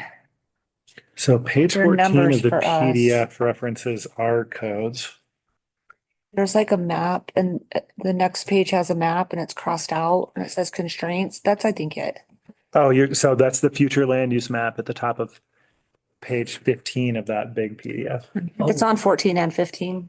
Okay, if it's related to our future land use map, can I just take a peek at your computer? Just yep, okay. Yeah, so so on the future land use map, we have these different land use designations, and then there's these overlays. And the overlays are a combination of different physical constraint factors, slopes. Oh, I just looked at this the other day. I wish I could remember off the top of my head. There's two others. Steep slopes. Is that on that? So there are no constraints on around this project, or there are? There are in this area. Yeah, and I think it's just one. It's really difficult to tell on the map because the hash is more dense if there are more constraint factors, and it's less dense if there are less. And I think based on what I'm seeing here, there's only one constraint factor, and I think that would be slopes. Okay. There are, I think if I read that right, if I read that legend right, there are three. Well, there is one constraint factor areas, there's two constraint factor areas, and then there's three constraint factor areas. And it's, to be honest with you, it's very difficult to tell just by looking at the map because they're not, the hash lines are not differentiated enough to really tell. I see what you mean. This one seems, in my opinion, just looking at it, seems sort of wider and less dense, indicating there's only one constraint factor. If you look a little bit to the south, you'll see there's another area and it's more densely hashed. And that I think is two constraint factors. Makes sense? Yeah. So it's steep slopes, high elevations, and proximity to existing county maintained roads. They're factors. And so We didn't have all that. I don't know if it means, I know that. I don't know what proximity to existing county maintained roads means. It must be in his bed. Close to a road, it's a constraint, or if it's far away from a county maintained road, it gets a constraint. It wasn't clear in the plan when I looked at it. Thanks. Got that thing. You guys. Okay. Does that answer that question? Yep. Okay. Thank you. Can you, this is a question for the applicant. I'm used to seeing a lot combination in something like this. Can you just describe your rationale why you're not pursuing lot combination? As it was touched on in Garrett's report, parcels look like this, right? And it makes it effectively nearly impossible to essentially say that you can only build within this little piece before it's overlapped by that little piece. With a setback from that, it cuts down, it makes it almost impossible as per his report says. And that's because when you're doing a lot combination, there are setback requirements from one another, or because I thought that the lot combination was about trying to remediate this question around internal setbacks. Yeah, we discussed lot combination a little bit early on in the process, and as part of the PD with the sort of, you have a site plan that tells you where, especially for the final plan with all the engineering and whatnot, it tells you exactly where the development goes. And so it's sort of, in my opinion, didn't necessitate combining the lots because the site plan is going to show where the development is going. And then we would just sort of waive those setback requirements that I had mentioned before. We can ask that they combine the lots, but I didn't feel it was necessary as part of the development process. I think if they were to build or want to place a building that crosses a property line, one of their internal property lines, lot combination would probably be necessary for that. But if there aren't internal setbacks, and as long as they're all on one parcel for any given structure, that might be okay. Well, I think I'm actually saying, no, we would not impose setbacks on individual parcels in the development. We cannot impose setbacks on internal commonly owned. Yeah, there's flexibility requirements there's flexibility built into the design requirements for a planned development. And I'm not talking about the setbacks, I'm talking about actually crossing a parcel line.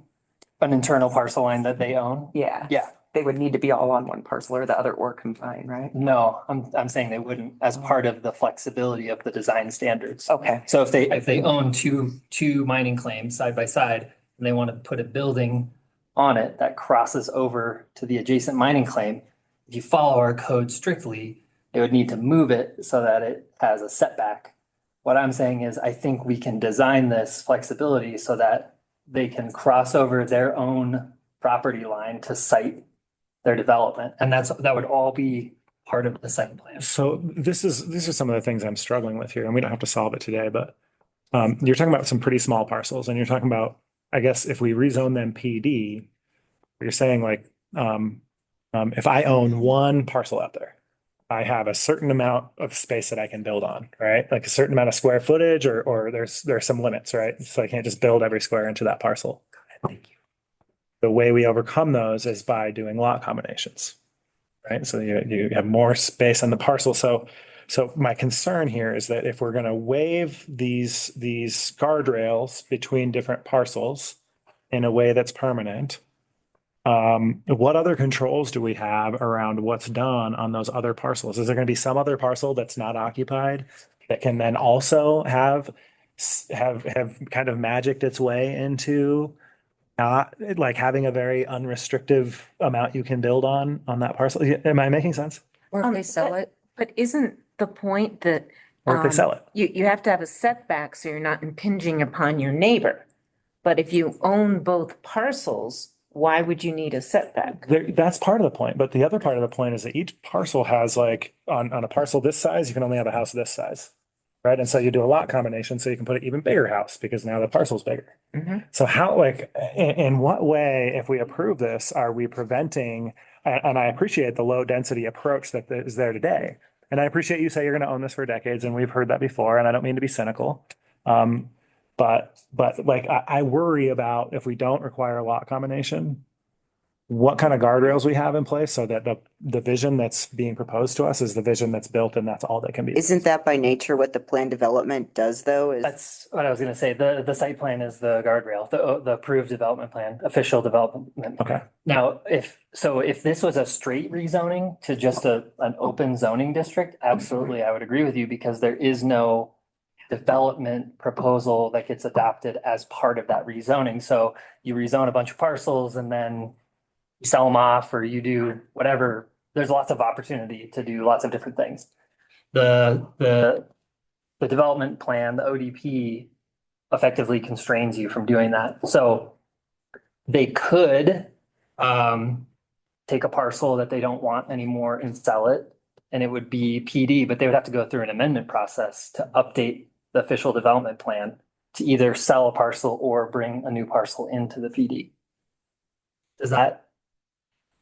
So there's a development plan. Mhm. They sell a single parcel. They can't sell a parcel without amending the development plan. We would have to amend the plan, yeah, to remove that parcel from the PD. Our recourse would be pretty limited in that case, right? I mean, couldn't exactly ask them to wipe the buildings off the land. Well, I'm assuming they wouldn't sell a parcel with the buildings, but This if they is did, my point, right? we Like would right probably now, deny it, yeah. there's a bunch of property and they're getting this low development ratio because there's a bunch of property, right? And so if 30, 50, 100 years down the road, I'm exaggerating my timelines, sorry.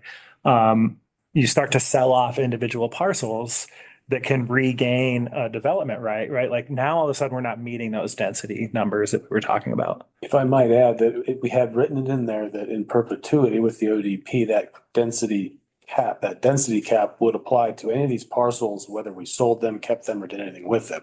They would always be subject to that. We wouldn't be able to sell it and say, okay, you can develop, 20% of that parcel. It's subject to the entire PD as approved of the ODP. That's the control that. Curious to hear from you because the way you were asking questions, I think you had the same thing on your mind. You were the one that mentioned the selling. Am I missing something? Well, yeah, because say even if they sell the whole project, they sell the whole property with the business to somebody else, and then they have other ideas and they want to sell off. It would have to come back to you and Has to change come the back. plan development. Yeah, the plan development becomes the zoning of the property essentially. So every parcel is tied to this project then. Yeah. And if a parcel wanted to be pulled out of the plan, whether it had building on it or not, we would need to amend the ODP for the project, and then we would need to do something with that parcel in terms of rezoning it. We need to go through some sort of rezoning process. Okay. Because And it in that would no longer rezoning be process, the public could comment and everything. Yeah. Yeah. This happened. One of our parking lots was this, right? Somebody was trying to get out of a PD into something else just recently. Was it this year? Okay. I think I might be satisfied. Are you? Yeah. Okay. Thank We you had for discussed- indulging that. I'll take my tinfoil hat off. Okay, yeah, I was gonna say, we had discussed combination of lots to a certain extent, rather than unifying the whole development. Right. Having sort of like these general areas, maybe 4 or 5 areas where lots were consolidated. I don't think any of that is off the table entirely. Staff is open to that discussion. But I do think combining lots holistically for the whole project introduces a lot of procedural complexity when they want to do things in the future. Right? If you wanted to bring in a new parcel, which I think the applicant is considering, or getting rid of a parcel, we would have to go through the combination of lot process in addition to the planned amendment process just would procedurally be sort of a lot. So that introduces a key question, right? Which is really the core of what I've been interrogating you all about for the last 5 minutes is this one, it's been stated a lot by the supporters of this project and the applicant themselves is that the best thing is how unique it is, how carefully it mitigates visual impact, et cetera. How are we like, is that the permanent thing? Because we're talking about other parcels and we're not combining lots because we want to have flexibility. And so it makes me, it makes me a little bit nervous. I don't know that I'm gonna like, again, because we get another shot at this, I think I'm happy to just put that on the record. What is the question, though? The question is, without combining lots, how are we controlling for the future? Every time we want to build any significant improvement, we have to submit a site-specific development plan. It has to go through planning and possibly back before this board to say, yes, we think you can open that little ice cream stand or whatever it happens to be. Or you want to extend that little road piece right there, we have to submit that plan. And it goes through the county's process, gets another look at it to make sure we're not going to open a nuclear test range. It's crazy. Okay. But the density is the density. The density is yeah. hard line, period, full stop. Okay. Yeah, so we have a major and a minor amendment process for modifications to the project once it's approved. I will say one more thing, just in thinking about it holistically from these mining claims that we have everywhere, right? Is that they're, and I think you guys know this, they're extremely complicated. And when we're talking about 60 plus of them to have to combine, they would have to go through a survey of every corner of every one of those lots on a steep slope and so there's an excessive burden to that, for someone to come in and think about repurposing something. So whether or not you want to consider this or consider something in the future, just keep that in mind, I guess. Okay. So noise, were you satisfied on noise? Noise was brought up a lot. Can you talk to us about your plans to control noise? It was brought up in the context by this board in the context of motorized creation, but have you put thought into how to control for noise at a wedding? First of all, it's a very high-end wedding venue. There will be noise, but anything high-end seems to be more controlled and curated, which is what we will be doing. Remember that when there's an event, we also have other guests that are staying there. We have to think about their impact of our own noise being generated, right? So again, we're naturally aligned to minimize noise. In research of other wedding venues, there's been, I don't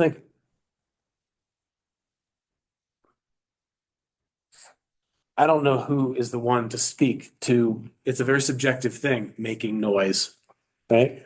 We're very sensitive to our neighbors and our impact, right? And I think that is open for much further discussion.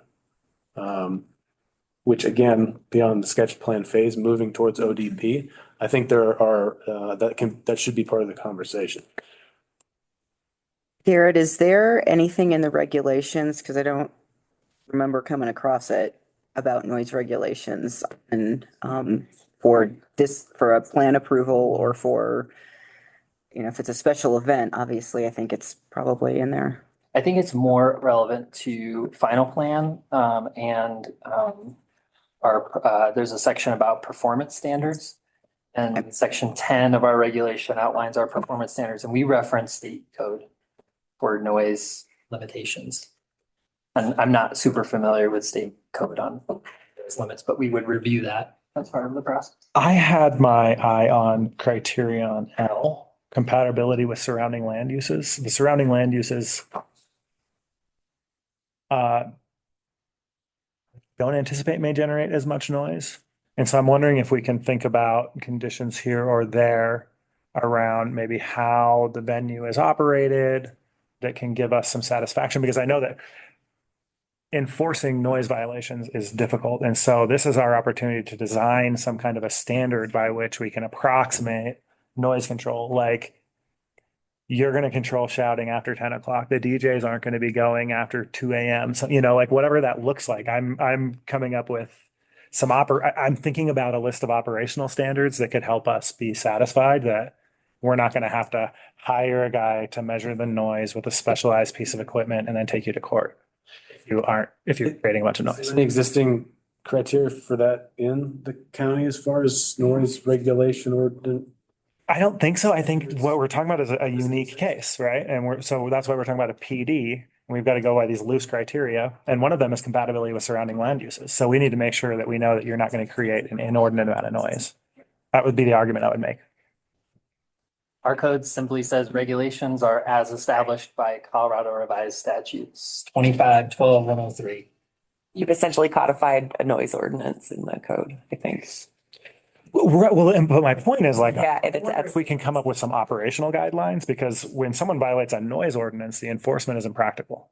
Yes, but I think you can, during the review of the final rezoning, take a look to make sure that they have measures in place that they will meet those requirements. So you can incorporate it into your the rezoning. So we don't have to get into it now, but I will be curious about, and I think the board, about just what you can say operationally and commit yourself to operationally that will make sure that, here in parties all 40 of the 52 weekends in a year, I think that sounds fully and very completely reasonable. And again, I just want to reiterate that if our event is disturbing the rest of our guests on the property, which will be the closest people to experience any of this noise, that cuts against our own interests. So that's fair.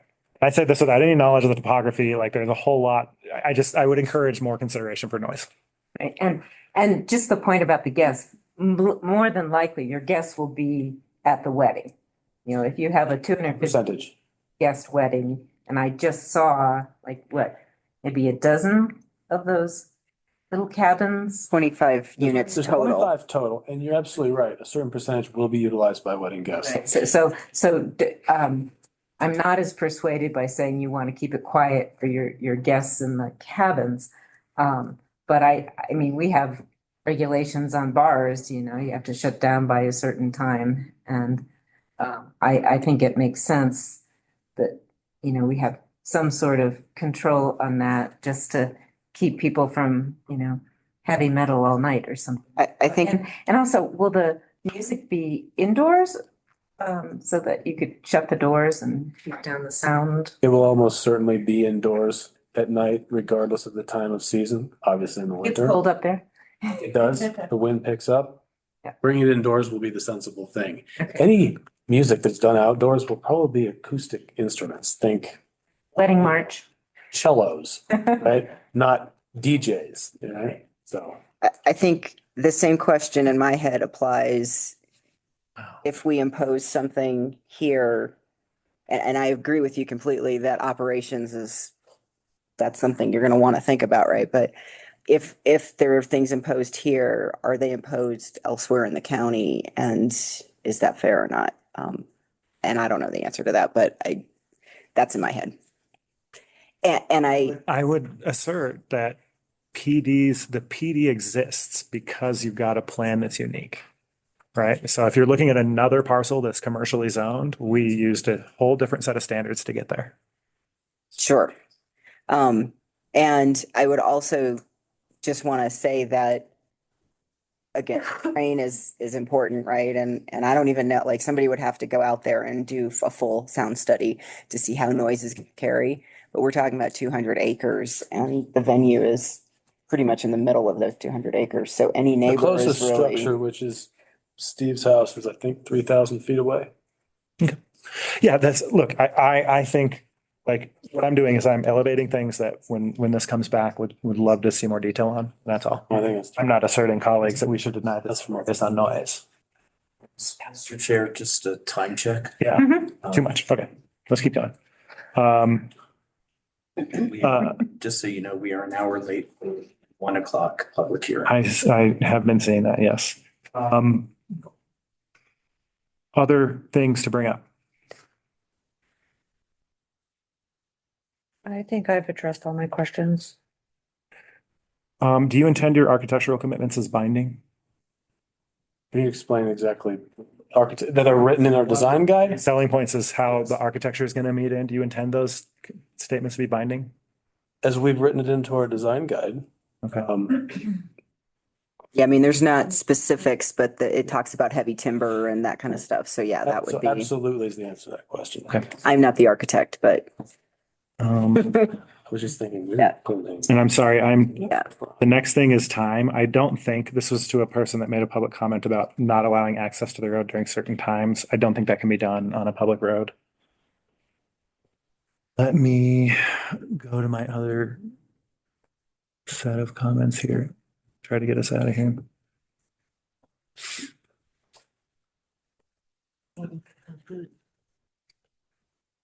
Um,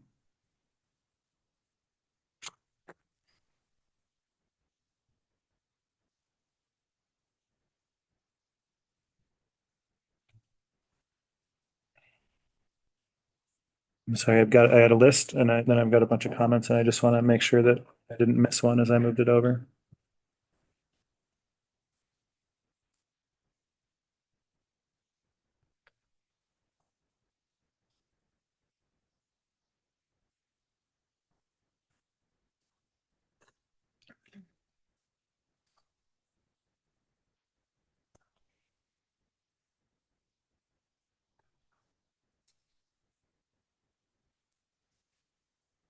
I just want to note when we were talking about roads, there's an assertion that we can apply recycled asphalt to Lower Two Brothers.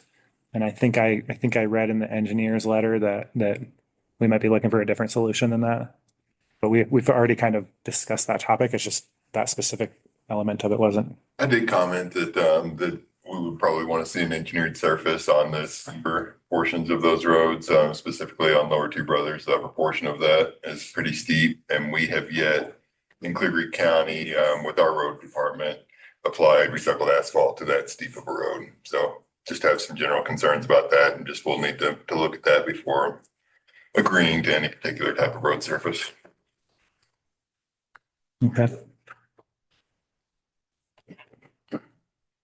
I see like preliminary agreements in this packet, but none of these, the board would ultimately, we're not binding ourselves. I've asked this question 1,000 different ways, but there's some of the stuff in these agreements that I'm not sure I would support. That are part of the applicant's packet. I mean, Yeah, and I think we had conversations about those things, and I think the idea, and correct me if I'm wrong, but the idea was to put those out there so that we could say that you guys could say, okay, yes, sketch plan, if the sketch plan's approved, then staff has the authority to go through and really like start talking about these in real. to bring us these agreements. Yes. I mean, like the most, I shouldn't say that word. Page 165. Partial right-of-way acquisition. The county acknowledges that should certain easements not be obtainable, BMDR improvements may proceed with narrower width, provided the roadway remains functional and safe. I've asked this question 100 ways. We retain our ability to decide what that is. And I'm sorry, I've learned, colleagues, that as long and annoying as this is our one chance to get it right. In this case, it's we have two.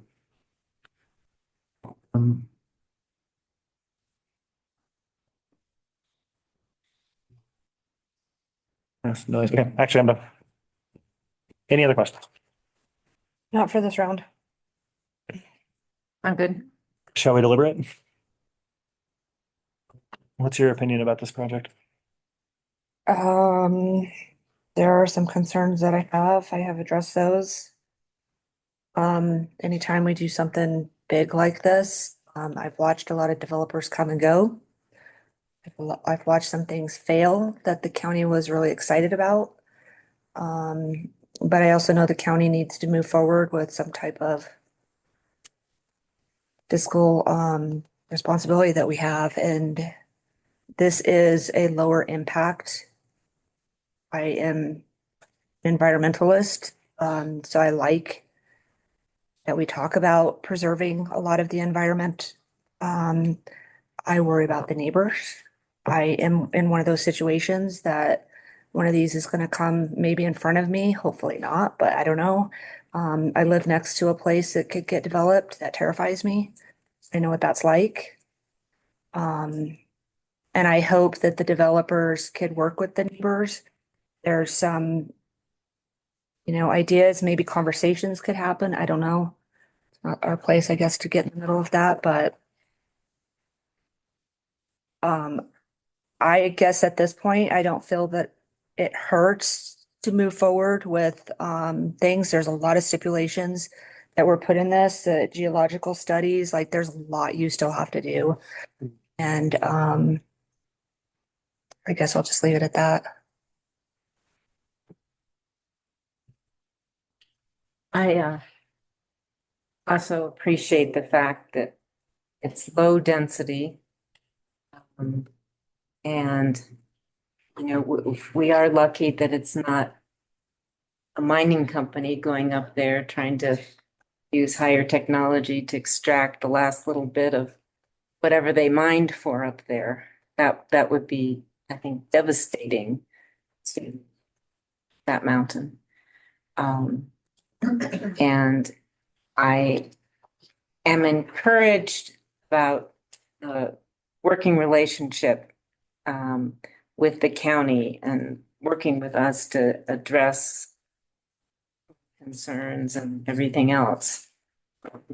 I trust that good working relationship will move forward, and listening to Kathy, listening to Garrett, making sure that things proceed the way the way it's been presented. So I really appreciate the last 2.5 hours, 3 hours of discussion on this. But I think it was important and it was helpful. So thanks to all the commentators. So I'm ready for a motion. Okay, so you support moving forward. I'll just. On the sketch plan, but there's still a lot of work. We'll go into it. Okay. I do too. There are some risks here, and there are some things that I'm not sure can be overcome ultimately, mostly around road maintenance, and I just drive those roads a lot. Upper Two Bear is Two Brothers is a nightmare. I drive them so much I know their names. We're not suggesting Upper Two Brothers. Same way down that way. I know, and I chose not to get into that. I also know that people's GPS sends them in all kinds of directions, usually the straightest line. And so, but all that said, I think if we can resolve these concerns, we are talking about what Mayor Harmon said, right? We're talking about a project that can bring serious economic benefits to a community that desperately needs them, in a way that is far less impactful than what we see some of our neighbors do. You're staying off the ridge lines. You're thinking very careful about visual impacts. I think this may be the highest potential project that I have had a chance to review, and I'm excited by it. And I hope we can solve these things. And so that said, I think we're ready for wait, I have a question, actually. The motion, we're ready for a motion. And what's in our packet, the resolution in our packet has the old conditions for approval. Are these the final conditions for approval that we're discussing here today? How would you like us to articulate that in a motion?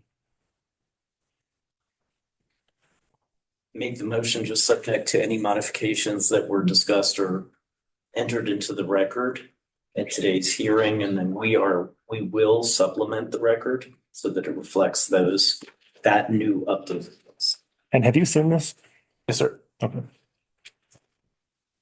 Is your presentation off of part of what was in this? You just took it out of it, because I noticed a lot of the pictures were the same. Just for the record, that when the public looks at. There were a lot. We can submit the presentation if that was shown today. Isn't that happening? I saved it to this computer and we'll have to supplement the packet after this. Okay.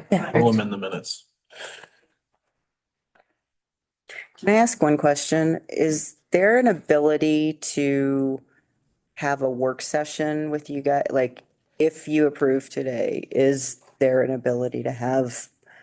No, okay. No, it needs to be within the process outlined in the. I just want to make sure, like, clearly there's a lot to talk about here and a lot of concerns. And so we've had a lot of conversation to get us to this point, but we want to make sure that we can address everything you guys want, right? And so we're just doing our best. Yeah.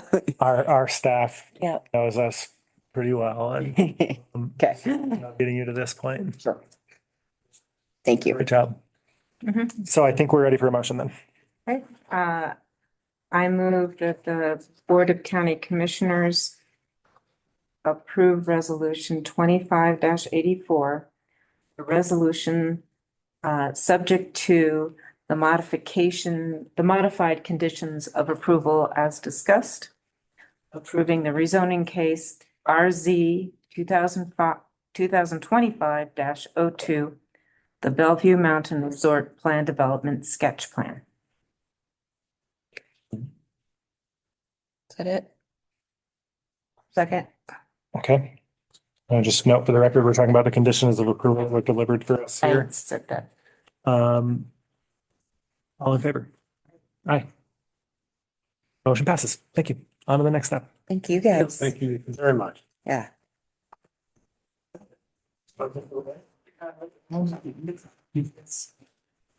We have one person in the room for the work session on the Lookout Mountain, and we have Mary O'Neill. We'd advise, these are already online. Copy of this. Here, took good notes. We could get a speaking recording. And we're just gonna wanna go through this whole discussion real carefully. So you also start getting towards the rezoning part, just to make sure we account for their feedback. Hour for the lookout work session? Yeah, you guys have barely cracked it open. Hour for the lookout work? What? I'm gonna pray to God that I don't, oh, definitely, yeah. Nice to meet you guys. We're on break. Previous, I was in the county attorney's office with Jeff Coe and did represented their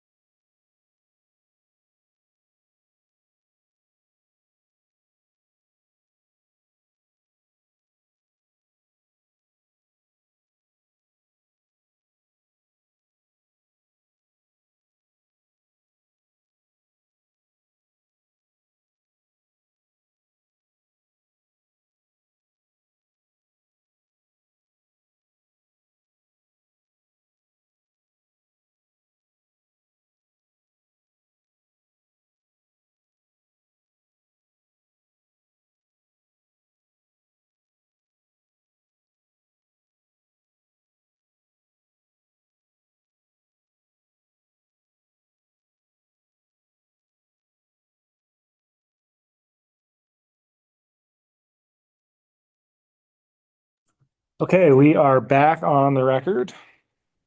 It's 2:45. We are moving things around a little bit on the agenda, which has disappeared on me. Sure.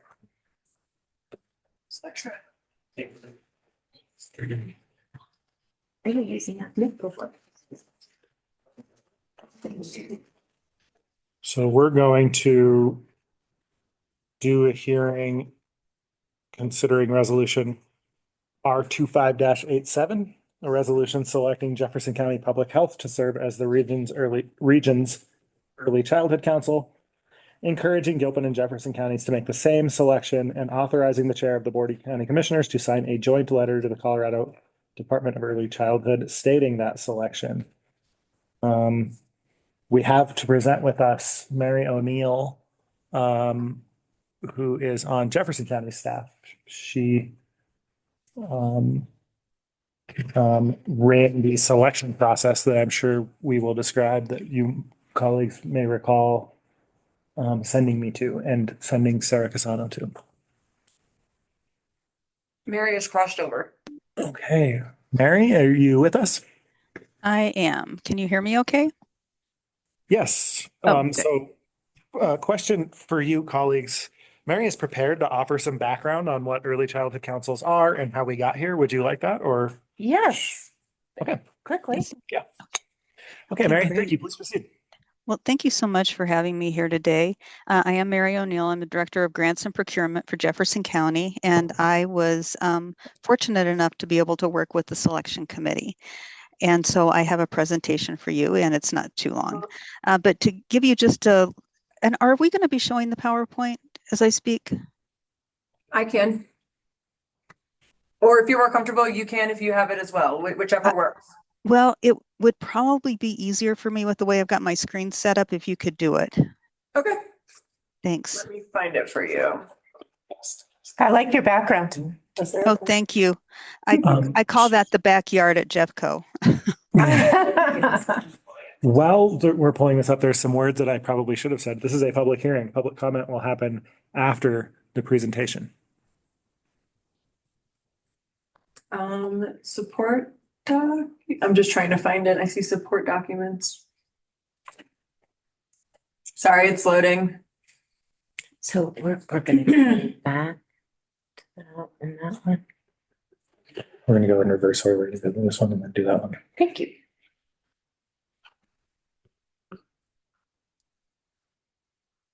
Sorry, I did not discuss that with you. Right. You guys can see how slow that's going. Oh no. I promise I'm not just staring at my computer over here. It'll get there. And you know what? And this is just the intro slide, so I could go ahead and start with the presentation while we're waiting for it to load, if that's okay. Sure. Okay. And with regard to the background that I wanted to provide, the early childhood councils were established in 1997. They were created by the Colorado legislature to support a coordinated system of services and promote school readiness for children birth to age 5. At that time, counties were given authority to select their ECCs, and Jefferson, Clear Creek, and Gilpin made a regional selection in 1997 that has remained in place for nearly 3 decades. In 2022, the state created local coordinating organizations, or LCOs, and again deferred to counties to define regions and select providers. The 3 counties selected a separate LCO, creating some overlap with ECC responsibilities. Given the length of time since the original selection and evolving legislative mandates, the counties chose to conduct an open and transparent process to ensure the ECC is well aligned with current expectations and future direction. And you can go ahead and just stay on this slide for a minute. And so today's purpose is to walk you through the selection committee's process and recommendation for the Regional Early Childhood Council provider. We'll review what ECCs do, why this decision is important now, the evaluation method we used, and the results. Our goal for the board is to affirm the recommendation so the counties can move forward with submitting the formal selection to the Colorado Department of Early Childhood, CDEC, before December 31st. Next slide, please. Oh, It's not cooperating. nope, it's not. Sorry. Yeah, That's mine okay. actually isn't cooperating either. There we go. We'll just do it this way. That's the slide. Yeah, there we go. ECCs plays a system building role. They don't provide direct service. Their charge is to bring together partnerships across early learning, health, mental health, and family support. They align community partners, identify system gaps, and support initiatives that improve school readiness. ECCs also help coordinate professional development, quality improvement efforts, and collaborative planning across agencies. Ultimately, they ensure that children and families experience a cohesive early childhood system rather than fragmented access points. We can move to the next slide. The 3 counties launched a competitive process to select a single regional ECC provider. 2 applications were submitted, Jefferson County Public Health and Child Care Innovations. We used a consistent scoring rubric across reviewers, representatives from all 3 counties. We had 3 commissioners and 3 staff from each county, or actually 3 commissioners, 1 commissioner from each county and 1 staff from each county, to evaluate readiness, capacity, equity practices, collaboration strength, and alignment with regional priorities. The process included independent scoring, group discussion, and consensus building. Next slide, please. The scoring results show a clear distinction between the 2 applicants. JCPH scored 510 points, while Child Care Innovation scored 401 points. JCPH scored stronger in every category evaluated, with the largest advantages being in collaboration across counties, equity approach, and strategic alignment and readiness. The scoring and the discussion both pointed to JCPH being better positioned to support a modern region-wide early childhood system.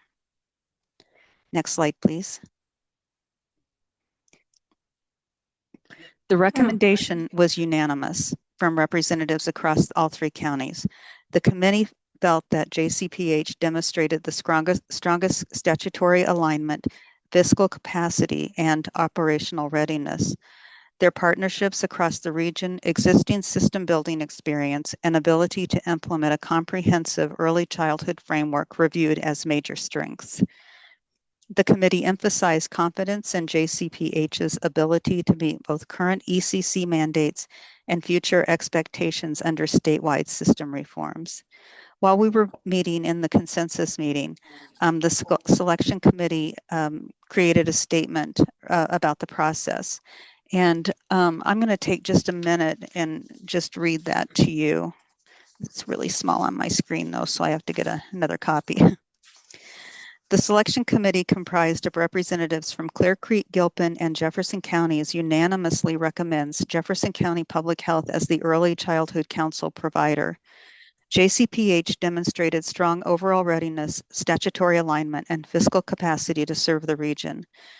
The applicant exemplified innovative thinking, resilient partnerships, and effective collaboration across all 3 counties. Their established relationships and alignment with regional priorities give confidence in their ability to implement a comprehensive early childhood system. And we can move on to the next slide. So today, we are just asking for the board to authorize the board chair to sign the joint recommendation letter, which we are required to submit to CDEC by December 31st of this year. Upon approval, if it's given today, we will begin coordinating with JCPH to establish transition planning with the 3 counties and align with state requirements. This transition will include communication to partners, establishment of governance structures, and alignment with LCO activities to avoid duplication. And that concludes the presentation, and I will be happy to answer or try to answer any questions you may have.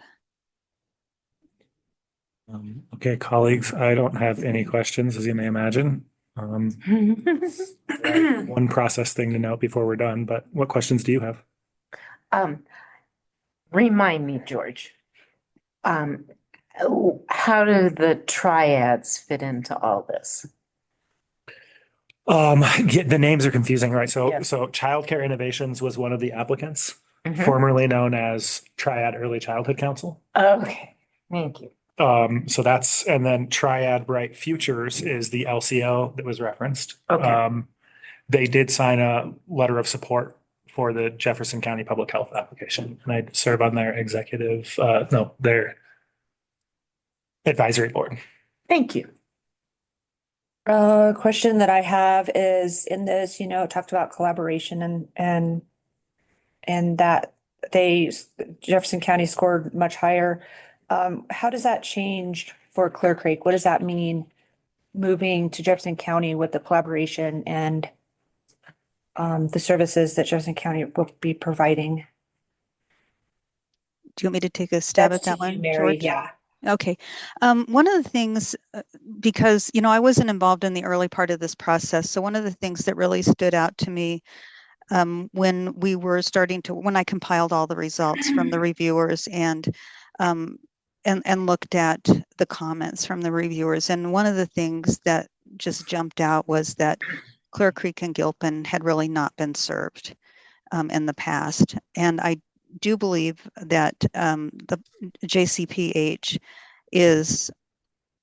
has a track record of reaching out into those counties and probably other counties. So it's sort of built into their organizational DNA, if that answers the question that you had.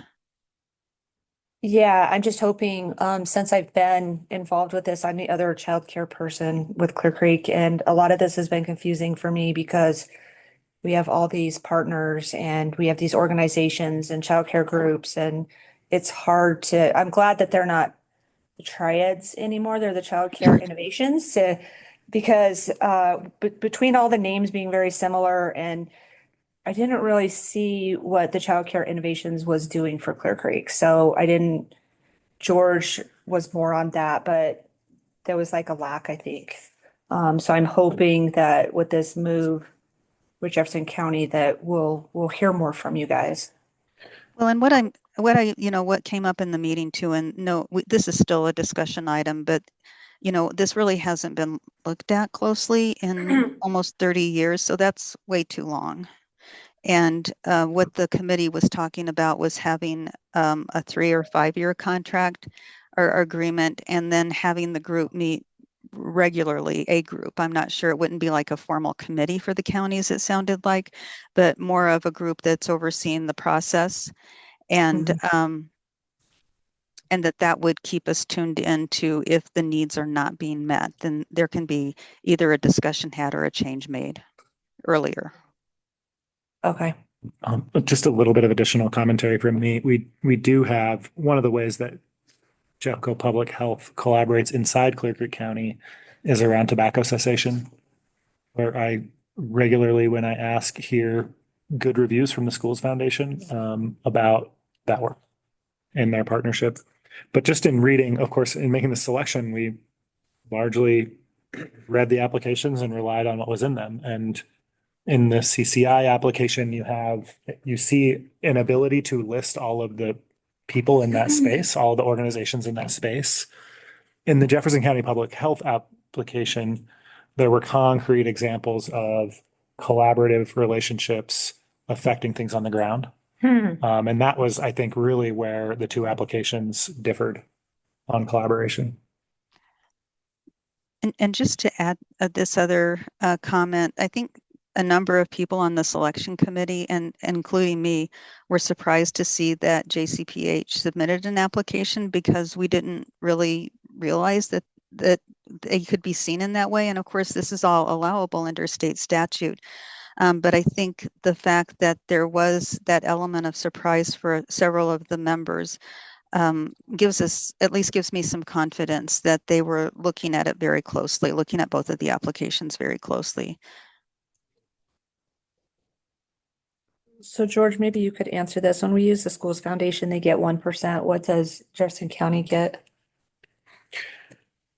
Whoever is selected will enter into a 6-month process with the state to meet the state standards and then get a contract from the state to perform this service. So there's no at least from us, there's no fee associated.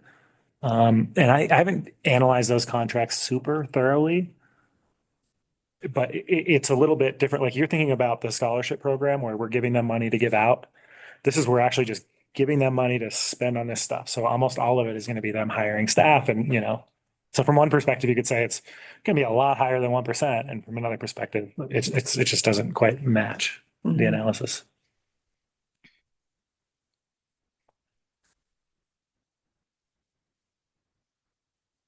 That's it for me.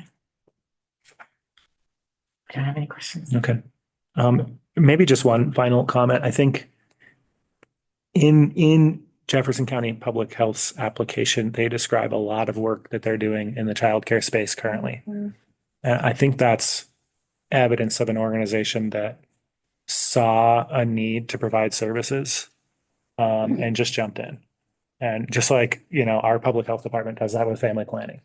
And so I think that is that both kind of verifies concerns that were had with the way it was being done, and I think gives optimism that we do have the right fit here. That saw the RFP and said, "Hey, we think we're the right fit too." So after thinking about it a lot, I'm pretty excited about this application. You ready for motion? I think so. I would like to make a motion for the approval of resolution R 25-87, a resolution selecting Jefferson County Public Health to serve as the region's early childhood council, encouraging Gilpin and Jefferson counties to make the same selection, and authorizing the chair of the Board of County Commissioners to sign a joint letter to the Colorado Department of Early Childhood stating that selection. I second. Okay. All in favor? Aye. Aye. Aye. Thank you, Mary. It was a pleasure to work with you. Oh, thank you so much. It was a pleasure working with you too, and I do appreciate the time today. Thank you. Colleagues, before we get off of this, Did we do wait. Yeah, no, this is a public hearing. Okay, sorry. Call for public comment. Sorry, Mary. That's okay. You're on Zoom and you want to make a comment, you can raise your hand. Find your raise hand button. No one. Jeez. Most people dropped off after the last thing. Thank you for the reminder, Megan. I'm going to close public comment because there was none. I think I can just call that resolution proper and passed. Thank you. Okay, thank you. Before we move off of this item, colleagues, Mary did announce there's an intent among that selection committee to have a meeting with Jeffco Public Health to talk about what this transition looks like. I, until sitting right here with both of you, had presumed I would be continuing to attend those conversations. Is that something that you want to think about and talk about in the future?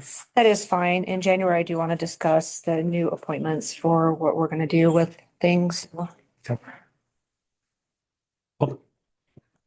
So we can talk about that in January.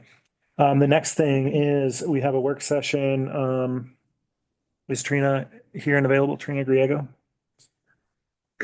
Trina. I do see Trina. Okay. So this is a work session with Trina Griego of Senator Hickenlooper's staff to discuss Lookout Water Mountain Authority District and Clear Creek County Schools. We do have a representative of the Lookout Mountain Water District present. And so, but anyway, we appreciate the update. And Trina, what do you have for us? Hi, yes, I'm just reaching out because I wanted to, so our office, along with the rest of the delegation, was outreached regarding the issue with Clear Creek County Schools and Lookout Mountain Water District, as there was a federal component in regards to this issue. So currently our offices are connecting with stakeholders regarding the issue just to seek information and, hear from stakeholders about their experience. We've spoken with the water district, school board, and some others, and we just want to be sure that we're being responsive and engaging with our stakeholders. I understand that There's also some larger sentiment regarding equitability for Clear Creek, and I want to ensure that I'm honoring that as your point of contact with the office. So yeah, I'd really love to hear from you all about your concerns with regards to this or any specifics that you would like for our offices to consider. Alex? My main concern is not to lose water for our schools per the agreement and the grant that specifically mentioned water for our schools.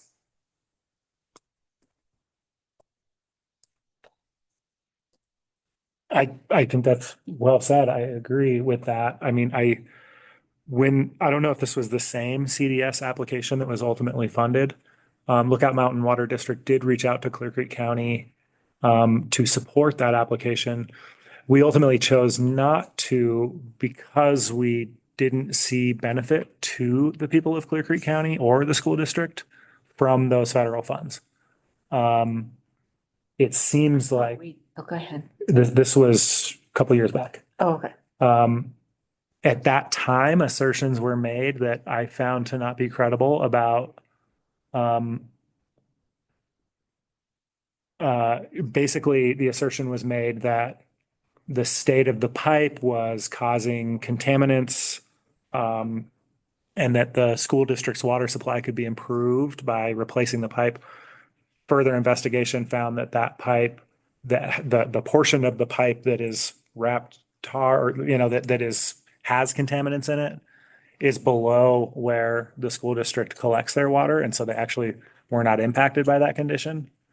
I'll be honest with you, I did feel a little deceived by, or I felt like there was intent to deceive in that letter and that request. I did send, and I'm happy to go find it and send it to you. I did send a response to the Lookout Mountain Water District. And we did state on the record that we weren't going to select that application for those reasons. And I am kind of dismayed that now it appears that federal funds may actually be used in a way that would harm our school district's access to water. So I really, really appreciate you taking interest in coming to hear from us. And what I hear from the school district is that you all take this very seriously, and I think that's important because it is very serious to us.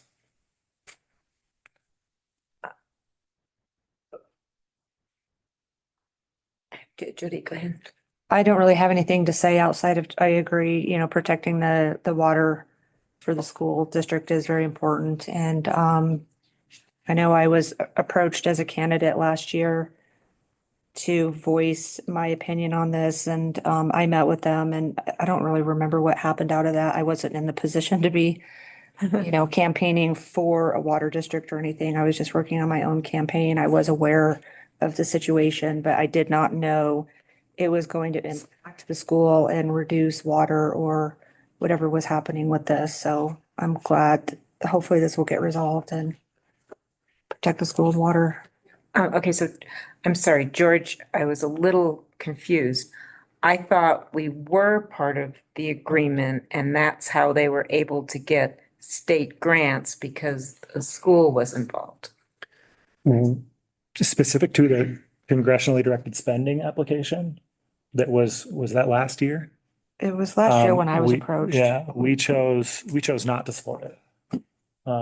Because it was about trying to put in pipes that don't contaminate source water, which is a good thing to do. It's just that it was in service of residents of Jefferson County. And so we thought it would be more appropriate for Jefferson County to see how it fit within their priorities.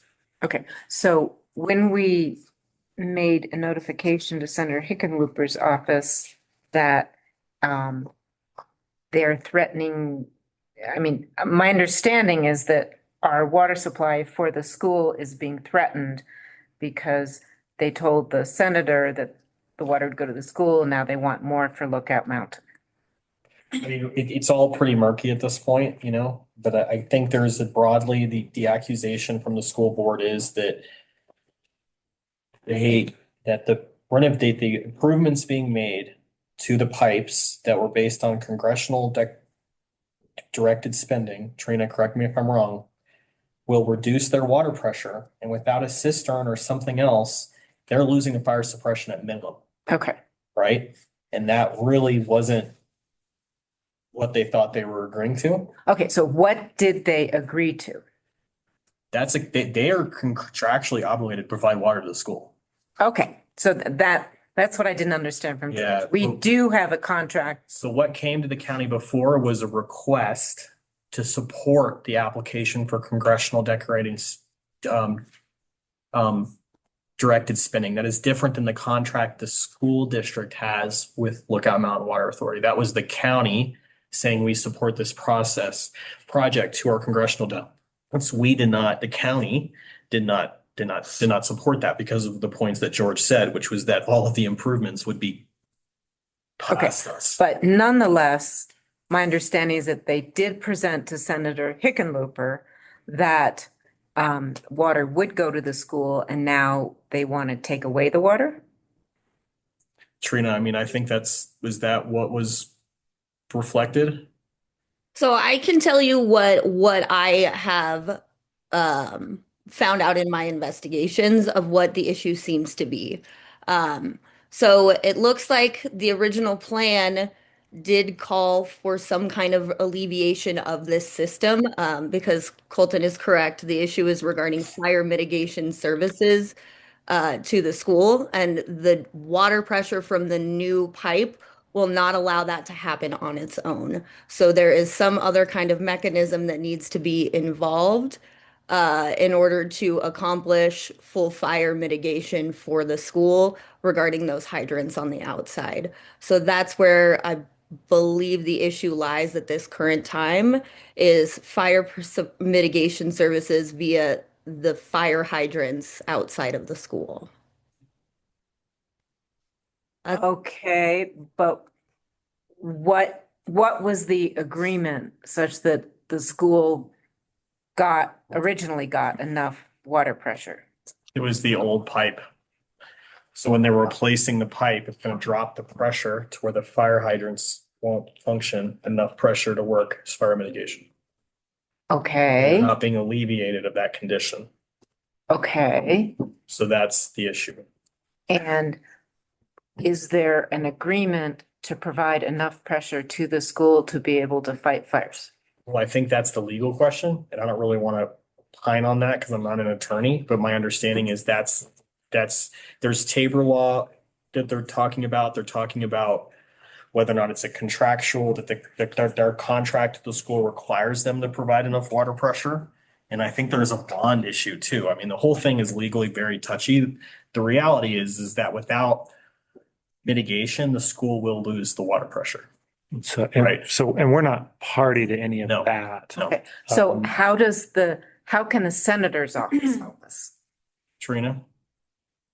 I'm not here to offer solutions at this time. I'm not authorized to offer like specific solutions as we kind of just gather information. There is a federal funding component with the CDS funds, but we are really just in the gathering information stages at this time. So that's kind of where we're at as an office. I'm happy to get you specifics if you'd like those. I think like if not for this federal grant, the system would be operating, this is my understanding, as is. And there wouldn't be any discussions about reducing the available water to the high school.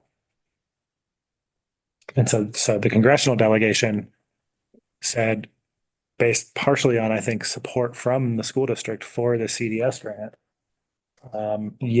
we're gonna do this.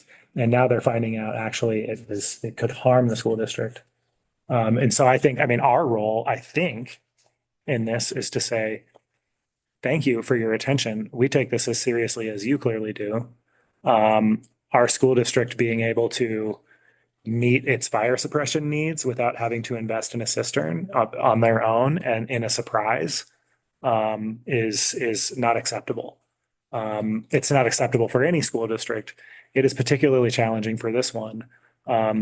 We are facing as a county with an easier version of this problem, a loss of a third of our revenues over the last 10 years. We are not in a position to be installing cisterns, especially not with the support of federal funding. And so that's, I think, our role is Without to. the support. Yeah, well, no, with the support, like if federal funding is causing the school district to have to go build a cistern, then that's a real problem. Oh, because they And- were funding the new pipes that reduced our water pressure. Right. Thank And so you. I think That was that's- the part I was missing. That's our role in this, is to say, thank you. We agree with the school district that it really, really matters. We're not the ones to be expert in the details, but we certainly want to hear from the school district that their needs are being met, and we really appreciate you paying attention.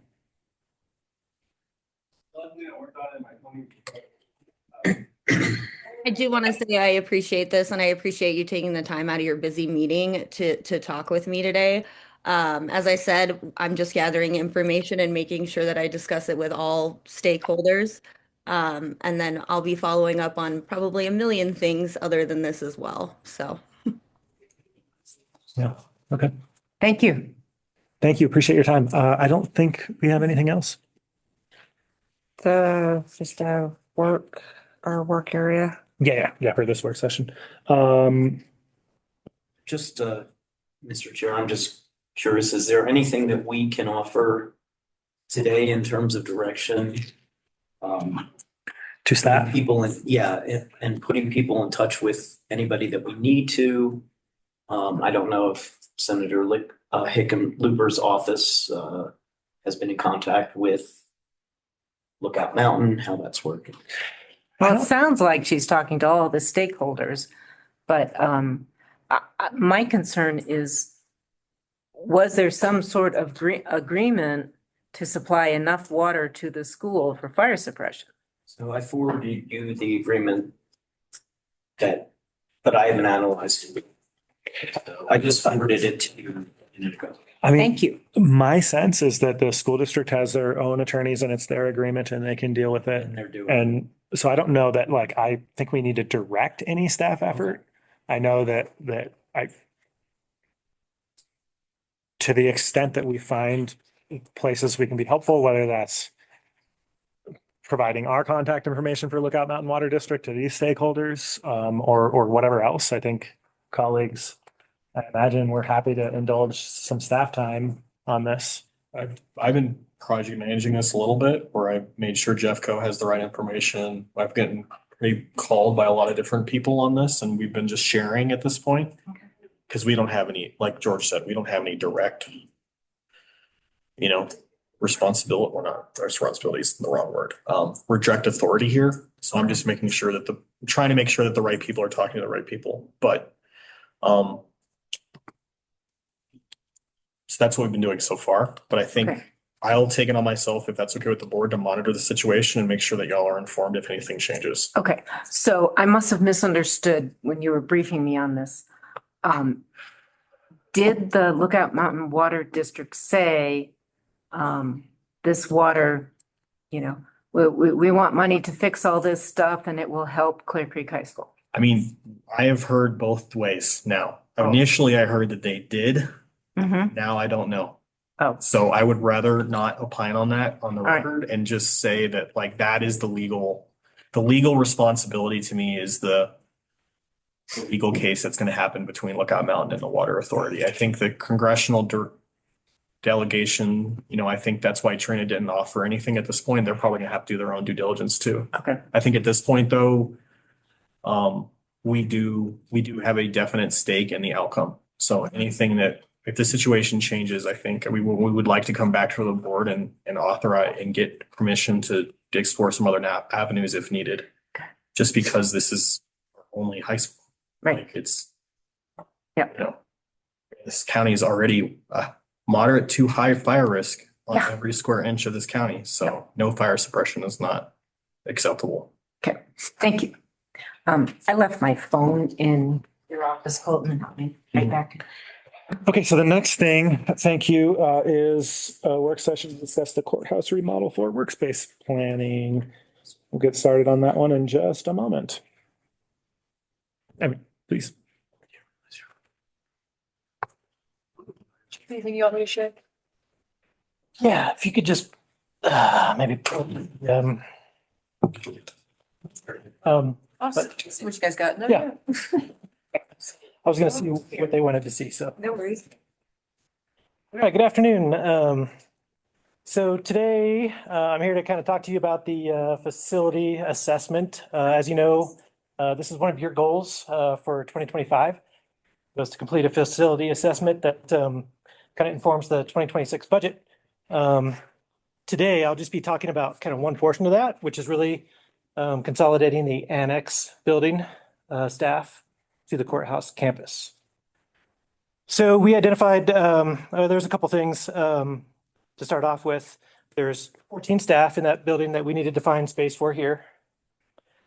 We wanted to maintain proximity among annex departments as they often work together to the greatest extent possible.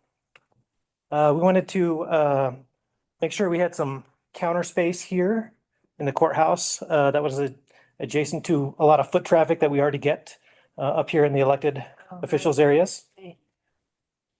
And we wanted to try and minimize remodeling costs as much as we could. After having some discussions with, in particular, the clerk and recorder, she pointed out that she needs a dedicated space one time a year during elections for ballot counting.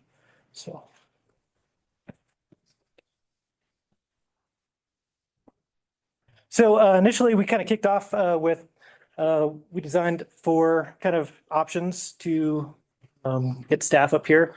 I'm happy to go over all of those with you in as little or as much detail as you like. But once we kind of developed those 4 options, we started meeting with staff and getting their take and revising those options based on their feedback. And ultimately, we kind of ended up taking one model and running through 2 additional iterations of that, landing on what we're calling option 1B.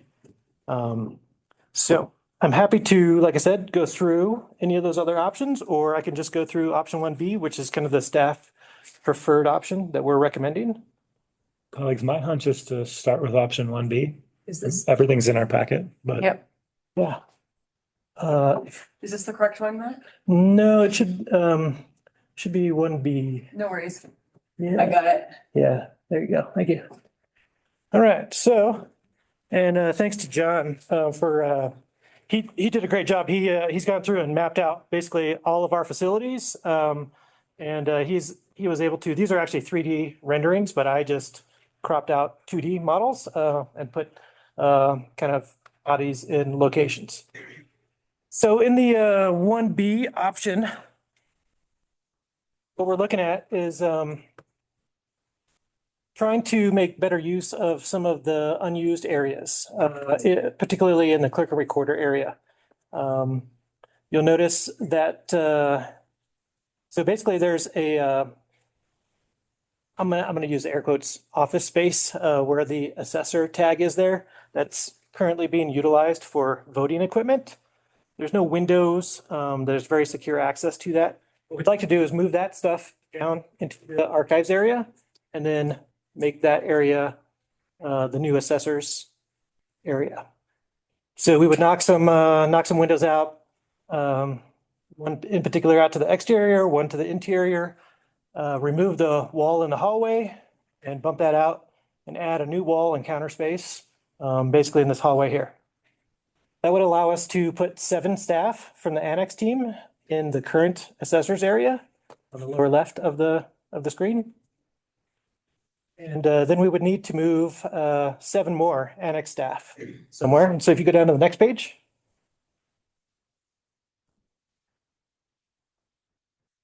We felt like we could put 7 staff in close proximity, utilizing your current office space that you guys occupy, and the IT area.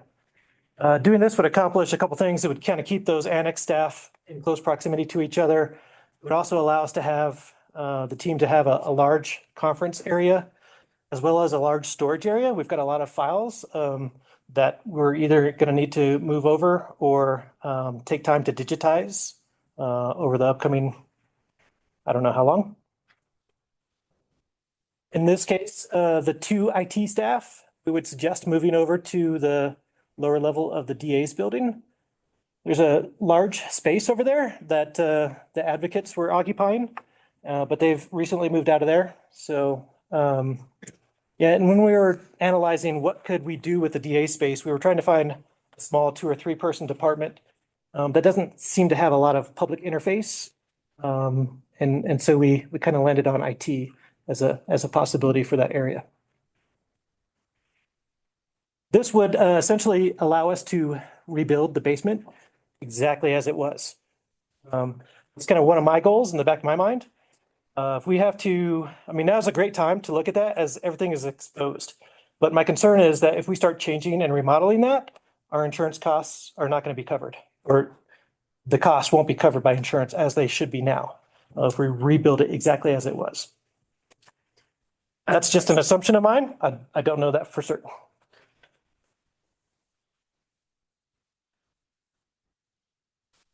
So wait a minute.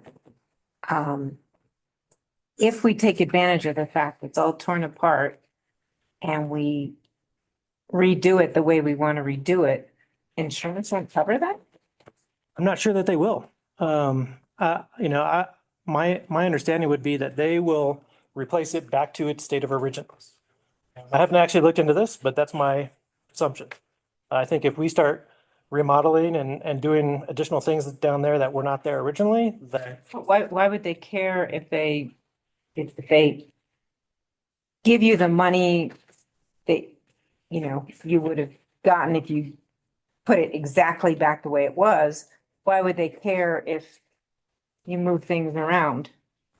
I think the cost will go up. It's also permanently, infrastructure is already in place. So if we build it as is, door mechanisms, security cameras, everything's going back to where it was. Mm-hmm. We redesign, you're relocating all of that infrastructure. Rewiring, security cameras, door panels, data lines. I think this question is something that once we get direction on the plan, we can look into, right? Yeah, absolutely. How do we utilize this? We don't know right now. Yeah. What we need to get from the board is just direction on which plan they want us to start really diving into the costs. How do we optimize the basement flooding for maybe do some of this or maybe not do some of this. I think we will do the cheapest thing possible, right? Right. Okay. Yep. Well, what's Indiana Jones? That's a name some of us old timers use for that storage area. It's kind of a storage area that's just had some miscellaneous. Boxes everywhere. A lot. Ark of the Boxes that are Covenant. archives. Yeah, exactly. Ark of the Covenant down there. There's a lot of files, some assessors cards.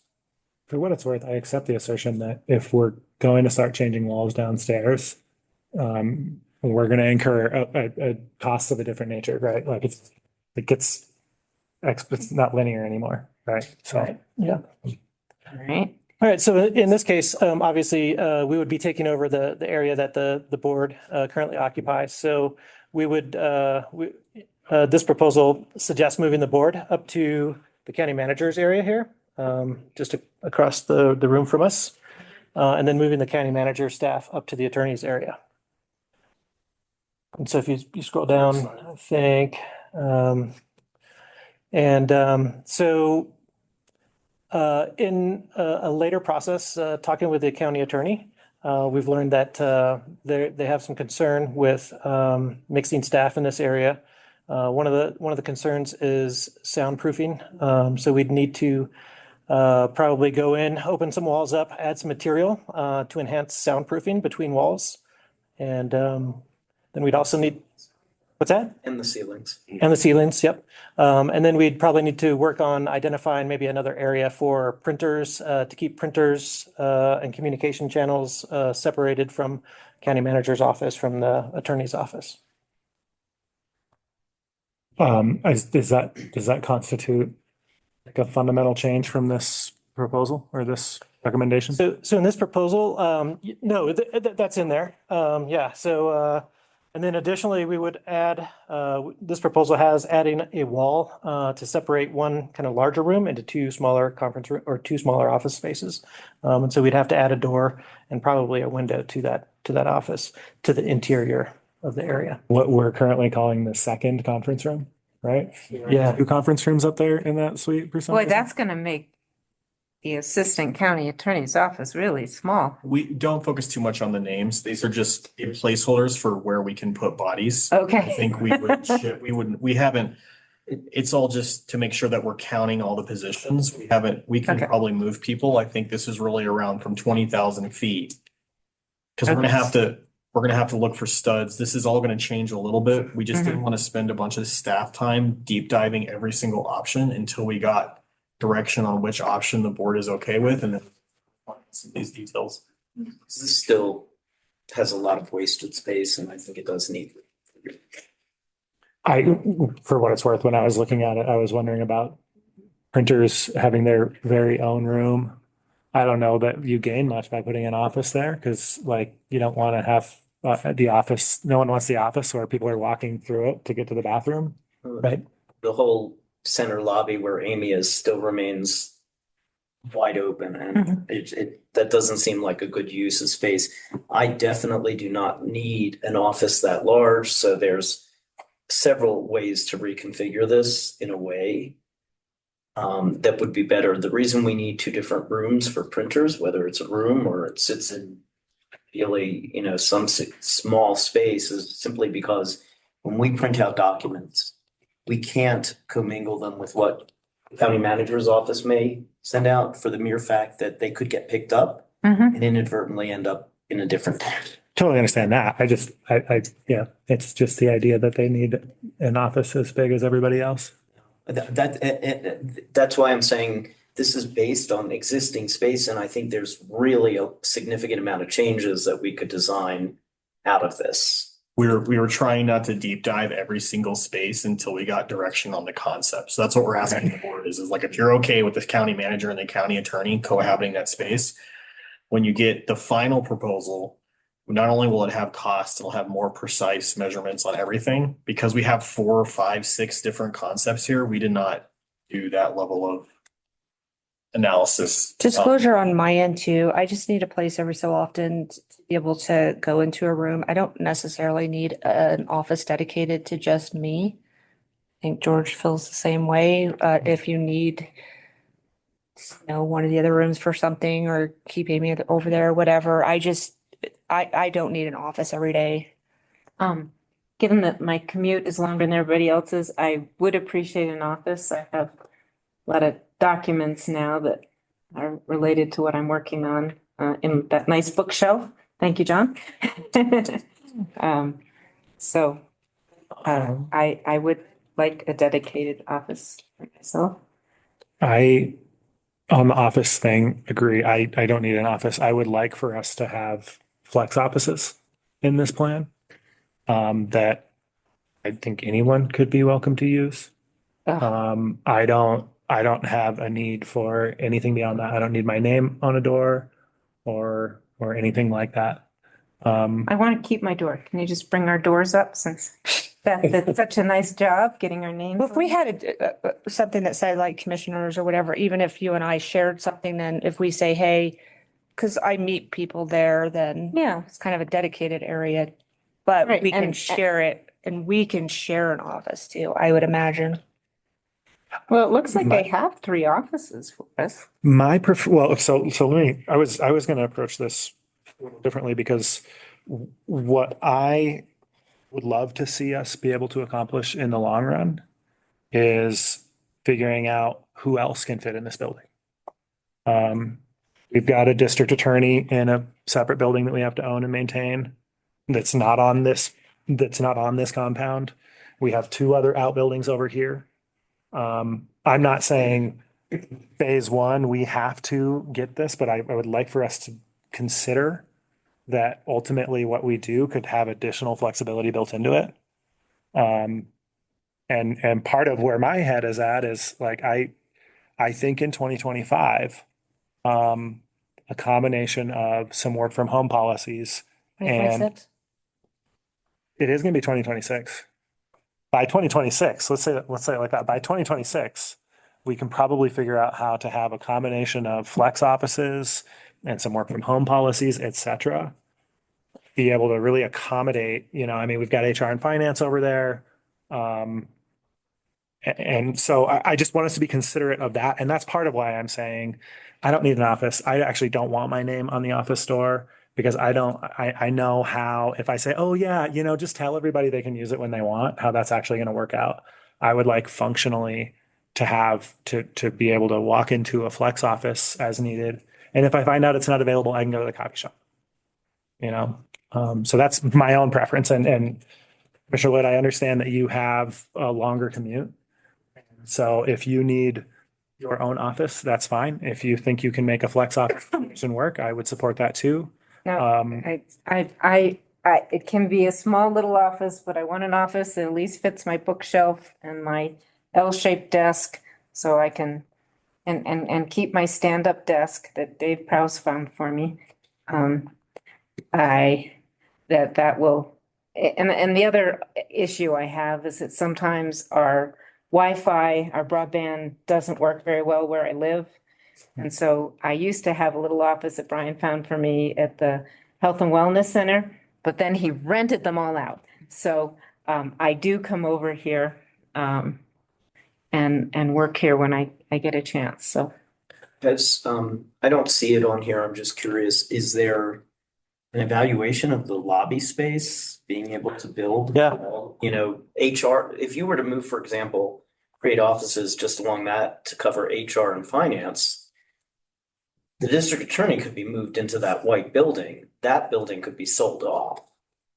I had something similar in mind. I was going to add that I think some of the options have offices over in that area, and I don't think it's an ideal space to have a permanent office, but maybe that's a flex office. That was kind of one of the things that, as I said, as we were working through this, that came up as an idea of making that some offices for some of the annex staff. We kind of came up with the same conclusion that might not be an ideal location for staff permanently, but it might be I agree, it might be a better idea for, a flex office or a hoteling, and make that available not only to county staff, but, visiting attorneys and stuff that are going into court and that kind of thing. When the clerk says she needs an office to count that one time of the year, could that be used as a flex office? I thought this was where she counted. She would prefer not to use this room because it has windows. So Oh. we will make one of the basement spaces available and just coordinate with staff to evacuate that area if they need to. So if you Okay. go back to the floor plan. Yeah. Yeah, if you scroll up to that middle one. Yeah. So, that's kind of what we felt like that large area that's currently IT, that one, during that month of November, we could open that up to those folks, to utilize for ballot counting. There's no windows. Also, they will be up here, utilizing this area for voting. Since their voting area is, in this plan would be office space. There were windows in the IT area. You're just gonna. Yes, but there's They're the Overground. egress windows. yes. Oh, okay. There is also in this level, to the right where it says of the archives area, where it says small conference file storage, there is one office space there, below the HHS, that is, currently empty. So that could also be a flex office. We've tried to kind of stay away from assigning that to a person because it's an interior office with no windows. It's not an ideal place where somebody should, in my opinion, spend 8 or 10 hours. But it would be a great, hotel or flex office. Yeah, I'm not a big fan of flex offices, probably just because I've always had my own office and have had confidential information in my office. So I definitely want a dedicated space. I don't care where it is, but hopefully not that windowless dungeon. Nope, I got you. Yep, I've heard you. All right. And George will be gone in a year or two, so I don't know what the next commissioner, what they'll want, so Well, they'll just go where they get assigned because they'll be so new. maybe. That's how it worked with you two, right?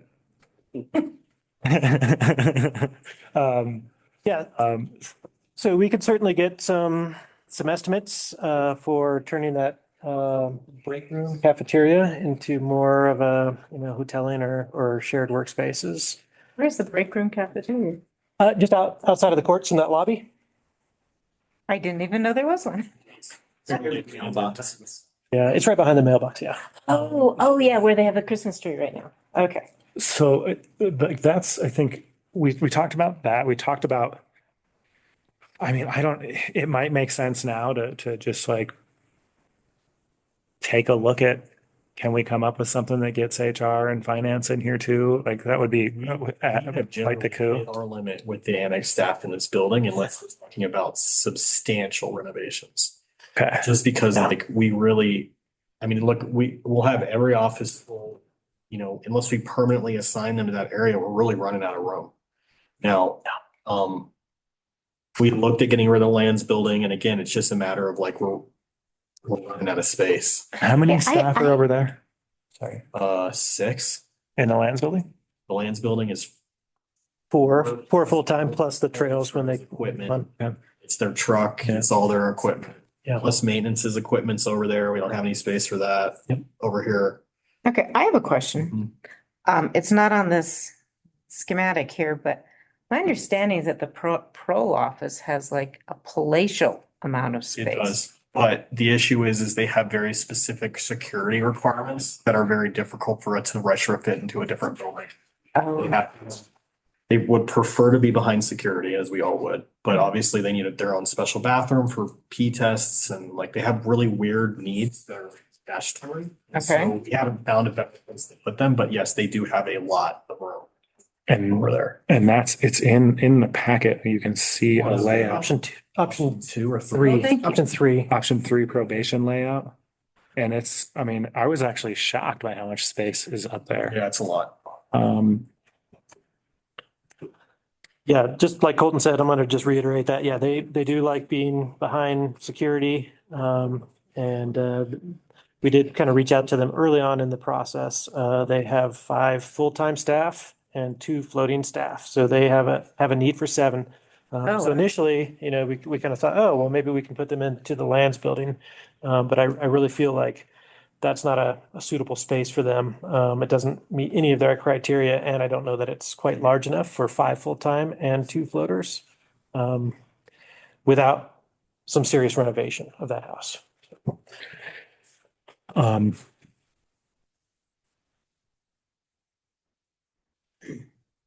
And the other thing that I think, the other concern I have, well, there's a couple concerns I just want to mention to you guys about all these plans. A lot of these don't take into any consideration of, if we do start adding more staff, 5 years down the road to any of our teams, planning and building GIS, there's not a whole lot of space to do that. There is still, some office spaces or some cubicles up on this level that are empty. But one of the options that we looked at, option 4, was just taking people and putting them in empty cubicles. But obviously that's not a great idea because you're mixing departments. You might have sensitive information that you don't, want one department to see, access to money, that kind of thing. So, Yeah, so and I hear you, George, as far as the hoteling, I mean, it's almost a generational thing. That's the only business environment I've ever worked in, except for here, where everything was just flex. Nobody had offices. I think that would require us to make more of a holistic policy decision if we wanted to go that way. How many staff is here? It's difficult to work here because we have counters, we have, so we're only talking about like a kind of a small percentage of staff, and I don't know. My intent, I'm not focused on the names of who's where. I'm looking at the layout to say, are we maximizing office space so that we can be set up? Because as you said, right now, the way the building is built right now, it's not even really a functional option. But we could someday move into, a reality that a lot of people function well in that will save us money. Yeah. Without losing staff, without cutting services, right? Well, you're not talking about office on a cart where you roll all your books over to a cafeteria style desk and everybody sits down and does their work, right? No, I That mean, is not. He wants everything digital. my documents are all right here. And so if you give me a room, I can show up and be fully functional in that room. Yeah, but you're talking about room. Well, I guess, oh, I see flex room. Yeah. Yeah.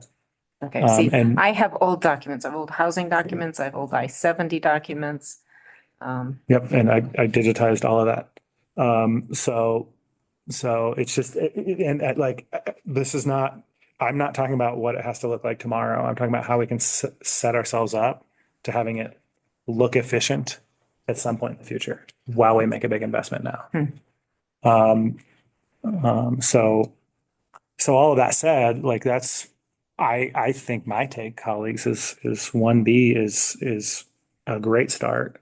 I would like to encourage us to think Rebecca, are about- you okay with being brought up here and it would be more accessible to the public? But it looks like we're gonna have a security door. Yeah, so I think on the last page of the memo that I provided, John and I came up with some really just paper napkin ballpark estimate figures for each of these kind of remodeling situations. And I included a couple optional remodels on there. One, like you said, is adding a security door to that hallway, kind of right outside of what's Amy's office right now. Right, so there's like two doors there, both the Xerox door and. Yeah, and so we'd add a badge reader to that interior Xerox copy machine door so that we could leave that open for staff, so that everybody can still have access to it. But then those offices back there would have to go through security to get into. And even though most of them you have to go through security now, except for Amy's office, but we would basically secure. She has a card reader on. True. But yeah, people can walk in the hallway and see through the glass, like you said. And So this would be just a door at the end of that hallway. Correct. So you'd have basically badge twice to get into your office. Yep. Okay. Yeah. So does that, I mean, Jody, you asked a good question. That satisfies you? Rebecca? Yeah, no, I just want a space where I can work. It'd be awesome. You guys are in those offices now. If somebody's in one office, say George is in a meeting in an office and I'm in the office, can you hear each other talk or are they? They're pretty soundproof. Honestly, once the doors open, Okay. not really. But I'm also deaf, so I'm not the right person to ask. I just don't see very often that would be an issue, so. Yeah. I mean, we function pretty well as far as I'm in meetings all day and I just make sure my door is closed. Right. And I can always throw in headphones if there's, competing speaker situation. And then we'd keep this room as a conference room. Yeah, I think that's the current idea, but Executive session. Yeah, we could use that. We could use those offices however you like, really. At one point we kind of contemplated, well, would maybe two of you would this area be great for two of you to kind of flex share? Plus it could be the executive chambers. And then that might leave, some of those, two of those other offices, if we dedicated one to Rebecca, that would leave kind of two offices available, for other staff, maybe, some of the CMO, I don't know. But yeah, so there's all sorts of options. I mean, we could talk for days about all the different things we could do. No, this is really good. I mean, you obviously put a lot of thought into it and it looks like you got your annex staff in here. That's awesome. Yeah. It's the first big one. Yeah, I'm pretty easygoing, so just stick me in a corner and. So I think what we're asking for is kind of the thumbs up or thumbs down to maybe go ahead and get some of these cost estimates. I think what we'd like to do is we're working on the RFP for the basement. And I think I'd like to maybe include this as an optional or a separate, give us two cost estimates, one for the basement remodel, and then one for all of these items. And I wonder if I should add on to this, looking at making that break room more usable, for office spaces or shared space or. I didn't even know it was there. I think so. And I know there's like people wandering around looking for where to go over there, and that it might not be an ideal place to always be sitting. But we may be able to design around that, right? Just based on where we put windows. So yes, I would love to see us add that. And I'm like, of these options, 1A is definitely the one to move forward with. That's Sorry, I clear. thought 1B was. Sorry, the one 1B. And if you're able to squeeze out more space, I think we will find ways to use it in the future. We're not that far away by my count from being able to do something like say, you know what, public lands building staff actually does have a home, and now so does finance. And it doesn't feel to me like we're that far away from being able to drop one of these three buildings as well. And maybe I'm wrong, but if you're able to solve that problem while you're at it, I think you're looking at me like, yeah, sure. No,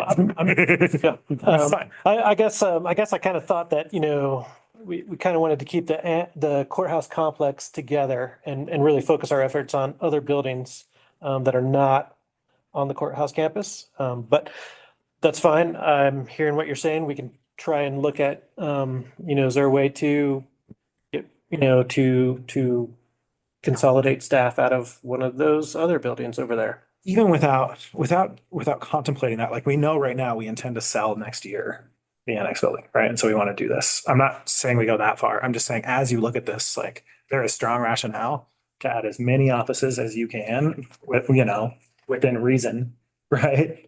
So that's all. I just want to say one thing too. When George talks about this stuff, I'm just imagining, because back in the day when I was a kid, the public health was in the bus barn.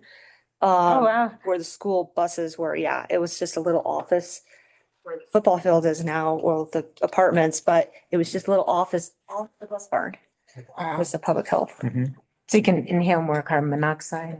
It was not an ideal place to go to, but they just stuck them there, so. And we don't have to go back to those conditions, but we do have to undo what we did here in 2014, right? Which is build a why lot of another space building? based on an unsustainable fiscal structure. Well, one last thing, I'd like to maybe just bring up, there's been some talk about the securing, having everyone who enters this building go through security. Right. And John has kind of, played around with a couple ideas on how we could reconfigure that front entry so that we could do that. Is that something that we should try and get a cost on as part of this process now, or is that something that we should Yes, hold off on? yes. At least get a cost estimate so we know what we're talking about. I think the sheriff totally supports that. I talked to him last week.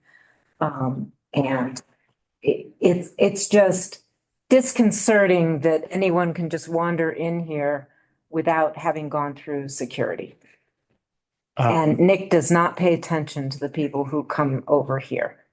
I know that because I had him, he was supposed to pay attention to somebody coming in to see me and he didn't. And they wandered all around the building trying to find me, and Rihanna finally found them and took them to me, so. I can live with Rebecca asking for a cost estimate on what it would take to reconfigure that space. I think the bigger questions around security and metal detectors, et cetera, for people coming in to talk to the assessor or the clerk and recorder is one of how much additional staff it would take, et cetera, et cetera. Right, and so right. I'm happy to learn more about what it could cost to change the physical space. I think those are the easiest questions to solve. Yeah, and the little bit I do know about that is that position is currently funded by a courts grant. It's one of the very few grants that supports staff. And I believe that Judge Jones has kind of asked the sheriff's office to go ahead and find out if we could maybe try and increase that grant next year. I think it comes out in March or it's due in March. So I think that that's kind of something that we're playing around with, looking at. So I haven't confirmed, but I believe that they feel that, you know, 2 staff there would be adequate to support. Well, both But then sides of the again, building. that could be part of a bigger discussion. Right. I mean, I have philosophical issues with asking people to go through a metal detector to pay their property taxes. But But what if they're we can really discuss them. pissed about paying their property taxes? I know, it's not insurmountable, but I just, because we're talking about it, it conflicts with the way I view this community and the nature of public service. Melissa Hortman. Minnesota legislator. Was she in her county building? She was in her home. Right. So I could be killed in my home tomorrow and I didn't do anything about that. It's okay, so Gabby Giffords, she wasn't in her home. She was in a public space. Right. And then we are in public spaces all the time.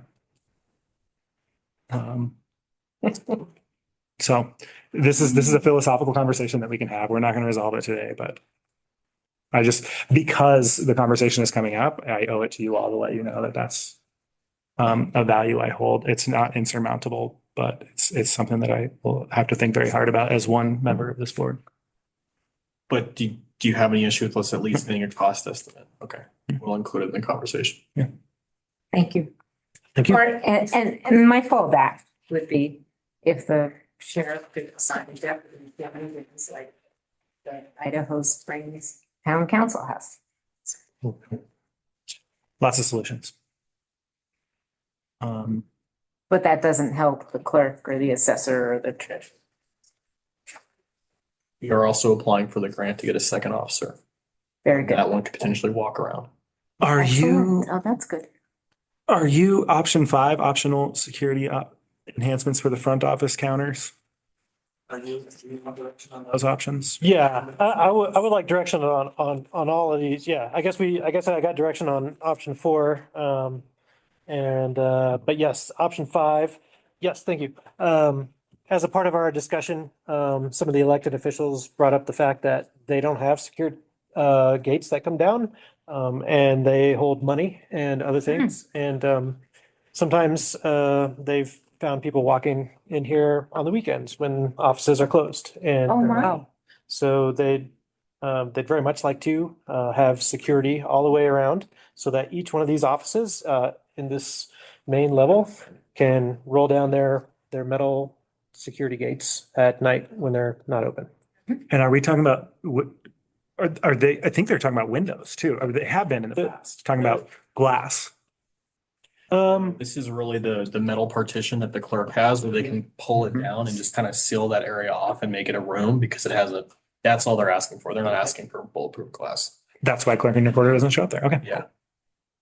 Thank you. They're just offering for those roll down things. Yeah, so you okay with us getting some estimates for that? Yes, thank you. Thank you very much. What else? I think that's it for us. Pretty much covers it. Yep.